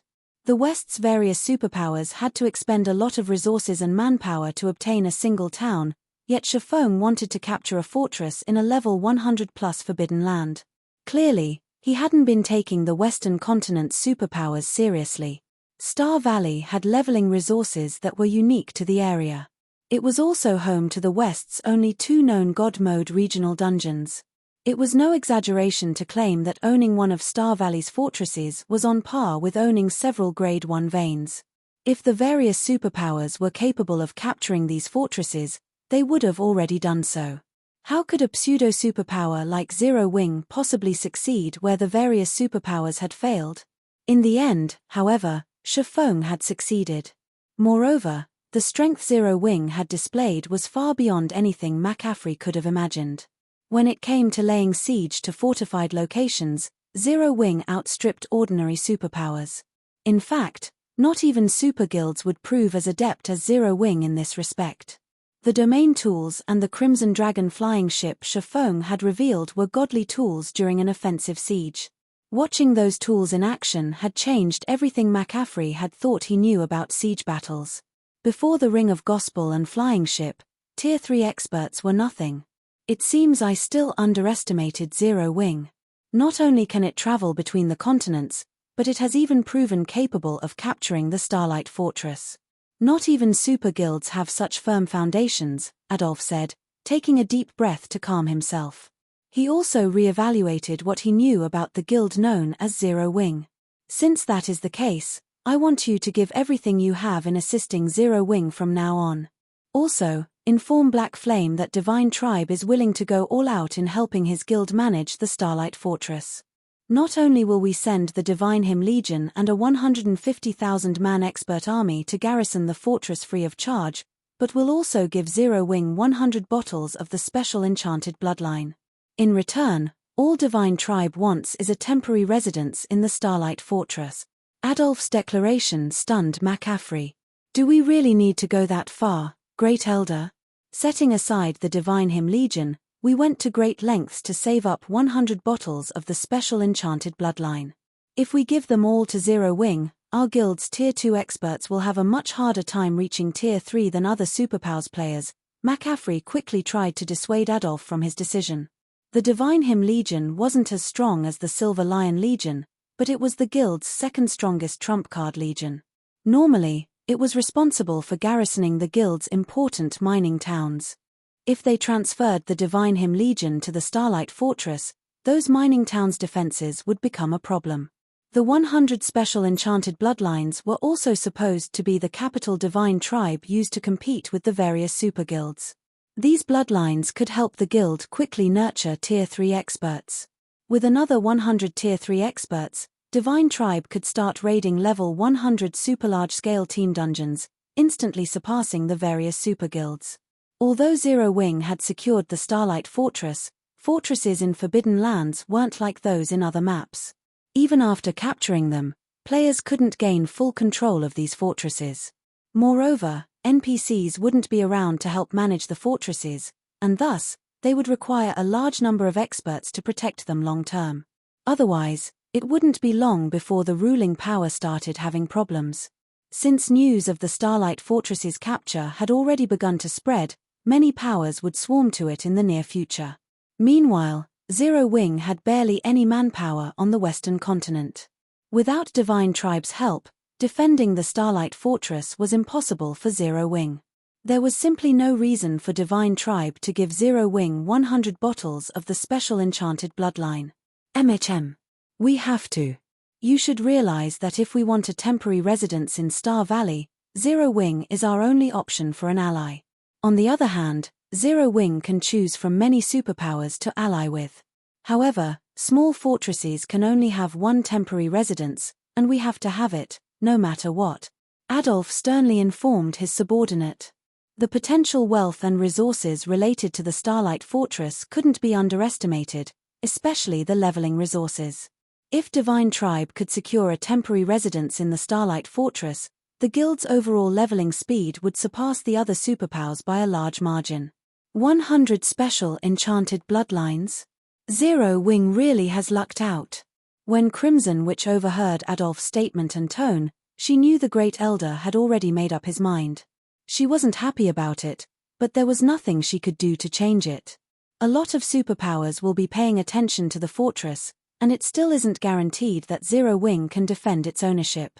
Hopefully, Zero Wing doesn't act foolishly. While Divine Tribe discussed the matter, the West's various superpowers began to grow restless. Interesting. It seems someone has proven capable of capturing the Starlight Fortress. Which power is it? Could it be a hidden superpower that has finally decided to spread its wings? Regardless, let's go take a look at the fortress. If this unknown power can't manage the fortress, this is the perfect opportunity to take it from them. The Western continent's various powers began to dispatch large expert teams, sending them to Star Valley. These teams only had one goal. Take the Starlight Fortress. Chapter 2460, Swarming Starlight Fortress Silvermoon Empire, Silver Lion City. What did you say? Zero Wing has already captured the Starlight Fortress? Adolf was momentarily stunned when he heard McCaffrey's report. Impossible.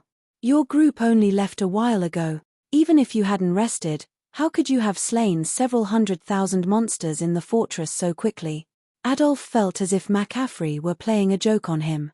Zero Wing and the Silver Lion Legion hadn't even been gone from Silver Lion City for more than a day, and the Starlight Fortress was home to hundreds of thousands of monsters, the weakest of which was Lord rank. Furthermore, there were plenty of Great Lords and Grand Lords in the fortress, and multiple mythic-ranked Guardian bosses. Even if the Starlight Fortress had opened its gate to the Silver Lion Legion, the Legion's 8,000 players would still need a lot of time to clear out all of the monsters. It'd be a miracle if the Legion finished the job within 2 or 3 days. However, less than a day had passed since the Legion had left for Star Valley, and including travel time, they had spent even less time in the area. Did McCaffrey assume he had gone senile with old age? It's true, Great Elder, McCaffrey insisted, smiling bitterly when he saw Adolf's skepticism. Take a look for yourself if you don't believe me. We've already entered the Starlight Fortress and are clearing out the monsters. The fortress magic array is now buffing us, rather than its previous residents. As McCaffrey spoke, he changed the video chat to display his view of the situation. Adolf's display then revealed the Silver Lion Legion's fight with the elemental creatures within the Starlight Fortress. Although the weakest of the elemental creatures were level 110 lords, and many of them were level 110 plus Great Lords and Grand Lords, the fortress's magic array suppressed every one of the monsters, drastically reducing their basic attributes and mobility. In addition, the Legion's members were surrounded by a faint purple glow, significantly enhancing their attributes and physiques. Although the Silver Lion Legion was badly outnumbered, the elemental creatures were no match for them, and the monsters continued to fall as the fight continued. Seeing this made it obvious that the Starlight Fortress was now under player control. Otherwise, the fortress's magic array wouldn't behave in such a way. How is this possible? Adolf stared with wide eyes. They were talking about one of Star Valley's fortresses. Even if several superpowers worked together, they still couldn't capture a fortress in this level 100 plus forbidden land, much less Divine Tribe alone. Great Elder, I doubt it will be long before the other superpowers hear of this. The main god system had announced the Starlight Fortress's capture in a regional announcement. We couldn't keep this a secret if we wanted to, McCaffrey cautioned. He could sympathize with how Adolf felt at the moment. When Feng had first declared that he wanted to capture the Starlight Fortress, McCaffrey had assumed the swordsman was both insane and ignorant. The West's various superpowers had to expend a lot of resources and manpower to obtain a single town, yet Feng wanted to capture a fortress in a level 100+ forbidden land. Clearly, he hadn't been taking the Western continent's superpowers seriously. Star Valley had leveling resources that were unique to the area. It was also home to the West's only 2 known God Mode regional dungeons. It was no exaggeration to claim that owning one of Star Valley's fortresses was on par with owning several Grade 1 veins. If the various superpowers were capable of capturing these fortresses, they would have already done so. How could a pseudo-superpower like Zero Wing possibly succeed where the various superpowers had failed? In the end, however, Feng had succeeded. Moreover, the strength Zero Wing had displayed was far beyond anything McCaffrey could have imagined. When it came to laying siege to fortified locations, Zero Wing outstripped ordinary superpowers. In fact, not even super guilds would prove as adept as Zero Wing in this respect. The domain tools and the Crimson Dragon flying ship Feng had revealed were godly tools during an offensive siege. Watching those tools in action had changed everything McCaffrey had thought he knew about siege battles. Before the Ring of Gospel and flying ship, Tier 3 experts were nothing. It seems I still underestimated Zero Wing. Not only can it travel between the continents, but it has even proven capable of capturing the Starlight Fortress. Not even super guilds have such firm foundations, Adolf said, taking a deep breath to calm himself. He also re-evaluated what he knew about the guild known as Zero Wing. Since that is the case, I want you to give everything you have in assisting Zero Wing from now on. Also, inform Black Flame that Divine Tribe is willing to go all out in helping his guild manage the Starlight Fortress. Not only will we send the Divine Hymn Legion and a 150,000-man expert army to garrison the fortress free of charge, but we'll also give Zero Wing 100 bottles of the special enchanted bloodline. In return, all Divine Tribe wants is a temporary residence in the Starlight Fortress. Adolf's declaration stunned McCaffrey. Do we really need to go that far, Great Elder? Setting aside the Divine Hymn Legion, we went to great lengths to save up 100 bottles of the special enchanted bloodline. If we give them all to Zero Wing, our guild's Tier 2 experts will have a much harder time reaching Tier 3 than other superpowers players. McCaffrey quickly tried to dissuade Adolf from his decision. The Divine Hymn Legion wasn't as strong as the Silver Lion Legion, but it was the guild's second strongest trump card legion. Normally, it was responsible for garrisoning the guild's important mining towns. If they transferred the Divine Hymn Legion to the Starlight Fortress, those mining towns' defenses would become a problem. The 100 special enchanted bloodlines were also supposed to be the capital Divine Tribe used to compete with the various super guilds. These bloodlines could help the guild quickly nurture Tier 3 experts. With another 100 Tier 3 experts, Divine Tribe could start raiding level 100 super large-scale team dungeons, instantly surpassing the various super guilds. Although Zero Wing had secured the Starlight Fortress, fortresses in Forbidden Lands weren't like those in other maps. Even after capturing them, players couldn't gain full control of these fortresses. Moreover, NPCs wouldn't be around to help manage the fortresses, and thus, they would require a large number of experts to protect them long-term. Otherwise, it wouldn't be long before the ruling power started having problems. Since news of the Starlight Fortress's capture had already begun to spread, many powers would swarm to it in the near future.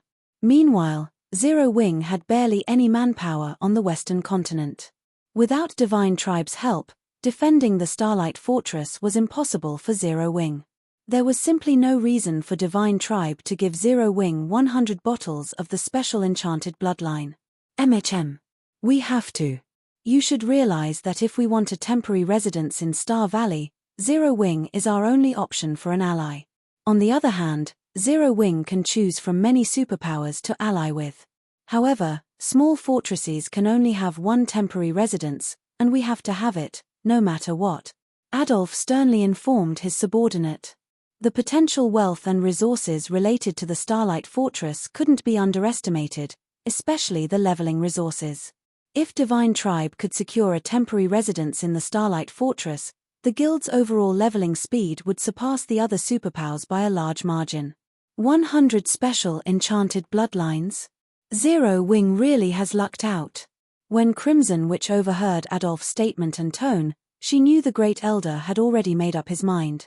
She wasn't happy about it, but there was nothing she could do to change it. A lot of superpowers will be paying attention to the fortress, and it still isn't guaranteed that Zero Wing can defend its ownership. Hopefully, Zero Wing doesn't act foolishly. While Divine Tribe discussed the matter, the West's various superpowers began to grow restless. Interesting. It seems someone has proven capable of capturing the Starlight Fortress. Which power is it? Read latest chapters at Wuxia World. EU. Could it be a hidden superpower that has finally decided to spread its wings? Regardless, let's go take a look at the fortress. If this unknown power can't manage the fortress, this is the perfect opportunity to take it from them. The Western continent's various powers began to dispatch large expert teams, sending them to Star Valley. These teams only had one goal: take the Starlight Fortress. Chapter 2461, Fortress's Legacy. Star Valley, Starlight Fortress. Inside the dilapidated fortress full of level 110+ elemental creatures, the Silver Lion Legion continued to push toward the fortress's core. Although they faced more Great Lords and Grand Lords as they delved further into the fortress, defeating these monsters became an easy task with the Tier 4 hero McCaffrey had summoned and the fortress's magic array buff. After grinding in the fortress for just 6 hours, every member of the Legion discovered that their experience bars had grown considerably. Their leveling speed here was several times faster than grinding in normal maps. Furthermore, the elemental creatures dropped substantial loot, including plenty of level 110 mysterious iron equipment. If they were lucky, even level 110 secret silver equipment and set equipment would drop. The equipment was top tier to the Silver Lion Legion's members. The highest leveled players among them were level 106, while many of them were still stuck at level 105. Currently, obtaining level 110 weapons and equipment was a major challenge for them. Set equipment pieces' attributes were generally half a rank better than ordinary equipment of the same rank.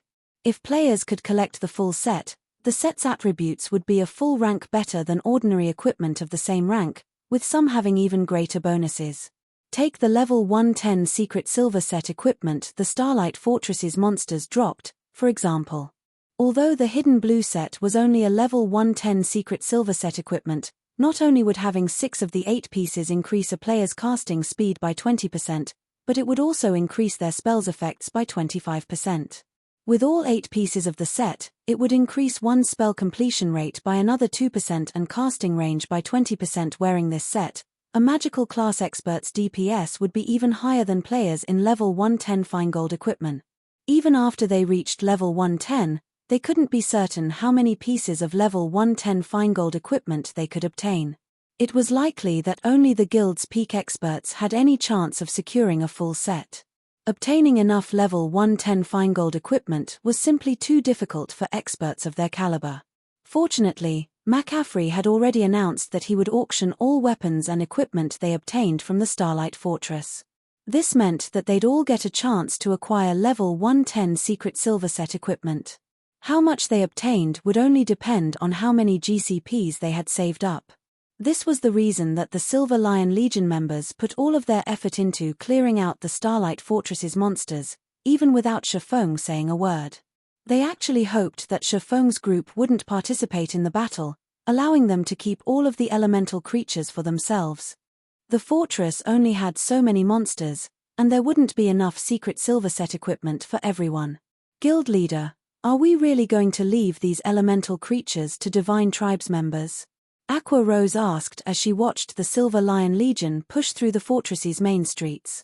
Level 110 secret silver equipment and set equipment might not be important to her or the other experts that had ventured to the Western continent with Feng, but it would be to Zero Wing's other experts.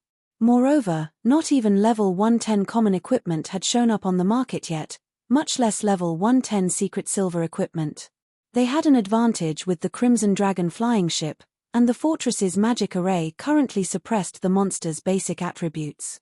This was an excellent opportunity to secure some level 110 weapons and equipment for the guild. Leaving all of the suppressed monsters for the Silver Lion Legion was a huge waste. That won't be necessary. Although these monsters drop a lot of loot, only the Grand Lords drop secret silver equipment, and they only have a chance of doing so. The drop rate isn't 100%. Since the Silver Lion Legion is willing to help us clear out the fortress, we should allow them to benefit from the task, Feng said, chuckling when he watched the idea of level 110 secret silver equipment tempt Aqua Rose. If we try to clear the fortress ourselves, it'll take us a long time. Besides, we have something more important to take care of. As per Feng's agreement with Adolf, the Silver Lion Legion was only here to help Zero Wing capture a city. Now that they had captured the Starlight Fortress, the Legion had no reason to continue the fight. It was well within its rights to turn around and leave. The fact that the Silver Lion Legion was willing to slay the monsters within the fortress was good news for Feng. If Zero Wing had to clear out the monsters on its own, he wouldn't have much time left to fortify the fortress. Something more important. After giving the matter some thought, Aqua Rose asked, "Are we raiding the remaining Guardian bosses?" The moment Aqua Rose mentioned the Guardian bosses, Cola and the other Zero Wing experts burst with excitement. They hadn't had a chance to participate in the fight with the Starlight Behemoth directly, so they were itching for action. "No," Feng replied, shaking his head. "We'll be taking control of the Fortress Lord's mansion." "The Fortress Lord's mansion? Guild leader, don't you already have the Fortress Lord's token?" Aqua Rose inquired. The Fortress Lord's token was necessary to take control of the fortress as a whole, and it was the key component in taking over the Fortress Lord's mansion. Normally, when one obtained a Fortress Lord's token, they automatically gained control of the Fortress Lord's mansion. However, Feng now informed them that they still needed to secure the mansion. "I do have the Fortress Lord's token, but I don't control the Fortress Lord's mansion yet. In fact, I don't even have partial control over it," Feng explained with a bitter smile. Fortresses built before the Great Destruction weren't like more modern fortresses. When one gained the Fortress Lord's token for the latter, they would gain full control of the Fortress Lord's mansion, but that wasn't the case with ancient fortresses. Securing an ancient Fortress Lord's mansion would prove several times more difficult than capturing the fortress itself. The true value of these fortresses didn't lie in the resident monsters' loot nor the items that the Guardian bosses dropped.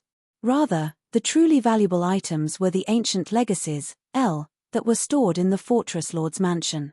Items such as weapons and equipment were only secondary compared to these ancient legacies. Most of the legacies ancient humans had left behind to reach Tier 3 had been lost to time, and as a result, present-day humans had a far more difficult time completing their Tier 3 and higher promotion quests. Since ancient fortresses like the Starlight Fortress had existed before the Great Destruction, they, more or less, still contained Tier 3 and higher legacies. These legacies were the true treasures within ancient fortresses. At this stage of the game, players only knew that it was difficult to reach Tier 3. They weren't aware that Tier 3 was only the beginning of their journey in God's domain. Once they completed their Tier 3 promotions, growing stronger would become many times more difficult. Why was this the case? The reason was very simple. After reaching Tier 3, players wouldn't receive any guidance from the system regarding ways to increase their strength. Take Tier 3 skills and spells, for example. These were the foundation for Tier 3 players' power. If players only relied on legacy skill points to acquire Tier 3 skills and spells, they wouldn't be considered a true Tier 3 player. To be a true Tier 3 player, one would need at least 10 Tier 3 skills or spells in their arsenal. One also needed a way to control their mana body, which was also a crucial legacy.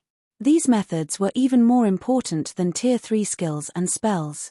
Although Feng was already a master magician, and his control and understanding of magic arrays were far superior to other players, he only had basic control of his mana body.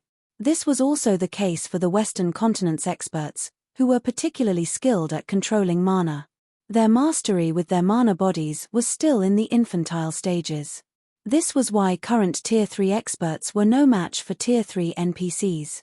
Many of the legacies within ancient fortresses were related to mana body control, offering methods that allowed humans, who had no physical advantages, to survive in the dangerous environments that had survived the Great Destruction.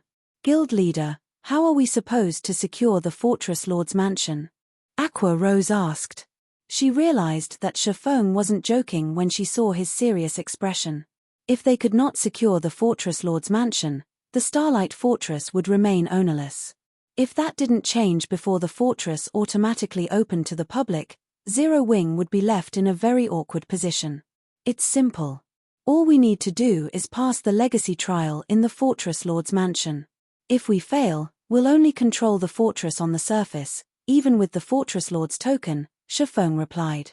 To put it simply, the Starlight Fortress Lord's token was a ticket to obtain the Starlight Fortress's legacy. How much of the fortress players controlled would depend on how much of its legacy they could activate. The various ancient fortresses' legacy trials differed in difficulty. The known difficulties were normal, hard, hell, Azura, and God mode. The more challenging a legacy trial was, the greater its rewards would be, but clearing the trial would also require more players.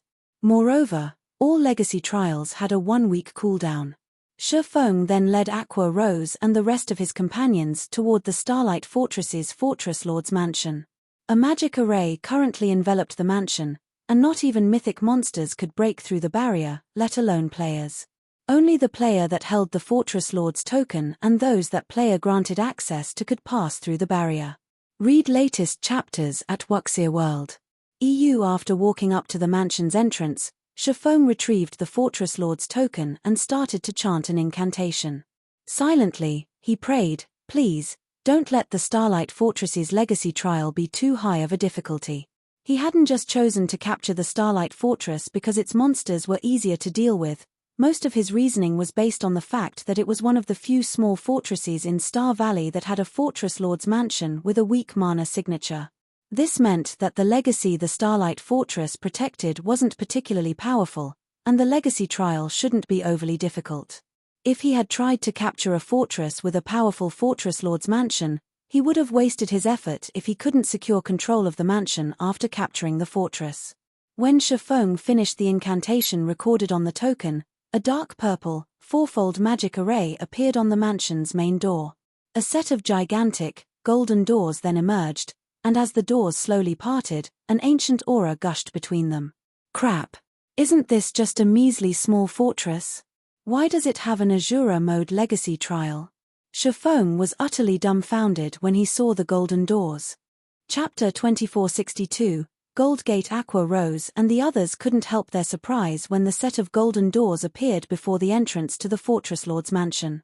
Although the doors were only 8 meters tall, they radiated a sacred aura that tamed the nearby ambient mana. This aura even affected the mana within Zero Wing's members. Although the divine runes and images had been engraved on the doors, these runes and images were indiscernible when players tried to examine them. Even so, the blurred runes and images felt somehow heavy and inspired curiosity. What are the markings on the doors? I tried to examine them for a moment, but it made me feel even more exhausted than using advanced combat techniques multiple times in a row, Aqua Rose wondered aloud. After examining the engravings, she pried her gaze away from the doors. She had seen plenty of amazing items in God's domain, but this was the first time she had encountered something that could deplete her concentration so drastically after looking at it for a few seconds. She didn't doubt that if she had stared at the doors for a few more moments, her mind would have been overloaded. Fire Dance and the others also turned away from the doors, afraid they'd pass out if they continued to stare. God's Domain's players rarely fainted from concentration depletion, but if it happened, the results would be even more severe than from stamina depletion. When a player's stamina depleted, they'd lose the ability to move, but when they lost all of their concentration, they'd be forced into a deep slumber, which took an incredibly long time to recover from.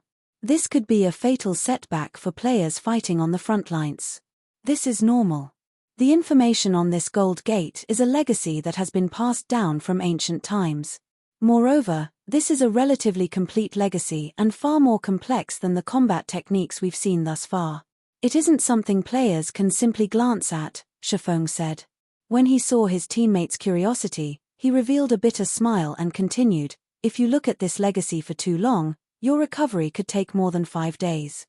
The legacy gates left behind in ancient fortresses fell into 3 ranks: Bronze Gate, Silver Gate, and Gold Gate. Each gate was stronger than the last, and the legacies they contained were more complete with each subsequent rank. Similarly, the higher the gate's rank was, the more difficult the legacy trial would be. Many Tier 3 experts would already struggle to clear the normal and hard mode legacy trials on the Bronze Gates.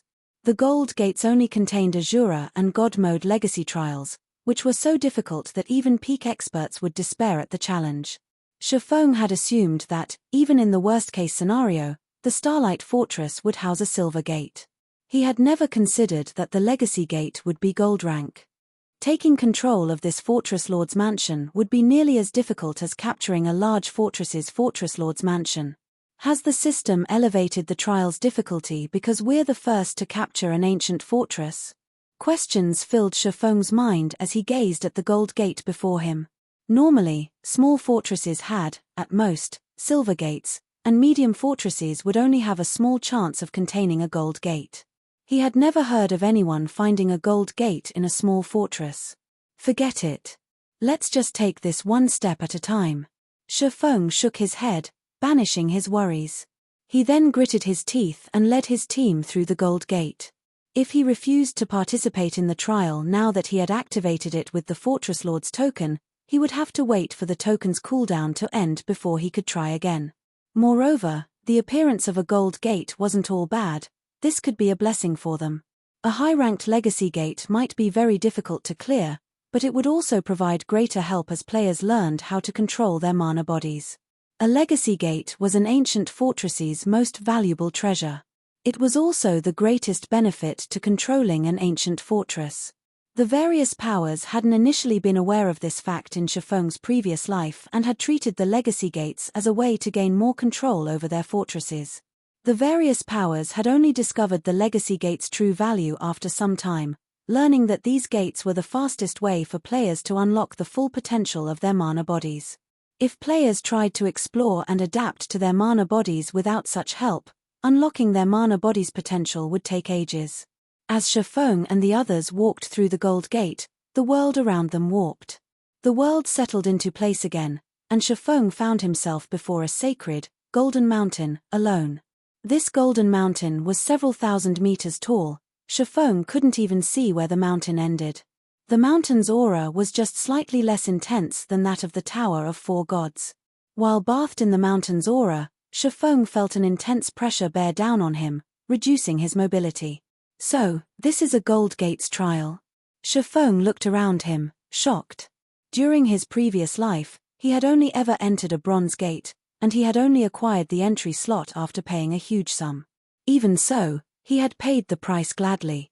If he hadn't, he would have had to rely on his own experiences to explore and adapt to his mana body, like independent players, wasting a lot of precious time in the process. The stronger one's mana body was, the more difficult it was to unlock its potential.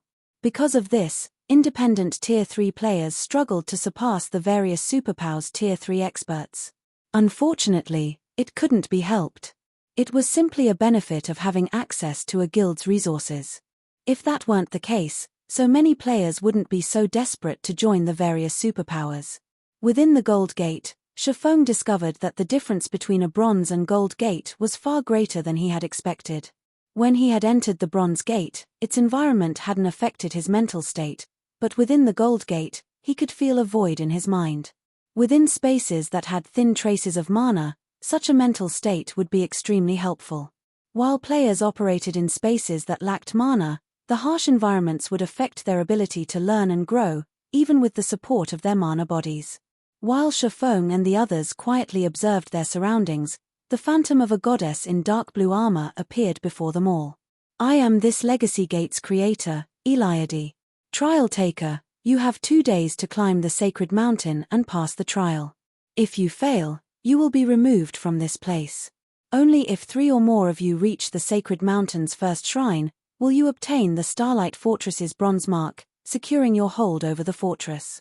Remember, this is your only opportunity. You will not be allowed to reach this place again for another month, Eliade explained, watching Feng carefully.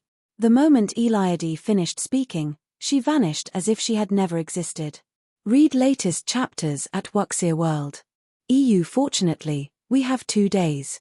Feng breathed out a sigh of relief after listening to the trial's introduction. He had only been given 1 day to ascend the sacred mountain when he had challenged the Bronze Gate in the past, but now, he would have 2 days to complete the trial. Fortunately, this amount of time should be more than enough for Aqua Rose and his other companions to adapt to this environment. This was, after all, the first time they had entered a legacy trial.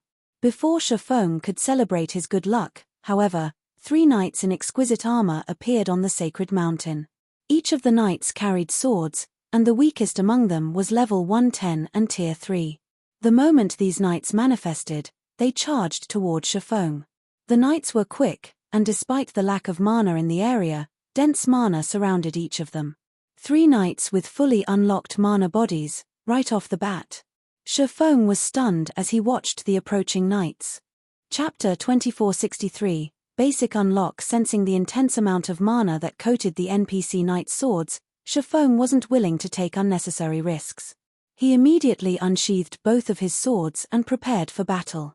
He might not have been as worried if his opponents had merely been new tier 3 NPCs or tier 3 NPCs below level 100, but against 3 level 110, tier 3 NPCs with fully unlocked mana bodies, he'd lose his life with the slightest mistake. The difference between a locked mana body and one that has been unlocked was like the difference between a refinement realm expert and an ordinary player. This was why some tier 3 NPCs could serve as magistrates in the various kingdoms and empires, while others could only serve as a town or city's guard captain. Some weaker tier 3 NPCs were even limited to guarding a palace's entrance. These different statuses were a result of the state of the NPC's mana bodies. Any tier 3 NPC that could unlock their mana body's full potential would be an elite among those of the same tier. They were no longer ordinary NPCs, but experts. These tier 3 NPCs could beat expert players to a pulp as easily as ordinary players. Reaching their target, the 3 NPC knights slashed their swords at Feng from different directions. The knights were perfectly in sync as if they had been comrades in battle for over a dozen years. 2 of the knights attempted to distract Feng, while one attacked his blind spot. Furthermore, their attacks were powerful enough to throw great lords of the same level. If any other tier 3 player stood in Feng's place, it wouldn't be long before they were defeated. Unfortunately, the 3 knights couldn't fool Feng. As a domain realm expert, he quickly determined their attack trajectories. Feng instantly countered the knight attacking his blind spot, forcibly altering the knight's attack trajectory and guiding the weapon to collide with the other 2 knights' swords. Peng! Peng! Peng! The 3 knights stumbled back as a result of the collision, but Feng didn't get off scot-free. He also stumbled half a step back, and his right arm trembled slightly from the impact. So, this is a Golden Gates trial? Feng glanced down at Killing Ray, which vibrated with a low hum, astonished. He couldn't help but worry for Aqua Rose and the others. There was almost no mana in this world, and because of that, Aqua Rose and his other companions would be lucky if they could exhibit half of their normal combat power, even with the help of their mana bodies. Feng's first clash with the 3 knights had been brief, but he could tell that his opponent's combat standards were on par with the trial tower's 5th floor. Their combat standards might not be very high, but he was sure they had silver rank mana bodies. Otherwise, there was no way a single clash would cause his arm to go numb with his basic attributes. If even he struggled, it was easy to imagine how the others might fare. Moreover, he was only at the foot of the mountain. He hadn't even started to climb it yet. Ascending the mountain was the goal of this legacy trial, and as players climbed higher, they'd face stronger opponents. Fortunately, they weren't actually required to kill their opponents. As long as players survived against the mountain's residents for 30 minutes, they'd be allowed to pass, but that was still a challenging task. PvP fights rarely lasted more than 10 minutes, not to mention fights against NPCs, since such high-intensity battles required a lot of stamina and concentration. However, during his first clash with the knights, Feng sensed the NPC's mana circuits and how they used the mana within them. Normally, sensing such things in the outside world was quite difficult due to the abundant mana in the area, but the Legacy Gate space had barely any. As a result, the flow of mana within the NPC knights was easily noticeable. Feng wasn't a magical class player, but he could clearly sense their mana flow. Only, because these knights only possessed silver mana bodies, their mana body's construction was far simpler than Feng's epic ranked mana body. He wouldn't gain much insight from watching these knights fight. Even so, he'd gain more information than he had from unlocking his past bronze mana body. After Feng had shoved the three knights back, they quickly regained their postures and launched another attack, giving Feng no time to catch a break. This time, however, the knights opted for a different approach. One of the knights focused on attacking Feng, while the other two consolidated their mana and waited for an opening. The knights now knew that they were no match for Feng's techniques, and they had decided to overwhelm him with brute force. It left Feng in a difficult position. His basic attributes were definitely higher than the Tier 3 knights, but with their mana empowering their swords, Feng couldn't block the weapons without repercussions. He had no choice but to dodge and retreat. Fortunately, the mana only increased the force behind the knights' attacks, it did not increase their damage. 10 minutes. 15 minutes. 20 minutes. As the battle progressed, Feng's excitement grew.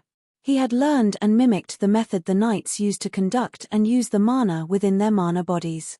It was like learning to draw a new magic array.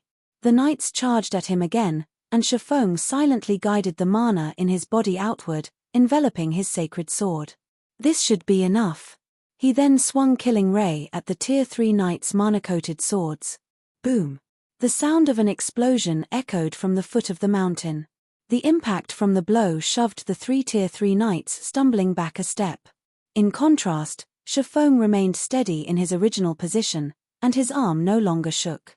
Suddenly, the sound of a system notification reached Feng's ears. System, you have unlocked 5% of your epic mana body. I've finally grasped the method to unlock my mana body. Feng was ecstatic as he glanced down at his weapon.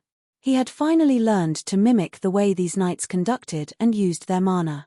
Of course, he could not mimic the knights' methods perfectly, since they weren't compatible with his mana body. He needed to modify his approach.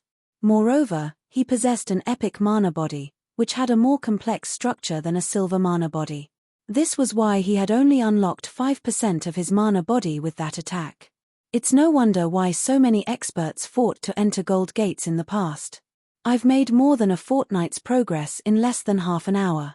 Seeing the three NPCs eye him hostilely, Feng realized how astoundingly effective it was to train within a gold gates legacy trial. If an expert with a silver mana body stood in his place, they would have likely unlocked all of their mana body with one trip. These knights had offered a perfect example of how to do so, after all, and this environment was the perfect place to observe others' mana bodies. This simply wasn't possible in the outside world. Following which, Feng challenged the next group of NPC knights. He wanted to familiarize himself and adapt to the new sensation as quickly as possible. The second group consisted of 6 NPC knights, and they used a completely different method to employ their mana bodies. Individually, they were about as strong as the first 3 knights, but in the end, they were nothing more than lab rats for Feng as he further optimized his epic mana body. Read latest chapters at Wuxia World. Not only did Feng encounter more knights as he climbed the mountain, but the knights also had higher-ranked mana bodies. The first knights only had basic silver mana bodies, but eventually, Feng faced NPCs with intermediate silver and advanced silver mana bodies. As a result, Feng was able to continue refining his epic mana body. 10%, 15%, 20%. After more than 7 hours of combat and completing his challenge against 6 Tier 3 knights with peak silver mana bodies, Feng finally reached the Sacred Mountain's first shrine. After Feng entered the first shrine, Eliade, the goddess in dark blue armor, appeared before him again. Eliade radiated an aura that was even beyond that of Tier 5 beings.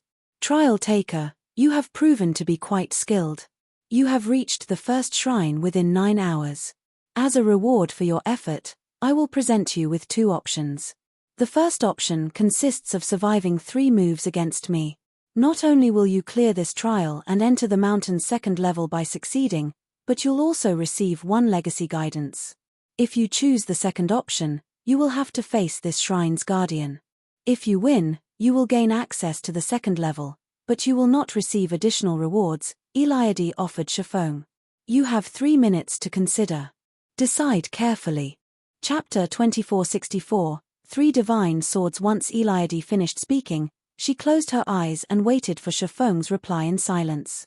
She showed no intention of speaking further. Players actually have a chance to earn a legacy guidance in a gold gate. The goddess's explanation had stunned Feng.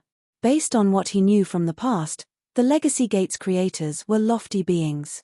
They'd only appear before players at the beginning of the legacy trial to explain the rules. Players shouldn't encounter them again after that. Feng had never expected that not only would Eliade appear before him near the Sacred Mountain's first shrine, but she'd also offer him 2 choices. Moreover, one of the 2 options would afford him the chance to obtain a legacy guidance. If the experts from his previous life found out about this, they'd try to kill him out of jealousy. Players didn't receive any guidance after reaching Tier 3 in God's domain.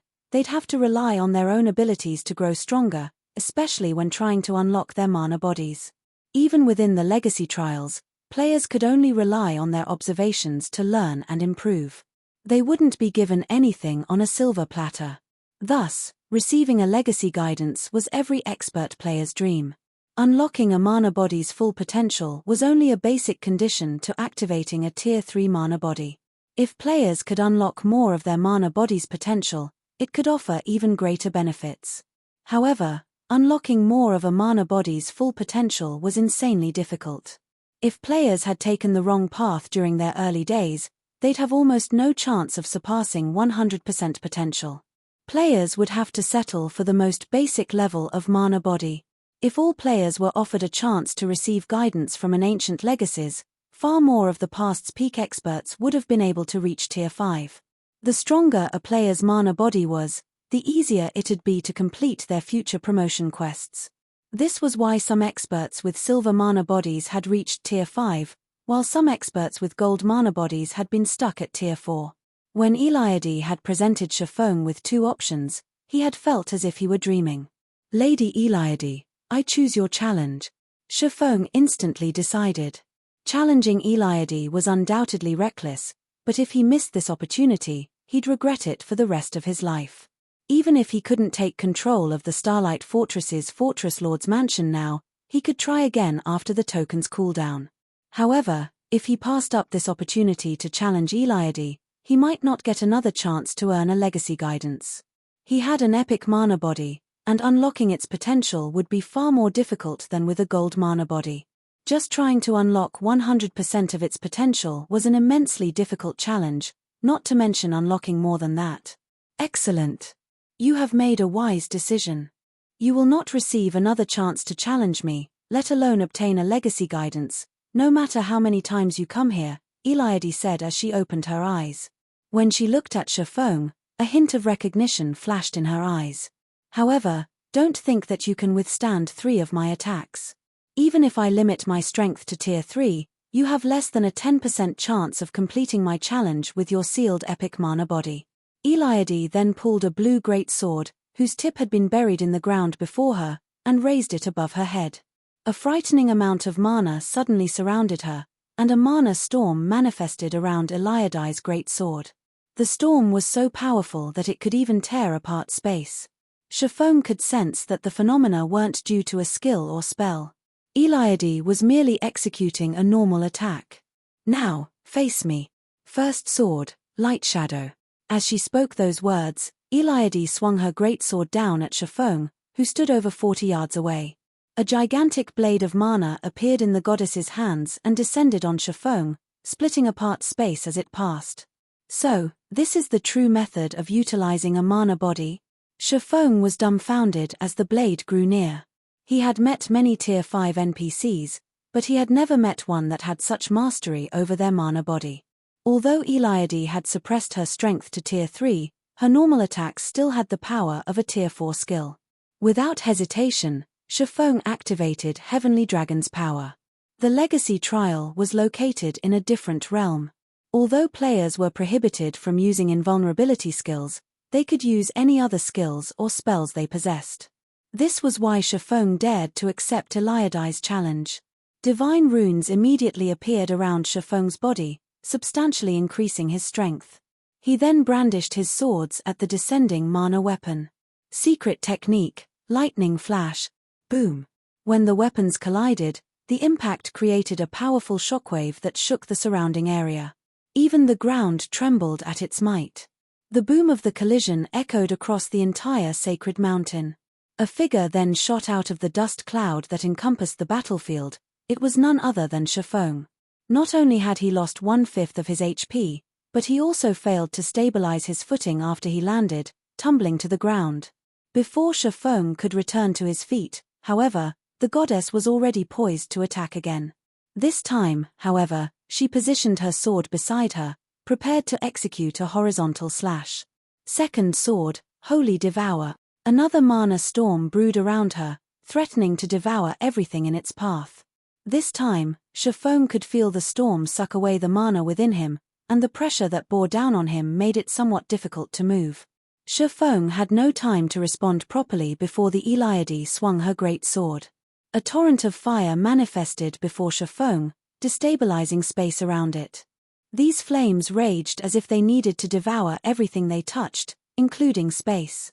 These flames were more than twice as powerful as the earlier mana sword. Are you kidding me? Feng's shock reached unprecedented levels as he watched the torrent of fire blast toward him.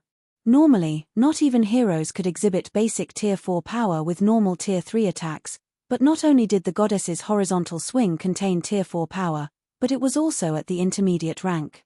No one would believe him if he retold this tale. Despite his surprise, however, Feng didn't hesitate. Realizing that he couldn't afford to hold back, Feng activated Blade Liberation and executed Lightning Flash once more. Boom! Space exploded the moment the two fighters' weapons met. Read latest chapters at Wuxia World. Like before, Eliadai's attack sent Feng flying, and this time, it left him with less than 50% of his HP. However, before Feng could stand up, he heard Eliadai's voice. Third sword, Holy Annihilation. Eliade showed no intention of slowing her assault. Leaping into the air, she rose above Feng and swung her greatsword downward. This time, the goddess's attack didn't include any mana fluctuations, but Feng discovered that he couldn't move. He felt as if he were surrounded by enemies, and he could only watch as Eliadai's great sword descended toward him. This attack was many times stronger than her second swing. Power of Destruction, activate.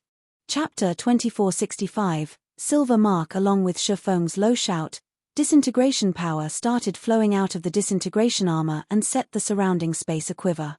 At the same time, a portion of the disintegration power entered Feng's body, instantly elevating him to the Tier 4 realm. Suddenly, the spatial restrictions and frightening pressure that originally bound Feng's body weakened considerably, allowing him to move again. However, despite these changes, he did not feel safe. On the contrary, his complexion turned even grimmer than before. Previously, when he was still at Tier 3, he had felt that Eliadai's current attack did not carry as much mana as her second attack. However, after reaching Tier 4, he realized just how wrong he was. Currently, the space within 50 yards of Eliade was actually filled with mana as dense as steel. In God's domain, mana's existence was akin to air. It would condense into a misty state only after reaching a sufficiently high density. However, the mana surrounding Eliade had surpassed the misty and liquid states. Normally, in God's domain, the more refined the mana was, the greater the energy it would contain. Take mana that was in a gaseous state and mana that had concentrated into magic crystals. The amounts of energy each contained were worlds apart. Seeing Eliadai's frightening attack descending toward him, Feng pushed his 5 senses to their very limits and executed his strongest skill, Void Slash, inwardly praying, "You must block it." In the next moment, 6 sword lights appeared from the void, then merged into one to meet Eliadai's great sword. Combined with the effects of all of Feng's berserk skills, This attack could be said to be the peak of Feng's current capabilities. In fact, he had even executed Void Slash at a 100% completion rate. The power of this attack could undoubtedly send mythic monsters of the same level flying. Most likely, even Tier 4 NPCs would be no exception. Boom! A deafening boom echoed throughout the surroundings after the attacks of both sides collided. The entire sacred mountain had even started trembling slightly. In the next moment, a figure flew out of the sacred mountain's first shrine and landed right at the foot of the sacred mountain, creating a crater that was over 3 meters deep. What a pity! I have waited a long time for a challenger with an epic mana body to show up. If only he had unlocked his mana body before coming here. Combined with the power of a Tier 4 existence, he might have been able to withstand my final move, Eliade said to herself, sighing when she saw Feng disappearing from the shrine. However, just as she was about to leave, she suddenly sensed something. Her figure then disappeared from the shrine and reappeared at the mountain's foot. To be precise, she appeared beside the crater of Feng's crash. He didn't die. Surprise flashed in Eliade's eyes for the first time when she saw Feng getting to his feet in the crater. Despite the swordsman receiving her attack, his HP had not decreased by even a single point. Only, visible spatial cracks surrounded him. However, these cracks were mending themselves, and eventually, a perfect barrier formed around him. How close! If I didn't have the Nightwalker's cape's void shield, that attack definitely would have killed me. Feng breathed out a sigh of relief as he looked at the barrier protecting him. He had still underestimated Eliade's final attack.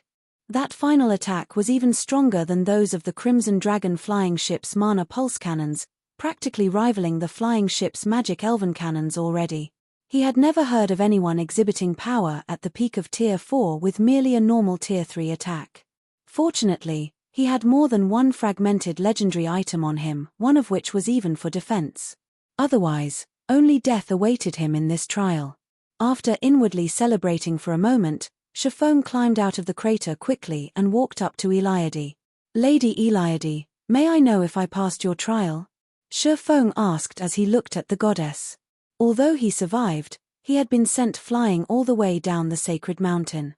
Since his agreement with Eliade was for him to receive 3 of her moves, he wasn't sure if getting sent flying out of the shrine was already grounds for disqualification. Eliade had not stated the conditions for qualifications clearly. You passed, Eliade said, nodding. Moreover, your performance was excellent. You actually managed to receive 3 of my moves without having unlocked your Tier 3 mana body. Of all the challengers I have come across throughout the years, you are the first to accomplish such a feat. As a reward, I will grant you not only a legacy guidance but also the Starlight Fortress's silver mark.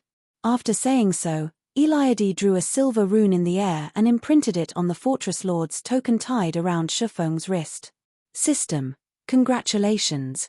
You have obtained the silver mark and become the Starlight Fortress's silver lord. You may freely enter the Fortress Lord's mansion and make use of the Starlight Fortress's advanced functions. System. You have completed the challenge of the Legacy Gates creator. Rewarding level +1 and 1 legacy guidance from Eliade. Upon receiving the series of system notifications, Feng fell into a daze. He never thought that the rewards for this challenge would be so generous. Just the opportunity to receive a legacy guidance was already as valuable as a fragmented legendary item. In fact, if the peak experts of his previous life had known about this, they might have even willingly exchanged a fragmented legendary item just to receive a legacy guidance. After all, in God's domain, one's own strength had the utmost priority. External items such as weapons and equipment only served to bolster a person's existing strength. Moreover, so long as one was sufficiently strong, obtaining fragmented legendary items was not that difficult a task. Take the independent experts of adventurer teams, for example. Despite these experts not having any major corporations or superpowers backing them, some of them had still reached the apex of God's domain. Meanwhile, these people had accomplished this feat by relying entirely on their own strength. However, aside from receiving a legacy guidance, he had actually received the Starlight Fortress's silver mark as well. If the various superpowers in his previous life were to find out about this, they would definitely want to eat him alive. In the past, in order to increase their authority in the ancient fortresses they controlled, the various superpowers had invested countless manpower and resources into nurturing their peak experts. However, extremely few superpowers had managed to obtain an ancient fortress's silver mark, especially for ancient fortresses that housed a gold gate. This was because the silver mark was no longer something just a handful of peak experts could attain. Obtaining a silver mark from a legacy gate required 10 experts to clear the Sacred Mountain's second shrine and 3 experts to reach the Sacred Mountain's peak within one challenge attempt. Moreover, the difficulty of a Sacred Mountain's second level was far greater than that of the first level. The Sacred Mountain's first level served as a foundational level for the legacy trial. It functioned more as an educational tool than a challenge. However, it was a different story once players reached the Sacred Mountain's second level. The second level and beyond would differentiate the strong from the weak. They were not meant to teach players anything, and all that players could do on these levels was figure out a way to survive. Read latest chapters at Wuxia World. In the case of the second level of a Bronze Gate Sacred Mountain, Tier 3 players would face Tier 3 heroic spirits that possessed extremely high combat standards. The weakest among them could rival half-step refinement realm experts. Even worse, players had to go up against multiple heroic spirits simultaneously. As for the third level, rumor had it that the opponents were bona fide Tier 3 heroes. Of course, players were no longer required to survive for as long as 30 minutes on the second level and beyond. Nevertheless, they still needed to last 10 minutes. If even the Bronze Gates trial was already so arduous, Feng did not even dare imagine what kind of opponents awaited him on the second level of the Gold Gates trial. Alright, you have a choice to make. Do you wish to receive guidance on how to unlock your epic mana body, or do you wish to receive guidance on mana techniques? Eliade asked as she looked at Feng's stunned expression. Chapter 2466, Heavenly Blue Successor. There's also the option to learn mana techniques. Feng could not help but hesitate when he heard the options Eliade gave him.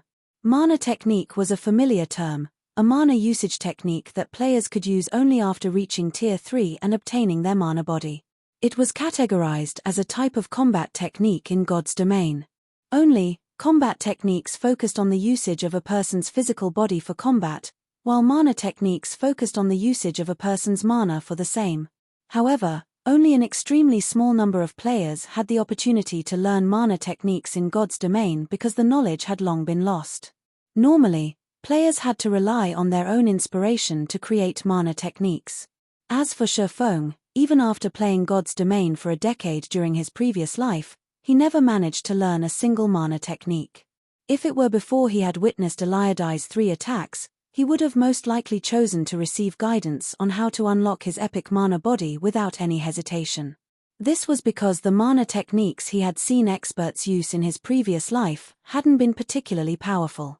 Those mana techniques only bolstered the strength of existing skills and spells slightly, not even as useful as combat techniques.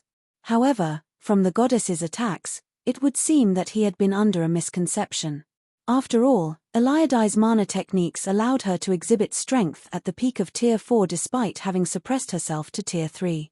The strength of her mana techniques was many times superior to bronze combat techniques. Of course, part of the reason why she could exhibit such strength with her mana technique was her high comprehension of the technique. Even so, this had still allowed Feng to get a general idea of the power of mana techniques. If he could master Eliade's third sword, Holy Annihilation, then he really would be able to move unhindered through the entire God's domain. Normally, players had to rely on legendary items to transcend tiers. Moreover, the higher one's tier was, the more difficult it would be to transcend tiers. Just the gap between Tier 3 and Tier 4 was already massive. Even with a legendary item, the best a Tier 3 player could do when fighting a Tier 4 player of equal combat standards would be a draw. It would take more than just a legendary item to win against a bona fide Tier 4 player.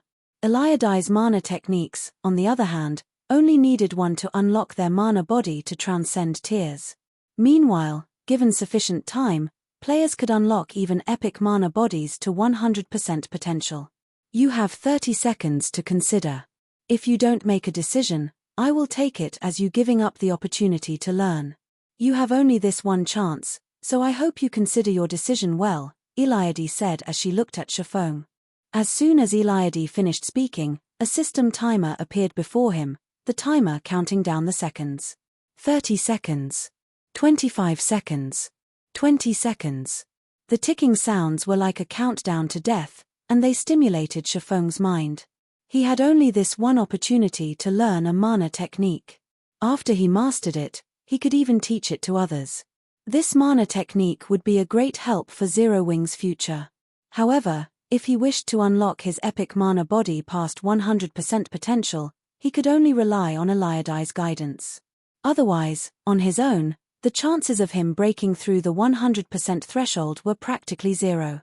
You have 10 more seconds to consider, Eliade reminded when she saw Feng still in deep thought.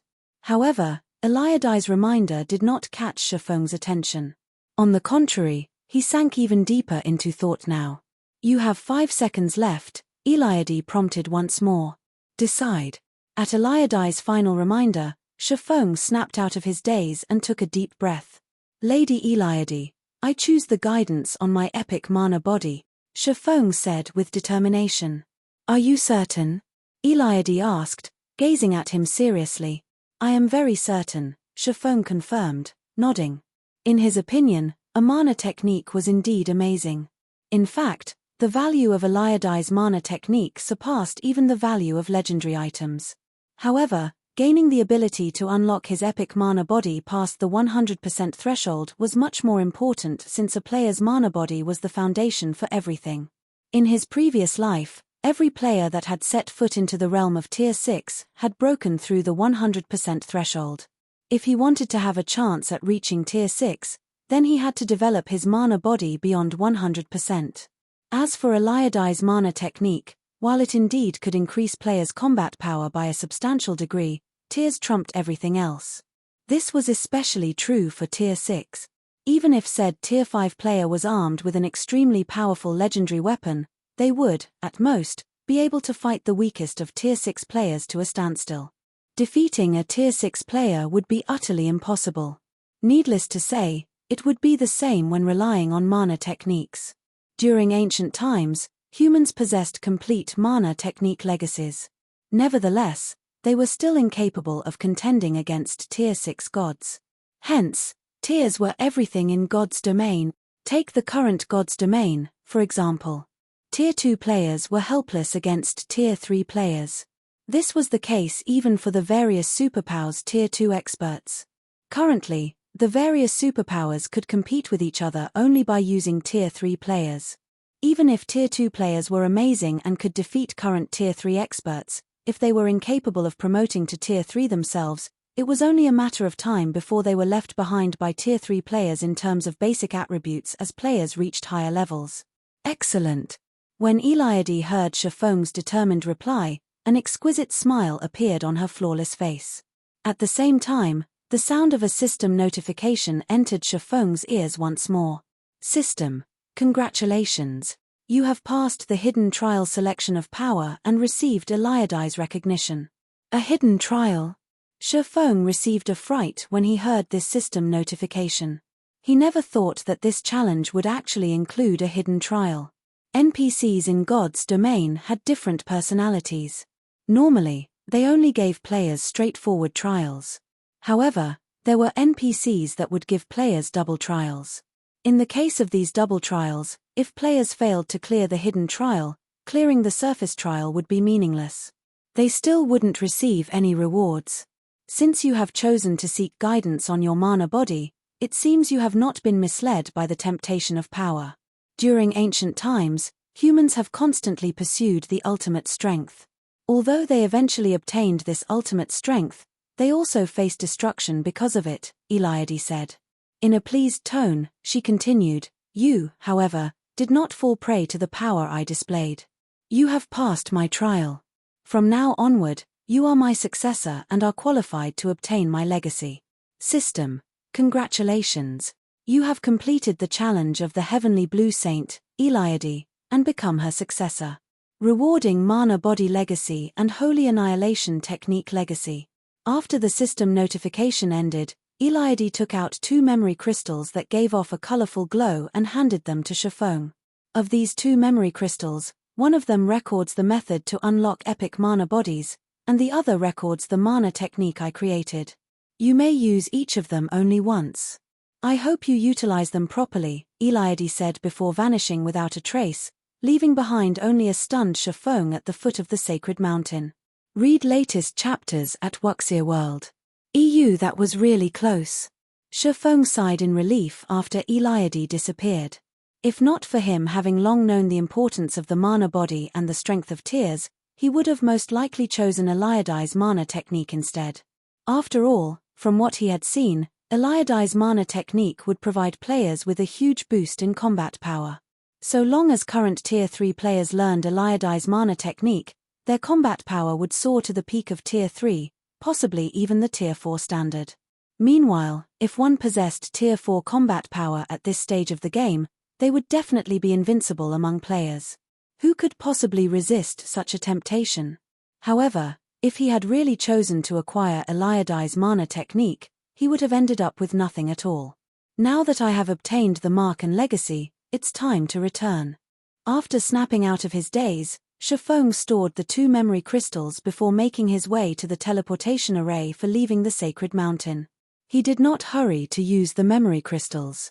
After all, they were one-off items.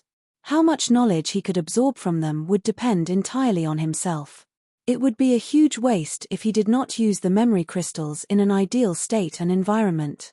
Chapter 2467, Legacy Room. Star Valley, Starlight Fortress. A spatial tear appeared before the entrance of the Fortress Lord's mansion as Feng teleported out of the Legacy Gate. Currently, several figures were resting before the entrance, every one of which looked exhausted, as if they had just fought a battle that lasted several days and nights.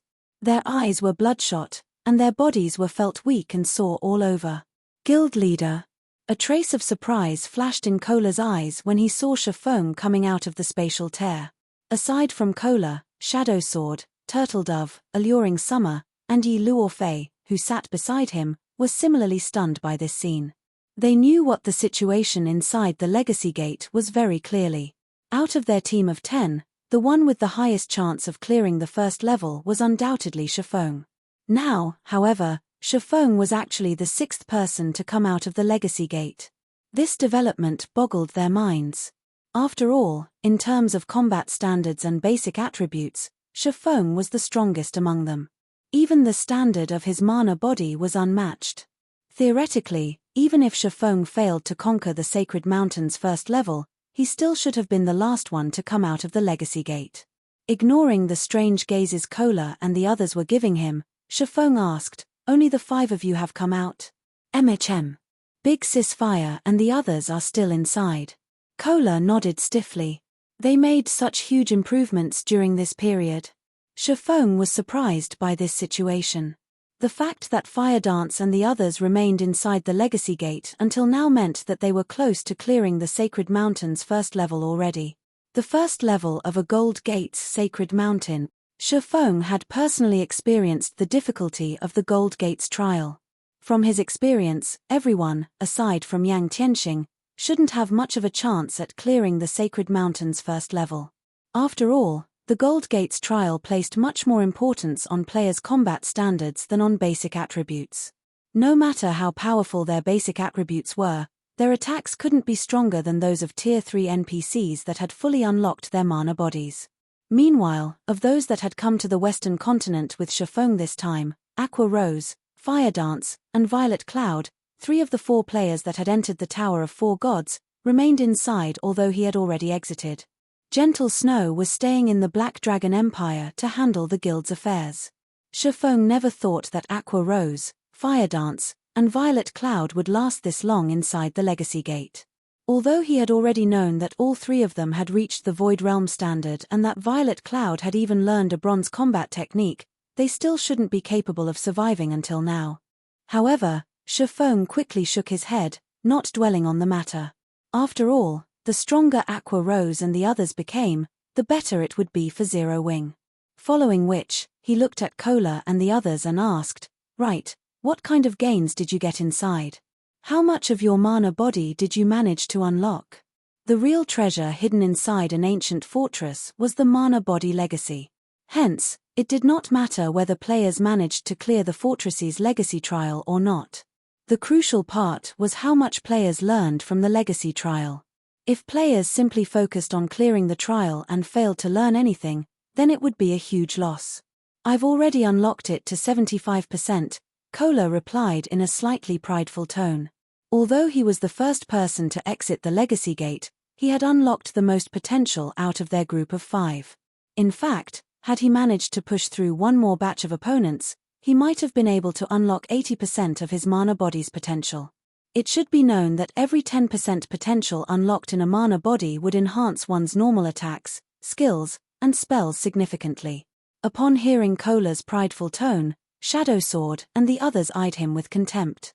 Cola had unlocked merely 5% to 10% more potential than they had.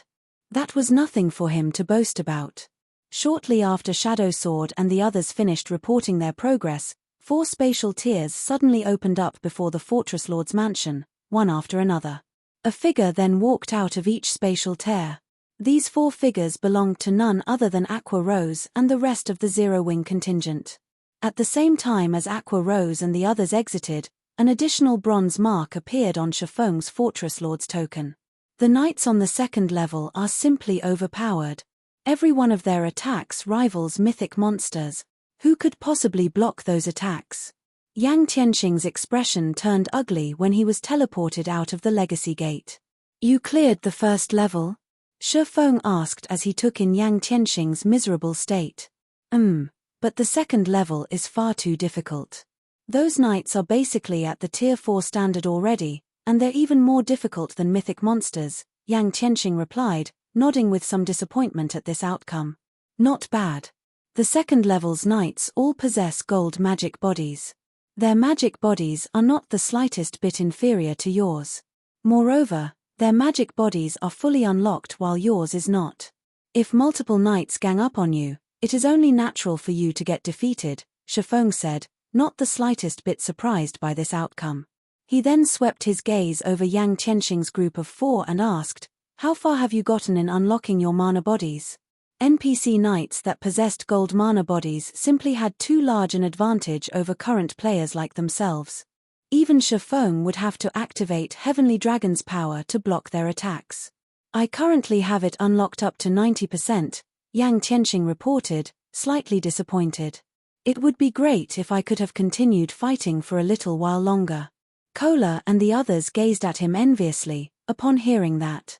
They never thought that the second level's NPC knights actually possessed gold mana bodies.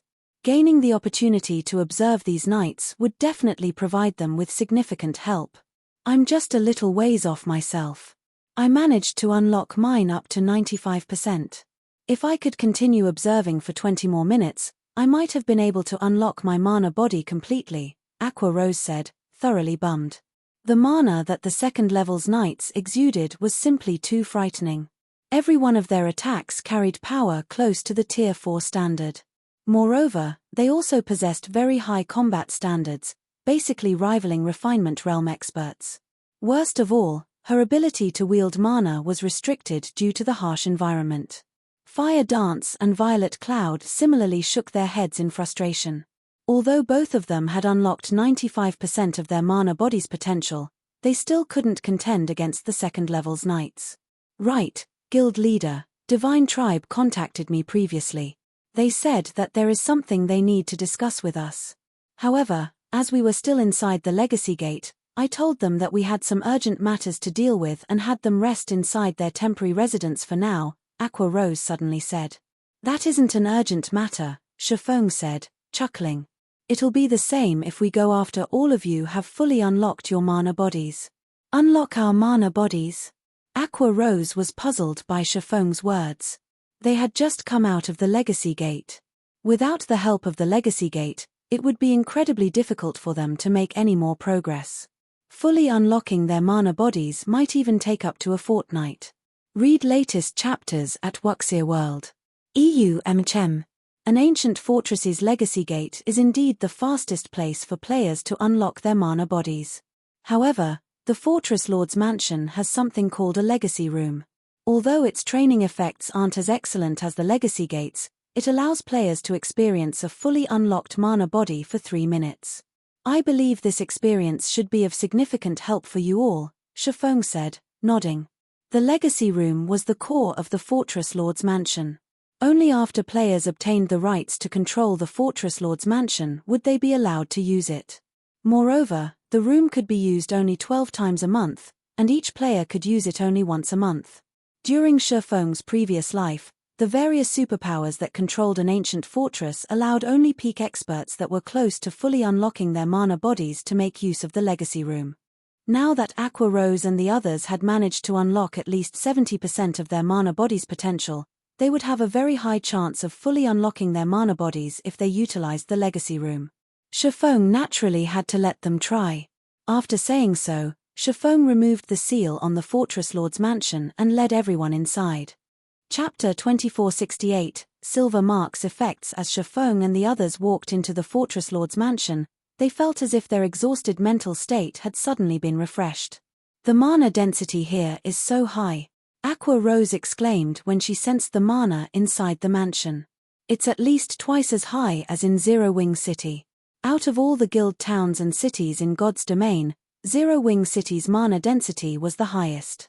This was also why Zero Wing City remained extremely popular with players even though it was located within Starmoon Kingdom's borders and in a map that was much lower level than mainstream players. Currently, the city's daily player traffic still exceeded 6 million. In Starmoon Kingdom, Zero Wing City's player traffic ranked third, inferior only to Starmoon City and White River City. However, despite the sparse mana in Star Valley, the inside of the Starlight Fortress's Fortress Lord's mansion had a mana density at least twice as high as Zero Wing City's. Of all the places Aqua Rose could think of, only the ambient mana in the holy city of Titan was comparable to this mansion's in terms of density. With such an excellent environment, even training bronze combat techniques won't be a problem, Yang Tianxing commented, his eyes similarly glowing with excitement when he sensed the mana around him. Practicing combat techniques placed a huge burden on players' concentration. If the environment did not possess sufficiently dense mana, their concentration regeneration rate wouldn't be able to keep up with their consumption rate. Players would have to rest for a long time after practicing their combat techniques a few times. That sort of training would be inefficient. Meanwhile, bronze combat techniques were particularly exhausting to practice. Each use of a bronze combat technique consumed several times more concentration than an advanced combat technique. Moreover, if players hadn't mastered the bronze combat technique, using it would place an even greater burden on their stamina and concentration. Hence, the various superpowers had very few peak experts that had successfully learned a bronze combat technique even now. This was also the case for Zero Wing. This place isn't just useful for practicing bronze combat techniques. Looking at the excitement on everyone's faces, Feng pointed at a nearby locked room and explained, there are also mana training rooms here. In there, players can practice not only combat techniques but also mana control. The efficiency of training inside one of these rooms is several times higher than training in the outside world. It is no exaggeration to say that these rooms are one of the best places for training. As a fortress that had existed since ancient times, the Starlight Fortress was not as simple as it appeared to be. The standard of magical technology that the fortress possessed was something that current kingdoms and empires could only admire. This was also why the various superpowers during Feng's previous life had contested over ancient fortresses desperately. Unfortunately, the Starlight Fortress was only a small fortress. Its Fortress Lord's mansion also wasn't very large, with only 5 floors in total, 3 above ground and 2 underground. Meanwhile, every one of these floors was enhanced by all sorts of magic arrays that increased the density of the ambient mana, as well as accelerated the concentration recovery rate of players. Players could also accumulate the double EXP buff while within the Fortress Lord's mansion, so they wouldn't have to worry about falling behind in terms of levels, even if they spent a long time training within the mansion. As for the mana training rooms, the mansion had only 32. A medium fortress's Fortress Lord's mansion would have double the number, whereas a large fortress would have 150. The training capability of a large fortress was several times greater than that of a small fortress. With the Starlight Fortress, Zero Wing would be able to nurture only a small number of the guild's experts. However, this was the best Feng could do right now. After all, the difficulty of capturing medium and large fortresses was many times higher. Generally, large fortresses had superior mythics guarding them, while medium fortresses also had a small chance that a superior mythic would appear as its final guardian boss. Medium fortresses would also have over a dozen other mythic monsters inside. A medium fortress simply wasn't something a few players and a Tier 4 hero could capture at this stage of the game. In fact, during Feng's previous life, the various superpowers had managed to capture Star Valley's medium and large fortresses only after Tier 4 players had come into existence. After Feng gave everyone a simple introduction, he brought them to the mansion's second basement floor. The second basement floor was not very large and had only 2 rooms. One of these rooms was the core room responsible for controlling the fortress's magic array, while the other room was sealed shut by a large door made out of magic crystals. The room with the magic crystal door happened to be the most precious location in the entire Fortress Lord's mansion. The Legacy Room. This place was second only to the Legacy Gate in terms of helping players unlock their mana bodies. In the past, it had also been the most important location for the various superpowers for nurturing guild experts. In God's domain, the mana body might be considered merely a tool to support players, since it was only a matter of time before players fully unlocked their mana bodies after reaching Tier 3. However, the speed at which players unlocked their mana bodies would give rise to a marked disparity. This was because players' control over their mana bodies and combat styles would undergo significant changes after they unlocked their mana bodies. Meanwhile, they would need time to adapt to these changes. In addition, if players wished to improve their mana bodies further, in other words, break through the 100% threshold, they would first need to unlock their mana body's full potential. Only after doing so could they start attempting to break through the 100% threshold. The player's success would depend on whether they had taken the correct path or not.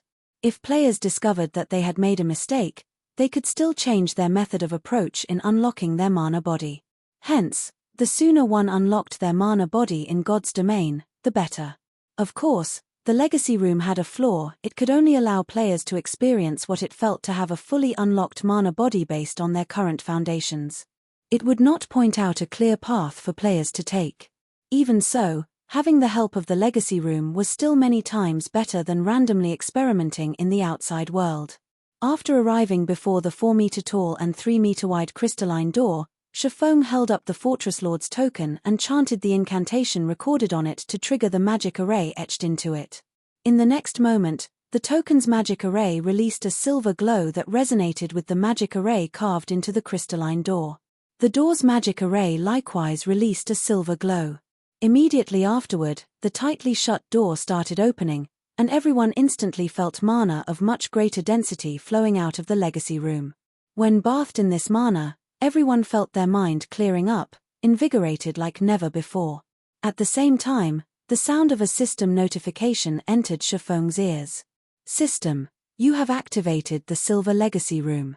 This room can be used only 12 times a month, and only one player may enter each time. Players will be able to experience what their current mana body feels like at 100% potential for 5 minutes. Once the session ends, players will not be allowed re-entry into the Legacy Room for 1 natural month. The silver mark also provides such a benefit. Feng gazed at the token in his hand in astonishment.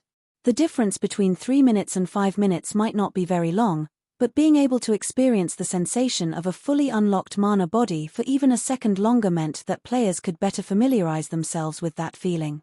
Meanwhile, the silver mark had nearly doubled the duration that players could carry inside the Legacy Room. At this moment, Feng more or less understood why the various superpowers had desperately invested into a select few peak experts and continuously had them challenge the Legacy Gate of the fortresses they controlled. They hadn't done so just to unlock more of their fortresses' functions but to better develop their guild experts. After all, guild experts were the capital of guilds. Everything else was secondary. "Alright, which one of you will enter first?" Feng asked as he turned around to look at Aqua Rose and the others.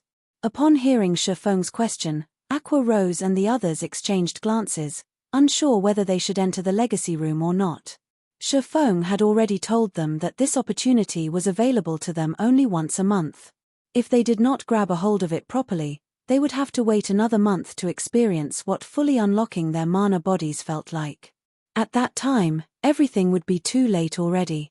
"I'll go first, then," Fire Dance said after giving the matter some thought. "All right. Just walk straight into the room. Once you're inside, focus all your attention on your mana body and try your best to adapt to the sensations you feel," Feng advised as he pointed into the legacy room, which was the size of half a basketball court. The situation inside the legacy room was the complete opposite of the situation inside the legacy gate. Instead of a sparse mana environment, the legacy room's environment abounded with mana. While standing inside such a room, players would find it practically impossible to perceive the flow of mana inside their own bodies clearly. They could only rely on their intuition to progress. "I understand." Fire Dance nodded before walking into the room. Meanwhile, after Fire Dance entered the legacy room, the crystalline door sealed itself once more. Everyone's heartbeat started accelerating at the sight. Read latest chapters at Wuxia World. No need to be anxious. Even if you fail to fully unlock your mana body this time, you can still continue trying in the outside world. It is only a matter of time before you unlock your mana body. Just treat this as an opportunity to experience it ahead of time, Feng said, smiling when he saw how nervous everyone was. The opportunity the legacy room provided was indeed very important. However, even if one failed to fully unlock their mana body after entering the legacy room, it did not mean that they wouldn't be able to unlock their mana body in the future. They merely had to pay a higher price to do so. At this moment, Aqua Rose suddenly received a message. After reading it, she turned to Feng and said, "Guild leader, McCaffrey sent me another message. He says something big has happened, and he needs you to pay him a visit now. Is it so urgent?" Feng was a little confused as to why McCaffrey kept trying to contact him. "All right, it's best if I go first. The legacy room is already activated. Enter it one by one." After leaving these instructions, Feng immediately exited the Fortress Lord's mansion and made his way toward Divine Tribe's temporary residence in the Starlight Fortress. Chapter 2469, Storm Brewing Starlight Fortress, Divine Tribe's temporary residence. After undergoing the Silver Lion Legion's cleansing, the fortress that was originally ruled by monsters was now devoid of monsters. Instead, players now crowded it. Moreover, these players were all very high level and very well equipped. They were undoubtedly Divine Tribe's experts. At this moment, these expert players were agog as they walked through the streets of the Starlight Fortress, which had already become the focus of many powers and players. As a fortress located in Star Valley, a level 100+ forbidden land, the Starlight Fortress's functions were simply immense. Not only could it allow players to save up on plenty of travel time, but it could also serve as a player's haven for rest and recovery. At the same time, it would become a trade hub in Star Valley. After all, Star Valley was massive. Moreover, players had nowhere to rest in the surrounding maps. Besides, Star Valley was rich in resources, a place where players could obtain leveling resources. Hence, as the only trade hub available in Star Valley, the resources the Starlight Fortress could acquire in the future would be immeasurable. As a fortress that had existed since ancient times, the Starlight Fortress's ambient mana was incredibly dense. None of the present fortresses found in the outside world had anything similar. On the western continent, which suffered from a dearth of mana, the Starlight Fortress was a rare training ground. Feng could sympathize with the excitement Divine Tribes members felt. After players captured an ancient fortress, not only could they concentrate a large amount of mana inside the fortress, but this mana would also be very gentle. Even players with subpar control over mana would have their control artificially improved by a significant margin while inside the fortress. Although this improvement was only temporary, if players could immerse themselves in such an environment long-term, they could use this experience to achieve a permanent improvement. To the Western Continent's players, who prioritized control over mana before control over their physical bodies, the Starlight Fortress was an absolute gem of a training ground. Guild leader Black Flame, the vice commander and the others are all waiting inside the reception room. "Please, follow me." Shortly after Feng arrived before the entrance of Divine Tribe's residence, a middle-aged man, who was a level 106 Guardian Knight, approached him. This middle-aged man gave off a very kind and humble feeling. However, the aura he radiated was not the slightest bit weaker than that of Grand Lords of the same level. In terms of strength, he was most likely stronger than even the Silver Lion Legion's Crimson Witch. "I'll have to trouble you, then," Feng replied. Inwardly, he sighed ruefully as he considered this humble, middle-aged man. In the current Zero Wing, Yang Tianxing and Feng himself were the only ones that had reached the domain realm. However, just one day after he captured the Starlight Fortress, Divine Tribe revealed another domain realm expert to him. Feng could not help but admit that superpowers were indeed amazing. It would most likely be a long time before Zero Wing could catch up to them. After hearing Feng's reply, the middle-aged man led Feng into Divine Tribe's residence. Upon entering the residence's guild hall, Feng received something of a fright. At this moment, the residence's guild hall had been fully renovated. Not only did the interior of the building look splendid, but the floors of the building were even tiled using mana ore. Not even the guild hall in Zero Wing's main headquarters could compete with this guild hall in terms of extravagance. Mana ore was a rare type of ore. Although it was not as valuable as magic crystals, it contained a significant amount of mana. Items made with mana ore would exude a small amount of mana and increase the density of the mana in their vicinity by a certain degree. However, as the cost generally wasn't worth the potential returns, very few superpowers would be willing to use mana ore as flooring. Meanwhile, this was only a temporary residence for Divine Tribe, yet the guild had actually used mana ore as flooring. This was already beyond extravagance and entered the realm of reckless waste. However, from this, one could also see how much importance Divine Tribe placed on this temporary residence. After all, if the temporary residence changed owners, the mana ore used here could not be taken away. If Zero Wing suddenly decided to change partners, Divine Tribe's actions would be akin to gifting its mana ore to another power. However, despite knowing this, Divine Tribe had still done so. A short moment later, under the middle-aged man's lead, Feng arrived at the top-floor reception room. Currently, 3 people were seated inside the reception room, McCaffrey and Crimson Witch, whom Feng was familiar with, and a beautiful female berserker with blonde hair and crimson eyes. This female berserker wore silvery grey light armor and carried a runic greatsword that radiated mana. Although this female berserker was only sitting quietly inside the room, it was as if she had stolen all the color from her surroundings. Aside from herself, everything else inside the room looked monotone in color. The Magic Eye Goddess. Why is she here? Feng was stunned when he saw this female berserker. This was because he was even more familiar with this woman than with McCaffrey and Crimson Witch. She was one of the few Tier 6 God-ranked experts in his previous life, the wielder of Eternal Sin, a legendary weapon. In the past, she had ranked high even among Tier 6 experts. She had also managed to develop the guild she established herself into a super first-rate guild, becoming a legend in God's domain.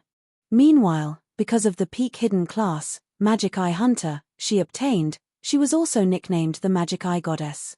Currently, however, this Magic Eye Goddess was wearing Divine Tribe's guild emblem. This situation was completely different from what Feng knew. Guild leader Black Flame, are you two perhaps acquainted with each other? McCaffrey asked curiously when he noticed the change in Feng's expression. After calming himself, Feng shook his head and explained, "No, we're not acquainted. She just looks very similar to someone I know." At Feng's reply, McCaffrey no longer paid much attention to the matter, saying, "In that case, let me introduce you. This person here is Phythalia, the commander of Divine Tribe's Divine Hymn Legion. She will also be in charge of the Divine Tribe forces that will be garrisoned in the Starlight Fortress from now on. Greetings. I am Zero Wing's guild leader, Black Flame." Feng introduced himself as he looked at Phythalia. "Greetings as well, guild leader Black Flame. I had heard plenty about you from Crimson even before I came here. However, after seeing you in person, it seems you're even stronger than what I heard. You are actually unaffected within my illusory domain. It seems you have already unlocked your mana body to a considerable extent," Phythalia said, a flash of surprise appearing in her eyes as she looked at Feng. After obtaining her Magic Eye Hunter hidden class, she had gained a naturally occurring domain that grew stronger the higher her tier became.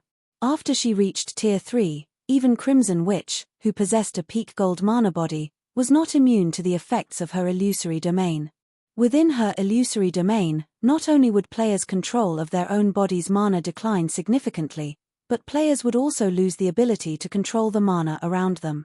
At this point, only experts that had unlocked their mana bodies by a certain extent were capable of resisting the effects of her illusory domain. "You have started unlocking your mana body already?" Crimson Witch blurted out when she heard Phythalia's words. She had been researching how she could unlock her mana body's potential all this time. However, even now, she still hadn't found any concrete information.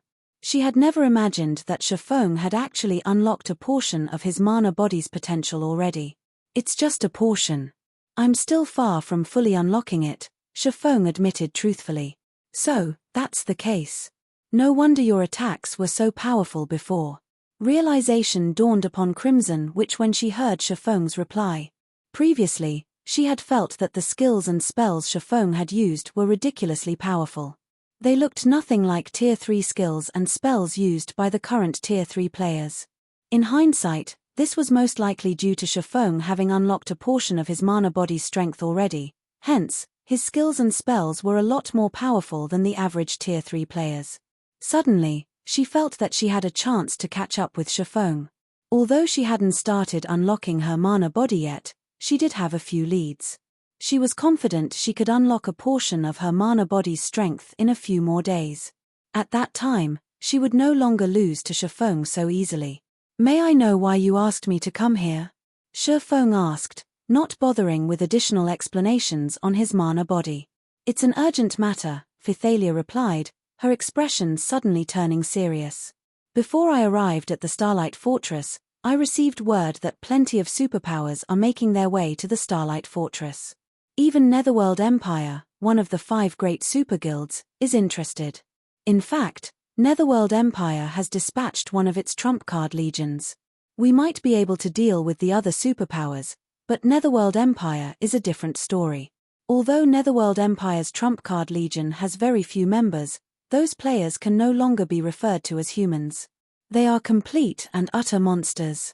Setting aside the high likelihood that they are coming to contest for the fortress's ruling rights, if they decide to make a fuss inside the fortress, no one will be able to control them. Even if we continue holding on to the fortress's ruling rights, we will only be rulers in name. Normal operations would be impossible. Hence, I asked you to visit in hopes you can sell a portion of the fortress's shares." Guild leader Black Flame. "Divine Tribe will help Zero Wing as a middleman in this matter. If we include the Crimson Dragon flying ship you have in the Starlight Fortress's defenses, I believe Netherworld Empire will not go too far." In regard to Phythalia's suggestion, neither McCaffrey nor Crimson Witch found anything wrong with it. Read latest chapters at Wuxia World. EU. On the Western continent, there was nobody that did not know how frightening Netherworld Empire was. It could be said to be a gathering of lunatics. This great super guild never operated according to social norms or logic. In fact, it had already annihilated one superpower in God's domain. If Zero Wing and Divine Tribe were to clash with Netherworld Empire, even if they managed to protect the fortress itself still wouldn't be able to establish itself on the Western continent. Their only way out now was to split a portion of the fortress's profits. After all, the Starlight Fortress involved too many things. Zero Wing and Divine Tribe couldn't stop all of the Western continent's superpowers. However, it would be a different story if they had Netherworld Empire's assistance. "I understand Divine Tribe's predicament," Feng said, nodding. Smiling, he continued, "As for the Starlight Fortress's matters, leave them to Zero Wing. If Netherworld Empire wishes to cause a ruckus, it is free to try. If it is capable of doing so, I wouldn't mind gifting the fortress to it. If there are no other matters, I'll take my leave first." After saying so, Feng turned around and left the reception room, his actions stunning Phythalia, McCaffrey, and Crimson Witch. For a time, silence fell over the entire reception room. Chapter 2470, fortress unlocked. Quite some time had passed after Feng left the reception room before Thalia and the others managed to snap out of their daze. Has guild leader Black Flame always been such an impulsive person? Thalia could not help but ask as she turned to look at McCaffrey and Crimson Witch. Her mind couldn't keep up with Feng's pace at all. When fighting over interests, superpowers rarely started with a declaration of war. They would generally choose to settle things with discussions. Only if negotiations broke down would they take action. After all, a war between two superpowers was no trivial matter. Regardless of the outcome, both sides would end up suffering significant and even irreparable losses. Meanwhile, she had merely proposed to negotiate with Netherworld Empire and asked Feng to prepare to make some minor concessions, yet Feng had flat out rejected her proposal and decided to clash with the Great Super Guild to the very end. This simply wasn't a decision a guild leader would make. Only a fool would do so. Of course, she also found Feng's decision understandable. Zero Wing had gone to great lengths to capture the Starlight Fortress. However, just as it was about to start harvesting its profits, a bunch of people suddenly appeared to claim a share of these profits. Any normal person would get enraged by this matter. However, such a situation frequently occurred in both the real world and the virtual world. In a situation where one was weaker than the other party, opting for a frontal clash was an extremely unwise decision. This was especially true now that more than a dozen superpowers were targeting the Starlight Fortress. So long as one of these superpowers took the lead, they would attack the Starlight Fortress without hesitation. At that time, even if these superpowers failed to capture the Starlight Fortress, they would still cripple its operation. Unlike other fortresses, the Starlight Fortress did not have any NPC soldiers to assist in its management. Players had to rely entirely on themselves. Moreover, the ruling power would have only partial authority over the fortress and was incapable of prohibiting entry to certain players by manipulating the fortress magic array.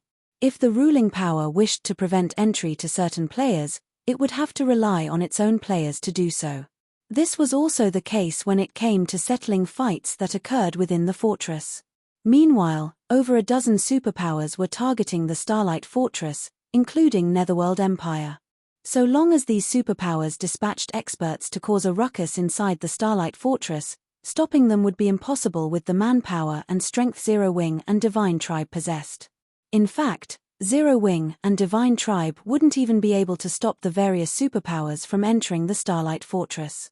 If this situation persisted, who would dare visit the Starlight Fortress? Guild leader Black Flame is indeed a very straightforward person. However, even I did not expect him to be so resolute in his stance that he won't even negotiate, McCaffrey said. Likewise, Feng's decisive response exceeded his expectations. Commander Thalia, what should we do next? There is no room for discussions on Zero Wing's side. Are we really going to clash with the various superpowers? Crimson Witch asked worriedly. After partnering with Zero Wing, Divine Tribe had invested a huge amount of resources into developing its temporary residence in the Starlight Fortress. Divine Tribe had even drafted a series of plans around the Starlight Fortress and invested a large portion of the guild's resources into these plans. If the Starlight Fortress really became a no-man's land, then Divine Tribe's investments would come to naught. I am familiar with Hell Rush, the commander of Netherworld Empire's Trump Card Legion. Since he is personally leading the Legion over, I will try to negotiate with him, Thalia said, chuckling when she saw the worried expression on Crimson Witch's face. Moreover, we still haven't reached that point yet. Once the various superpowers and Netherworld Empire's members arrive, Guild leader Black Flame might realize how unwise his decision is. At that time, we might be able to turn things around. She had seen plenty of people like Feng before. After all experts were very arrogant. Not to mention, Zero Wing had managed to capture the Starlight Fortress, something none of the Western continent's superpowers had managed. It was only natural for him to have confidence in his guild's strength and not be afraid to fight the various superpowers. However, once the various superpowers experts gathered and Feng personally experienced the strength of these superpowers, it wouldn't be strange if he changed his mind. After all, he had just arrived on the Western continent recently and did not understand just how powerful the superpowers here were. He also wasn't aware of just how formidable Netherworld Empire was. While Phythalia and the others were discussing how to deal with the various superpowers, Feng arrived at the main office on the Fortress Lord's mansion's third floor to assume control over the entire Starlight Fortress. Previously, although he had unlocked the magic array sealing the Fortress Lord's mansion and even allowed Fire Dance and the others to enter the mansion's legacy room, he still hadn't gained control over the Starlight Fortress. This was because an ancient fortress's Fortress Lord's token did not automatically confer the ruling rights to the fortress on its holder. Players still needed to go through a simple takeover procedure. When Feng opened the doors to the main office, he was greeted by the sight of an elderly man in butler attire standing inside the old and obsolete office. Although this elderly man was only a phantom and radiated no aura, he was a near-invincible existence while inside this Fortress Lord's mansion. At the same time, he was the true ruler of the entire Starlight Fortress. Wielder of the Fortress Lord's token, I am Arset, the Starlight Fortress's administrator. How may I be of service? Arset asked respectfully when he saw Feng enter. I wish to receive control over the Starlight Fortress, Feng said, declaring his intentions. Ancient fortresses were different from other fortresses. All authority over the fortress was vested in the administrator. Hence, ancient fortresses would always remain in a semi-controlled state. If players holding the Fortress Lord's token wished to gain any control over the ancient fortress they captured, they had to get it from the fortress's administrator. Meanwhile, an administrator would pass on their authority only if players possessed the Fortress Lord's mark obtained from the fortress's legacy gate. Otherwise, they would only be a fake Fortress Lord, who could be replaced at any given time. Before players gained authority from the fortress administrator, the entire fortress would acknowledge only the Fortress Lord's token and not its holder. Moreover, the Fortress Lord's token offered no protection to players. And worse, players had to keep the Fortress Lord's token at all times. If the token was brought out of the fortress for too long, it would be automatically teleported back to the fortress and appear in a random location inside. Only by obtaining a Fortress Lord's mark and, subsequently, authority from the fortress administrator would players be considered the partial ruler of an ancient fortress. Players could then store their Fortress Lord's token in the core room of the Fortress Lord's mansion, utilizing the mansion's defensive magic array to protect it. Unless someone else attacked the Fortress Lord's mansion and obtained the token from the core room, players would no longer have to worry about losing control over their fortress. Moreover, after obtaining the authority to rule an ancient fortress, players could also activate some of the fortress's functions. Among them, the most important would be the fortress prison. This was an incredible function that none of the newly constructed fortresses possessed. This function was incredible because it allowed the ruler of the fortress to imprison players. So long as players were captured, they would suffer a fate even worse than death. Unless players had fulfilled their sentence or someone outside destroyed the prison itself, imprisoned players couldn't come out of the fortress prison. It wouldn't matter even if the imprisoned players killed themselves, they would respawn right back in their cell. Getting imprisoned was a brutal penalty for players. After all, in God's domain, time was money, especially for frontline players. Being jailed and prevented from doing anything for several days would cause them to fall behind significantly. Meanwhile, the fortress prison of a small fortress, like the Starlight Fortress, could imprison players for a maximum of 8 days. 8 days. If an expert player suddenly lost 8 days' worth of time, they would most likely lose the will to continue living. This was why Feng dared to oppose the various superpowers. So what if the various superpowers possessed a lot of experts? If they dared make a ruckus in the fortress, he would capture and imprison them all. He was eager to see just how many Tier 3 experts the various superpowers had for him to imprison for 8 days. As for destroying the fortress prison and freeing the imprisoned players, the various superpowers would be dreaming if they thought they could accomplish this feat. The fortress prison possessed an incredibly powerful defensive magic array. Once it was activated, even Tier 5 existences shouldn't think of breaking into the fortress prison. In fact, breaking into the Fortress Lord's mansion would be even easier than breaking into the fortress prison. Very well. Arset summoned a fourfold magic array beneath Feng's feet. He then continued, after inspection, it seems you possess 1 bronze mark and 1 silver mark. You have automatically gained the Silver Fortress Authority. You may activate 1 Bronze Fortress privilege and 1 Silver Fortress privilege. Do you wish to choose which privileges to activate now? Yes, Feng said, nodding. Here is a list of all the bronze and silver privileges available. You may choose one from each category, Arset said, waving his hand. Immediately, a translucent screen appeared before Feng. In the next moment, 2 columns of choices appeared on the screen. The first column was a list of the available bronze privileges. There was a total of 3 options: Fortress Prison, Fortress Restaurant, and Fortress Hotel. The second column listed the available silver privileges. Similarly, there were 3 options available: Manification Tower, Object Creation Tower, and Summoning Tower.